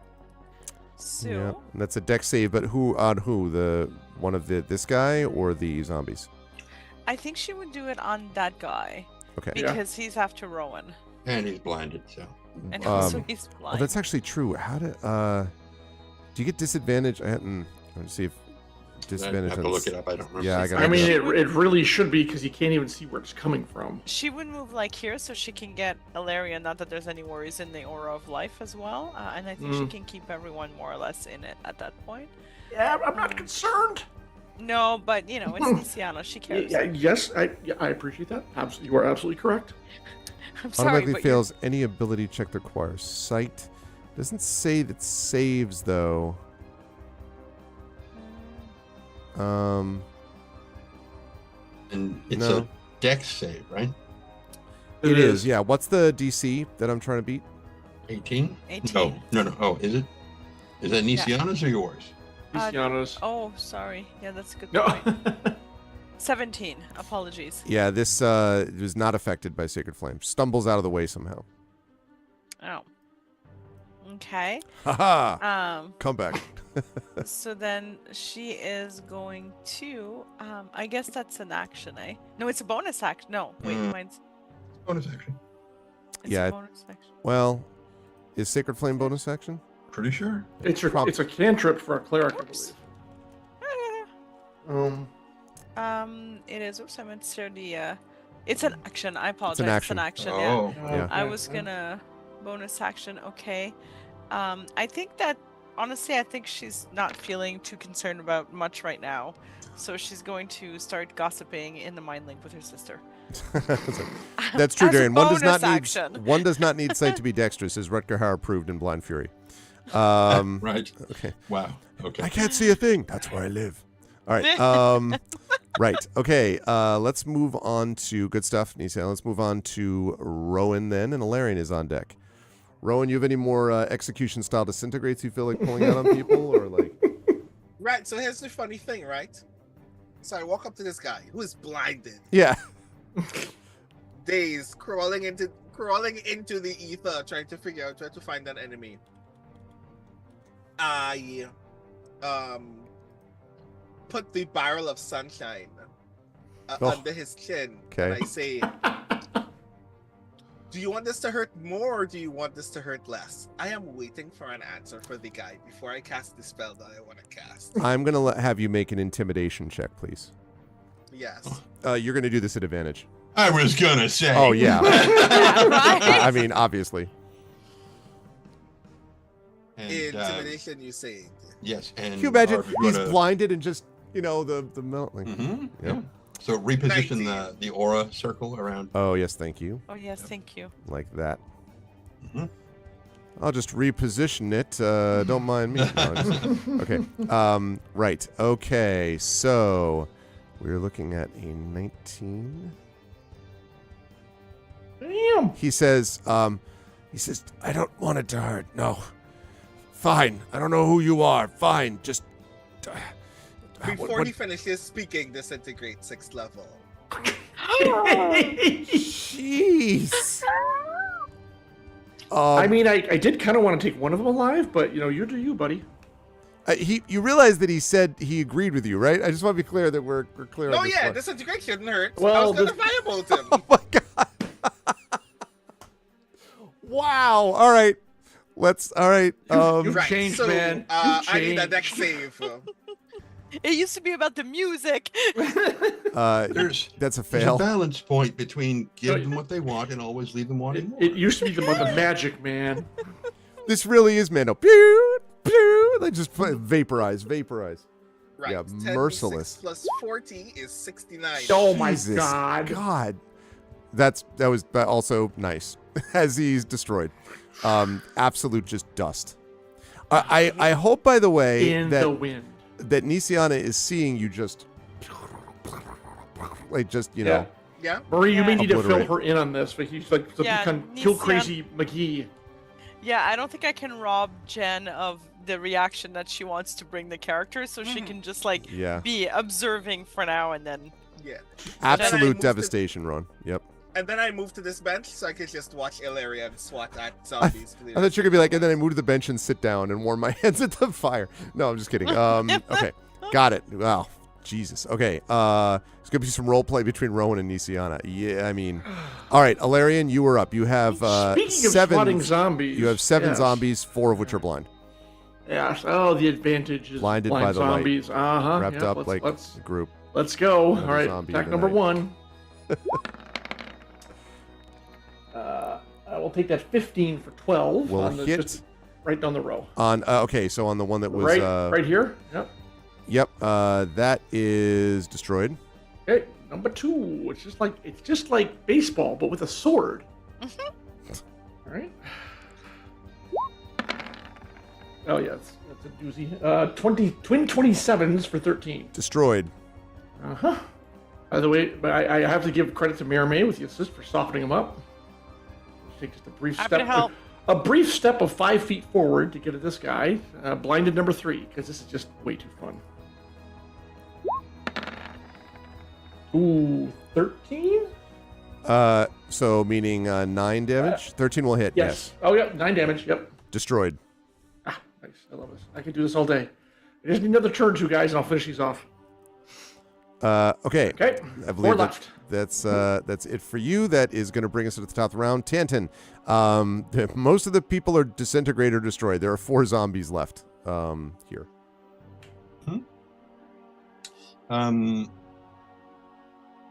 Tanton is going to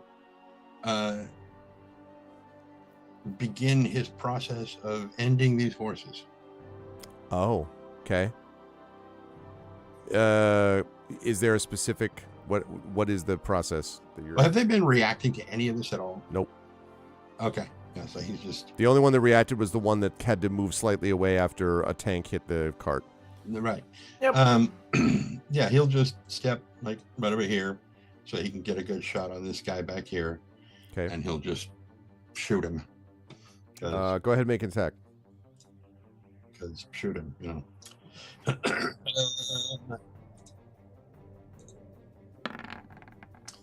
28. Yeah, we'll definitely hit. Be 10 points of piercing damage. Okay, not dead. Certainly hurt. How fortunate that I have another attack. 17 We'll hit. for 7 points of magical piercing damage. So total of 17 piercing. Very close to death. Not quite though. Okay. The final death. Yeah. Yes, the fun. Tanton is gonna again make a series of clicks, and Spanner moves over and gets into a position to stand guard over Nisiana in case anything comes from anywhere to get Gotcha. at her. Okay. All right. That's going to bring us to Spanner. Oh, sorry. So Spanner did that. What you just said. Mhm. Okay. Then Merame. He is technically holding his attack Okay. in case anything comes to attack Nisiana. Okay, that's what. Gotcha. Okay. So that means Merame is up. 4 zombies remain, and then, well, you don't see Tanton yet picking off the zombie horses or whatever. But so yeah. That's fair. Okay, so I am going to go join the fun. Can I be here, or am I like? You could be there. Yeah, it's sort of Okay. in front of it, in Woohoo! front of the crate. Yes, join me in the zombie slaying. Just I'm going standing there with your leg up on that crate, Captain Morgan. Captain Yep. Morgan Thank you. style, Yeah. you know it. Yep. And then the weight of my leg crushes the crate, and then whoa! More zombies coming. Yeah, exactly. I don't. You know what? Bring them. Just because I'm having a good time, and I really enjoyed that, I'm just going to reactivate my holy weapon for no reason except that it's switching. It's the final, and I got the spell slot. So what the hell? Okay, mark that off. Okay, so I'm going to just now I'm gonna miss all my hits just because I'm just gonna be singing, dancing, missing. Okay, so first hit. Well, I assume you're singing zombie, zombie. Oh, I was thinking that or Thriller. Or Thriller, that, yeah. that was definitely. Dun, dun, okay, 29 will 29. 1,000,000% hit. With 14 points of damage. Yep, and that was to the one that had not actually been blinded, but still that one. is enough. Yeah.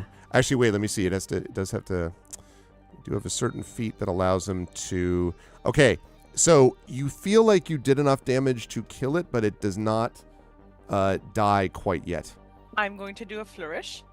So what I'm going to do is a movement flourish, which means that I'm going to hit the one right beside it too. That's I'm in melee combat range with as well.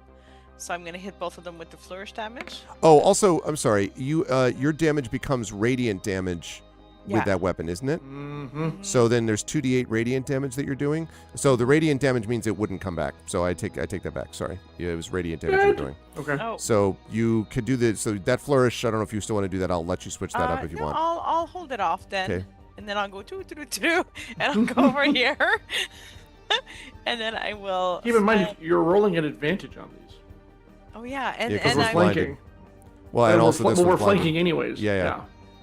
so I'm doing kind of a little it's like I hit the one and then I did a little twirl backwards and go to hit the other one. Mhm. An advantage. Okay, and I'm going to hit that one.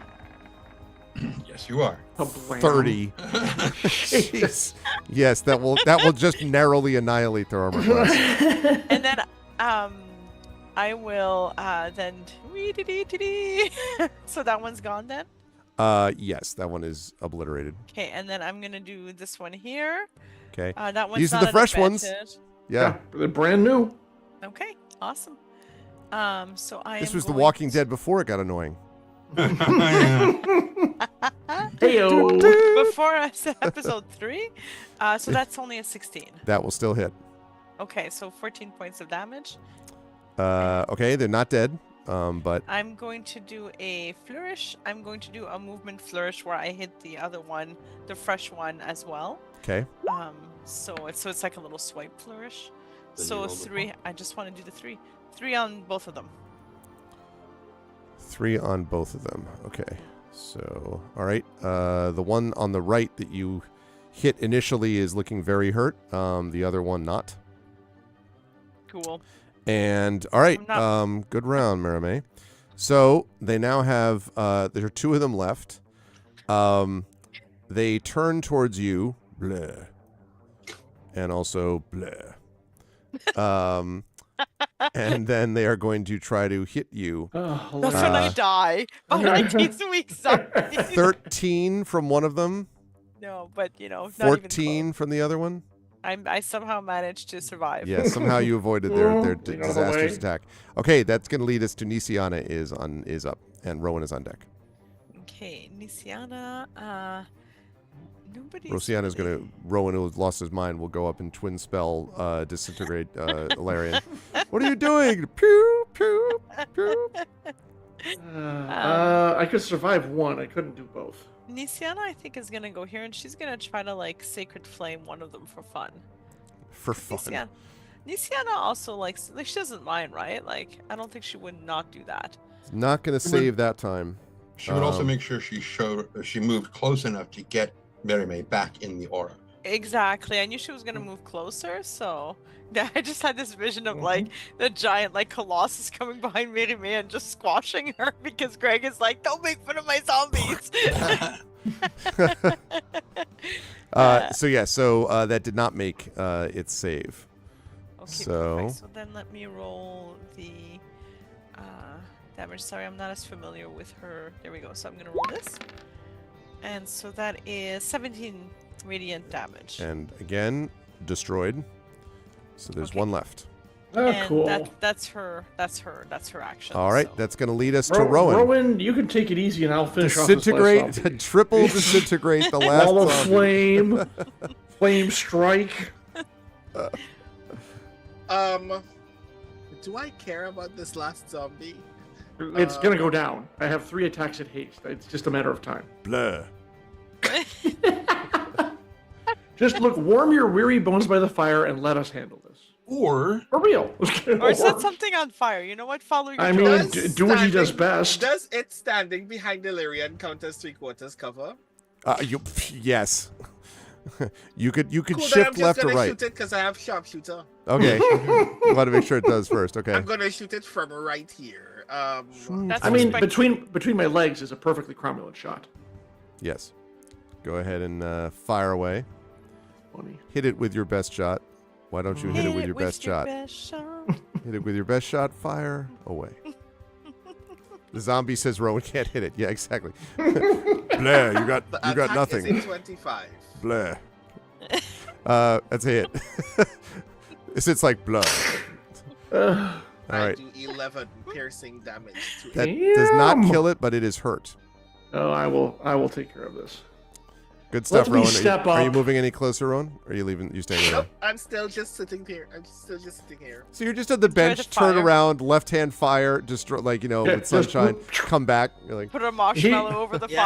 fire. He really has become our IG-55 or whatever the one was in the Mandalorian. as Darian said in chat, the zombie says Rowan can't hit it. The zombie was wrong. The zombie was inaccurate. Okay, go ahead, Alarian. I'm gonna walk around this. I really want to get. Well, this one's not blind, but I really want to get the flank on it. So there we go. What I love about Alright. this is you've done all this great work, Oh. and now you get to face the 2 mutated black dragons after you. I'm just joking. I'm sorry. I step over the horse to do that. I don't need to Yes. step around it. Okay, Step attack over the number horse. 1. Yeah, you know what? At advantage. Yep. So To be clear, by the way, you're not 50 feet tall. I do want us to put a little pump the brakes on you being a Colossus size. I am 19 for 19. That will hit and utterly destroys it. And On my second attack, I will yes. attack the horse next to me. Okay. Yes, it makes sense. I do not have advantage on this one. We did not flank the horse. All right, the horse our is like, sword, Hey. and I say, yay. 27 for 19. you say yay. Okay, that you obliterate the horse. Mm-hmm. I mean, Several if the horse skeletal zombie ponies emerge from the bush. No, Daddy. Why, Daddy? Why? Okay. Can I move to this? Oh, I'm hasted. I can move this one and attack it too, and I'm going to do that Okay. because I broke up my movement. That's also 28 for 11. Okay, that does not kill it, but it is hurt. Okay. Utterly, destroyed, exactly. Okay. I mean, are we still in combat? I can just imagine at the size with the otherwise large metal density of Valerian's frame, just walking over the horses and flicking them in the head. Exactly, yeah. Crumple into death. Well, Bam. can I assume, if you're going to do this, because the zombie horses are not doing anything, so We're is gonna it take the them all party's out. intention to get rid of them? Because you started that, right, Tanton? Yes. With that as well. Okay, I'm going to drop this Aura of Life. I'm going to get rid of that zombie horse and that zombie horse. Well, wait. No? We still haven't figured out what's in the other two tents yet. That was my only concern, but nothing's come charging out to attack us. So. Yes, there's nothing. I mean, I'm going to pull us out of combat, so there's nothing in there at the moment. I mean, there could be something you may release a terrible beast. Who knows? Okay, but actually, that's why I was saying the one thing while I'm still in this form is I want to go and at least peek inside each tent to make sure there's nothing that's going to charge fair. out at us. And we'll say Your mutated black dragons, etc. Yeah, and what we'll say, Tren, is that I'll say the Aura of Life is still up if something comes up that might be a concern for that. Okay, so yoo-hoo. Yeah, exactly. All right. I'm just gonna, and we'll do much of this next time because we've run over. Yeah. Well, that's where that other guy was. I was looking for him before I copied and pasted when I didn't need to do that. Okay, so Sleeping area looks like nothing in there, and I will okay. and I will explain those two quickly, which is just to say. This is just to say that I have destroyed the thugs you left in the camp. Forgive me, they were so small and so pathetic. Utterly defenseless. So insignificant. Okay. So, sorry, my notes. There we go. Okay. I have the stuff that I need. Okay, up here.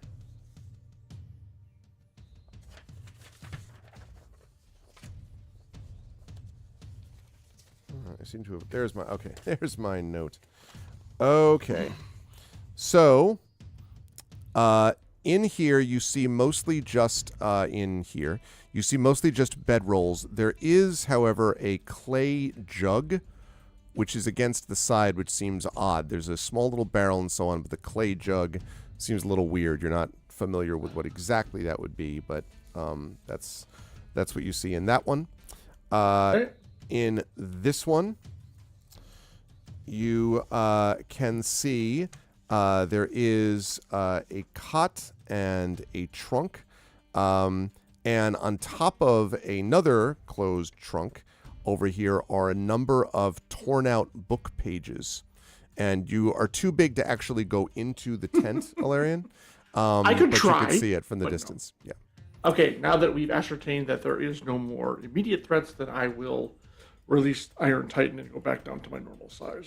Okay, so and it was glorious. So you return to your normal size. My normal only 7 foot and some inches size. And as this last bit is destroyed, I would say that from the sort of the disintegration, the movement of the combat, and everything else, Tanton, I would say that you notice right here, underneath one of the sort of barrels is another unfolded map. And even from where you are, you can see something which looks quite familiar. It is a top-down, but not wireframe, top-down like, sort of buildings and streets map of Metrol pre-morning.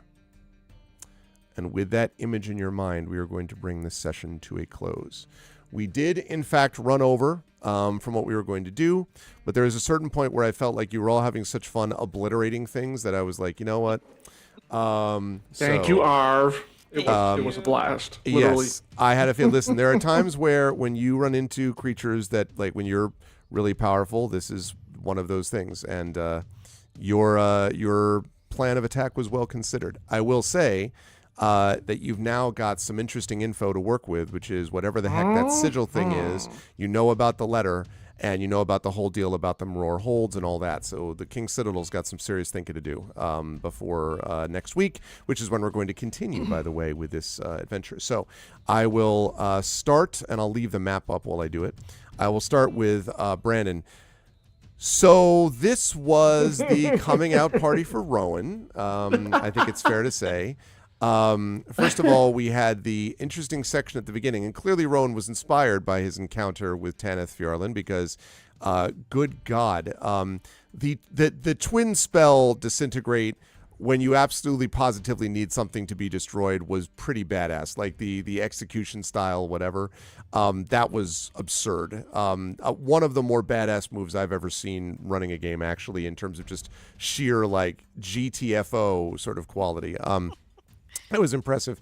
And now, and I am curious, I'm not obviously pushing it, but I am curious what the reaction is going to be from people that are just like, oh my God, especially on the second guy. Because the first one, I'm like, that's amazing. And the second one, you're like, do you want it to hurt or not? He's like, I don't want it to hurt. You're like, right, blow. Like, I was like, geez, that was not what I was expecting.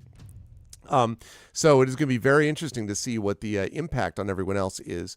But also, of course, the echo of what it was that Rowan gained from Fjarlin was useful as well. And it was useful to be able to see the tent with the bone knight in there in the first place. Who knew that you were just looking at it to be like, that's what it's going to look like right before I disintegrate it in combat. But anyway, how did you feel about today's session, Brennan? Where will the lovely folks find you next? Besides here next week. Mm-hmm. So this is a fun combat. Very grateful that we got from starting a combat to ending a combat in the same session this time. I really like that Fjarlin conversation. I always like those interactions. I think I like those interactions a great deal. So I'm very glad that not only did we get to have that, and I got to express like that other part of Rowan's feelings about being with the King Citadel, which is these people are so gracious that when the time comes, there's no decision that we can make that will not lead to large scale casualties, and they're probably going to do it anyway because it's the right thing to do. Yeah. And Fjarlin going, well, that's not why I told you to actually be willing to be their comrade. The goal is for y'all to not die. Here, have this. Yeah. It's actually kind of cool. Because I mean, Rowan is actually correct. Like, in any other situation, this is gradually becoming a worse job to continue pursuing. Mm-hmm. If this were a grift, we would have packed our bags a long time ago and said this is no longer worth it. But here we are going, oh, we just watched entire cities become decimated by their own citizens. Guess we have to keep going now. It's like, okay, cool. If the goal is therefore to continue doing the work, then we need to find a way to do the work as effectively as possible. Which is also kind of why Rowan went so immediately OP in this fight, because a lot of it was simply, I have no idea what this thing is, and it's probably going to do us a lot of damage, so let's just get rid of it. I hadn't even done the math in my brain that the average of 2 7th level disintegrates is probably like somewhere around 180 I was like, good gravy. damage. Plus the 2 counter spells, by the way. I forgot about that. I mean, like the counter spells, you're just like, nope, and also nope, you know. No, so here's the thing. Here's the thing that actually kind of will probably upset you all for quite some time. I've been sitting on Counterspell in my 3rd level spell list for several sessions and keep forgetting that it was there. I recently on my on when I got 14th level, I recently re-added Dispel Magic as well, which I had gotten rid of because I thought I would not have as many opportunities to use that, and I didn't even use it. So yes, That's amazing. Impressive. so if the next time if something happens, please remind me that I have Counterspell and Dispel Magic, because I keep forgetting how reactions work. So yeah, that was fun. I guess that means we take this sigil with us and decide whether we're just going to destroy it and not think about it anymore, or whether our handler is literally going to tell us, hey, maybe you should actually go into the Mournland and get the things. Like, no, that's not going to help us. Illyrian does not need a symbiont. We don't need to turn Illyrian into Venom or whatever that's. I mean, I do need one, but not that badly. Let's be honest about that. Yeah, we're fine. Mhm. So yeah, that was fun. Please spare us from combat for at least a session. It's Christmas. It's Christmas time. We just get a long downtime until January, please. Our Christmas episode is next week. Well, yeah, exactly. That's what he's saying. Yeah, he's saying. It's like let's now. not. Yeah, next week. Let's just chill, Right. and in January you could get in a fight. If we do get in the combat, I'm just going to be doing the simply having a wonderful Christmas. Like I'll just be doing music like that. Like. Oh Lord. But yes, hello everyone. I am Brandon O'Brien. I am a poet, writer, and game designer from Trinidad and Tobago. You can find me almost everywhere on the internet at The Rising Tides. That's TITHES. Of note, as previously noted, we have another Eberron game next week. And since all of the bad guys are dead, we can just go back home and sleep. Sure. I mean, there's a nice camp. Yeah, there's no We're other in a nice time-sensitive camp. stuff you have to worry about. Certainly, We're in a nice I mean, camp right now. We can just swap some This stories camp by the has fire. no food. No, these people don't eat. Everything in this camp was undead. We are not staying here. We're going where meat is cooked. And it smells like zombie. I mean, like cooked zombie. I neither eat nor have a sense of smell. What's your point? They gave us Anyway. stew. Y'all didn't eat this stew, right? I drank the ale because I'm pretty sure zombies can't even screw up ale. It wasn't bad. I mean, stunningly, they didn't poison you, which I kind of would have expected. The ale had worms in it or something like that. That's how it was fermented. Oh. So yes, next week the one other session of Eberron, and then the new year is going to be fun, in part because we are gearing up sometime to have our finale session of Eberron take place in August in Seattle Worldcon, which I'm very excited for, because I'm going to be in Port Laureate to Seattle Worldcon. So if you haven't decided whether you're going to be in Seattle in August, you should do that. I think it's going to be fun. Other things happening online as it was last year, so it will be this year as well. Sometime in January, I will have my recap stream for the 2024 75th Kohaku Utagasen, which I'm particularly excited about because one of my favorite a rap artist who I didn't think was gonna do Kohaku this year is doing Kohaku. The guy who wrote the opening theme song for the anime Dan Da Dan is about to have his debut in Kohaku, and I'm very excited about it because rap doesn't actually participate in this concert very often, so it's going to be a lot of fun. So sometime in January, if you see me put up a notification on Blue Sky saying this VOD will no longer exist, you can hang out with me for 4 hours where we listen to J-pop, because it's going to be fun. So yeah, that's it. Good stuff, Brandon. As always, a pleasure. Jen, of course, you can find Jennifer Brozek at all the things. I hope that Jen's reading went very well. I'm sure that it did. And Jen was playing Nisiana until Marie took over for Nisiana towards the second portion of this. But you should support Jen in all the various things and endeavors.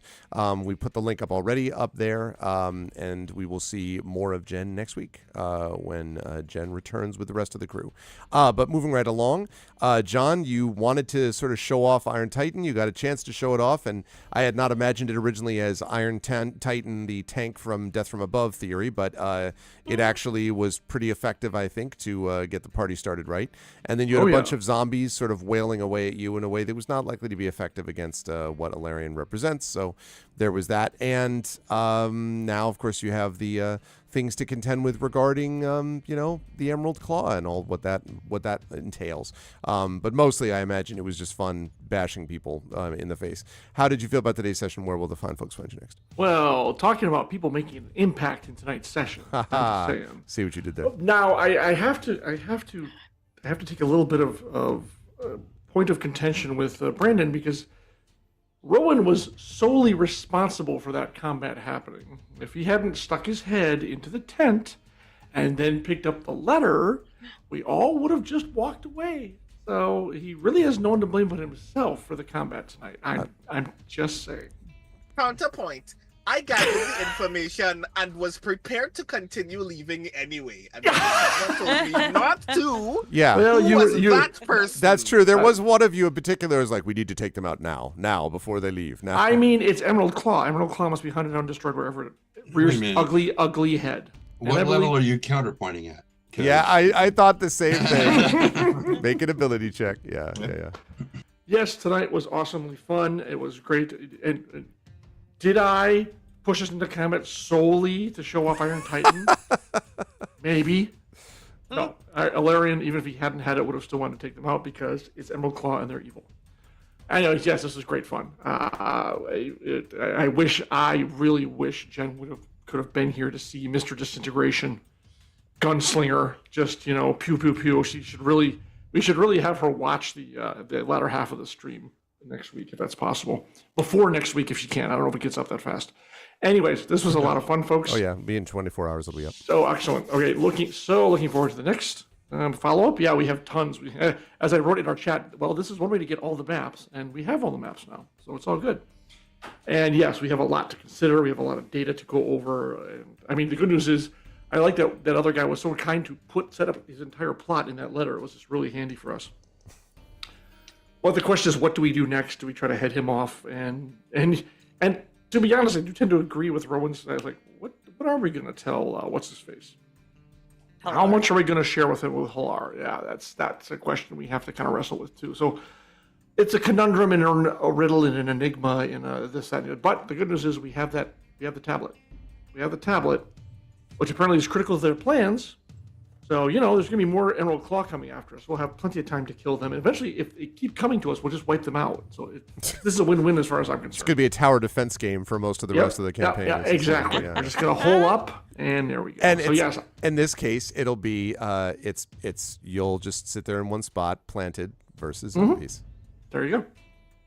I see what you did there. Thank you. I see what you did there. You. My shirt is over there. I can't. Such a great game. That original was such a great game. Yeah. I will be here next week, folks, and then my year end. Well, I'm supposed to relax because my company is closed between Christmas and New Year's, but that never happens.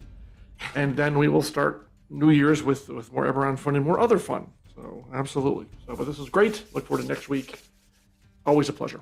Good stuff. Thanks, John, as always. And Marie, Maramé, obviously, again, hugely effective. I loved the holy weapon, and obviously so did you, so much so that you decided to try it again. You're like, the second verse, same as the first. So holy weapon was very effective. And you had this situation where the mind link was useful, the invisibility was useful. There's a lot of stuff there that was both of the information gathering variety, but also of the very destructive in combat variety. And so you got a lot of people getting to act like badasses at level 14, which is what you folks all are. So there was that.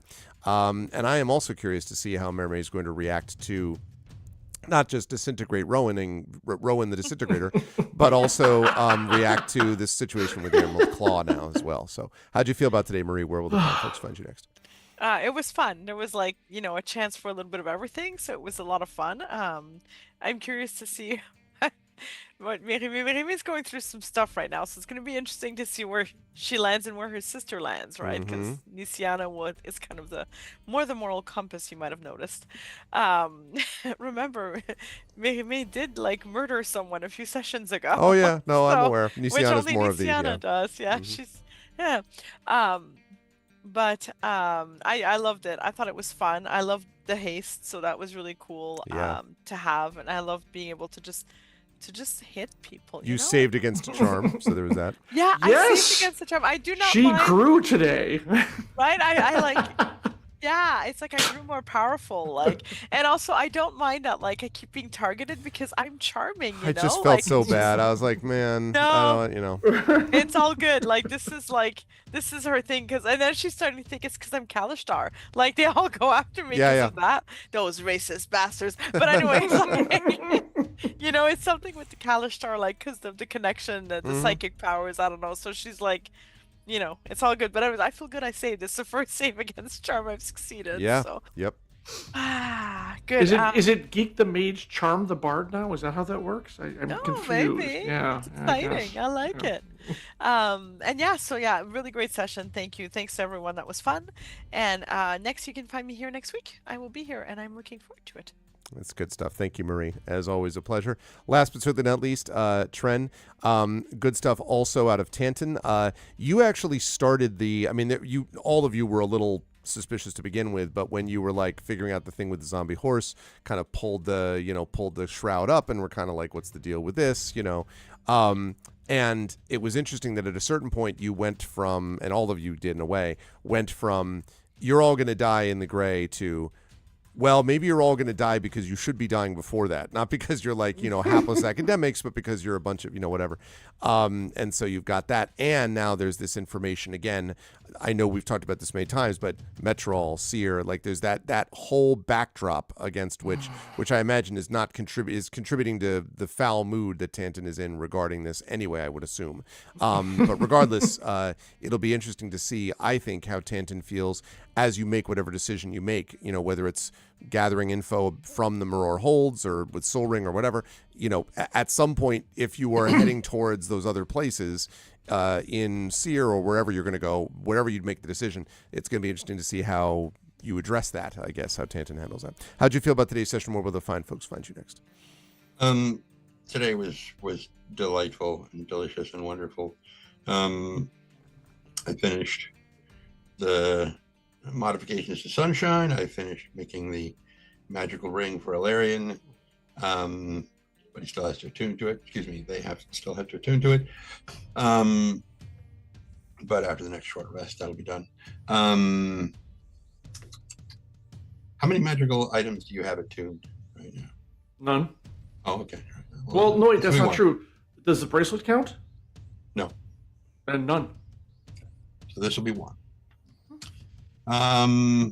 Yeah, it went better than I thought it was going to. But yeah, it was delightful. I was very pleased with it. I wasn't sure if there were points where I was like, I don't want to eat anything these people have made. Mm-hmm. I was just, I don't trust these people. And if they've got crates worth of zombies and stuff, I mean, those things, they have to stink. We should have smelled that from a long ways off. Anyway, they're inwardly scented pine crates, Oh, those. They're aromatic zombies. It's a new strain. Right. Well, you don't have a sense of smell anyway. Yeah, I used No. to. Yes. They exactly. put mothballs with them, like. Oh, it's just- no. You know how hard it is to harvest those things? You got to get the little legs of. Anyway, so where will people see me next? Here on Saturday. Yeah. Yeah. It's going to be good times. And didn't also, say that. well, and good inspiration that you used as well today, as we had some inspirations. Oh, yes. Thank so you that was so helpful. much. Yep. Good stuff today, Tren, and good stuff from the entire Infinity and Beyond crew this evening. Chat, can we get some love for the amazing INB crew, who we will see back here in 1 week precisely? Thank you to Tren Sparks. Thank you to Marie Bilodeau. Thank you to John Helfers. Thank you to Jennifer Brozek. Thank you to Brandon O'Brien.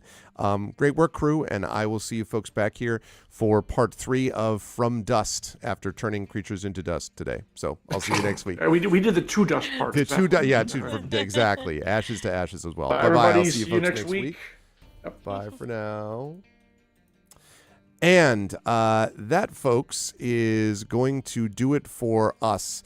I also enjoyed that because obviously if they face rolled absolutely every combat that they get into, that would, be an issue with balance over time, but they're not going to face roll everything.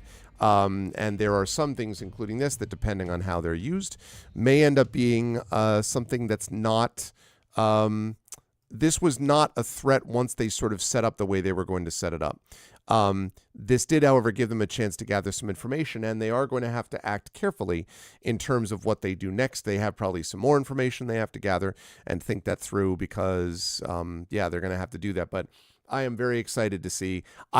Also, some of the combat maneuvers, like Rowan with just the pew pew, I was like, damn, that not messing around at all. So that is going to be that's going to be interesting, and there's going to be some intense things happening with the entire crew in terms of with the King's Citadel as they figure out what they want to do relating to the Maror Hold and all this stuff. So it's going to be intrigue and some stuff that you will not want to miss. But that is going to do it for me for this evening. And I would like to thank all of you lovely folks for being here.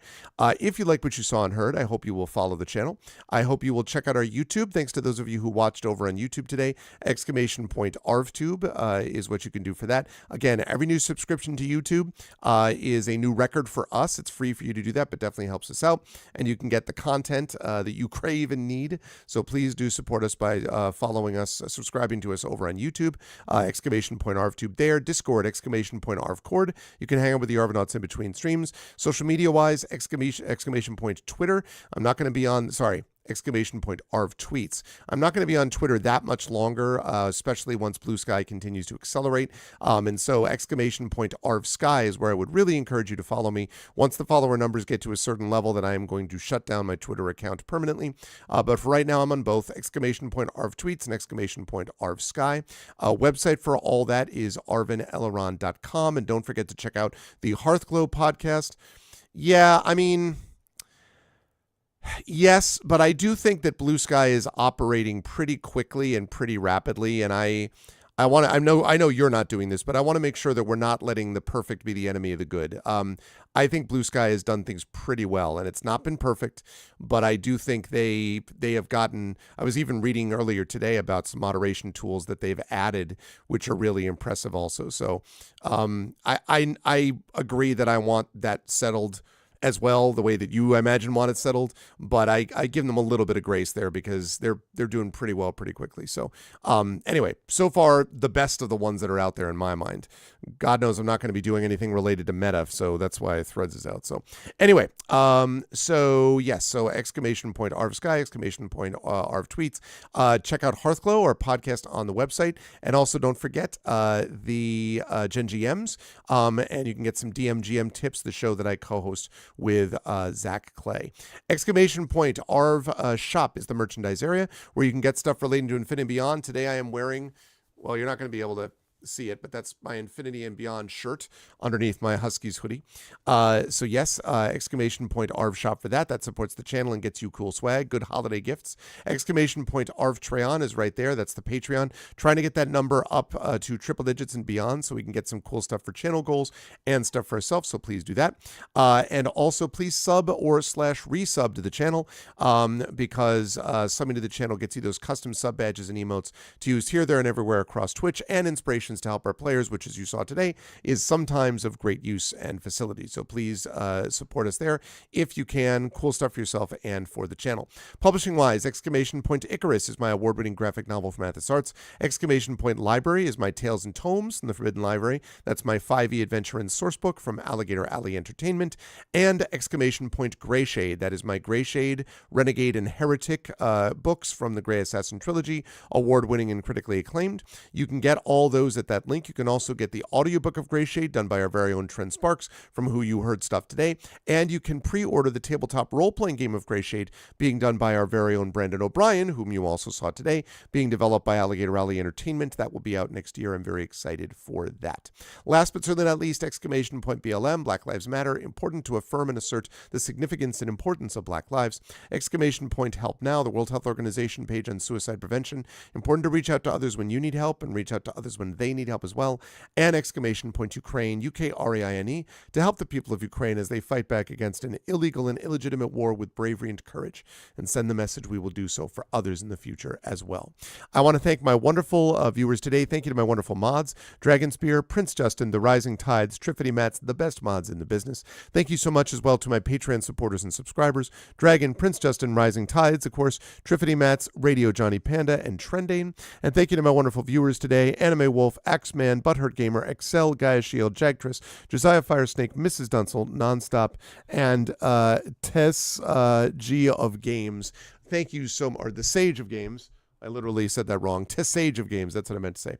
Thank you all so much for being here. I will see you folks back here on Tuesday for a very big stream. Tuesday will be first the Fighting Fantasy Gamebook illustration stream with Atari Tunes. Please note that'll be starting an hour late at 1 o'clock because I have a important writing meeting about something I can't talk about yet, but very excited about the prospects. So that's going to be happening from noon to 1. So I'll be on at 1 o'clock Eastern with Tari. Then at 4:15 p.m. Eastern, we have the second in a row of Ghosts of Saltmarsh by the Dice Roll. Have a couple of back-to-back sessions. It's pretty fun this month to have that. And then, of course, 9 p.m. Eastern, the amazing Our Vocalists with a Christmas Carol, our annual Christmas Carol reading from the Our Vocalists. That is going to feature our 4 regulars of Indy, Zach Clay, Rem Alternus, and KP, and our 2 of our alums at least, which is going to be Russ and Rob. We may hopefully get the other 2 alums as well. We might get Tren and also Little Red Dot, but that is not confirmed yet, but I know for sure that we'll have at least 6. So you'll definitely want to stop by for the Our Vocalist, because that is always a good time, and Christmas Carol is great. And then I get to watch it again with my kids in it the next day. It's a Christmas Carol week. I'm just like, my cup runneth over. It's really amazing. So, but that's going to do it for me. Have a lovely rest of your Sunday, everybody, and I will catch you folks back here on Tuesday for all the awesomeness associated, as I have said before, associated with Fighting Fantasy Gamebooks, D&D, and of course A Christmas Carol and acting work.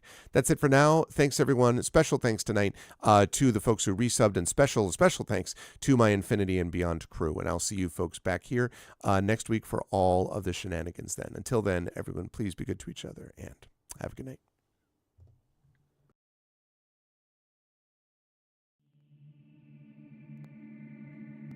Most folks in Eberron live their lives hoping to survive and protect the ones they care about the most. A few do that and more, trying to help those around them, even the ones they don't know. But only one group does all that when no one else can. The King's Citadel. The ones who do the job no one else can do. Valerian, the Shield. A star-forged Aegis whose strength lies in their shield, their armor, and their will to keep the Citadel and its mission safe, no matter what the cost. Merime, the Sword.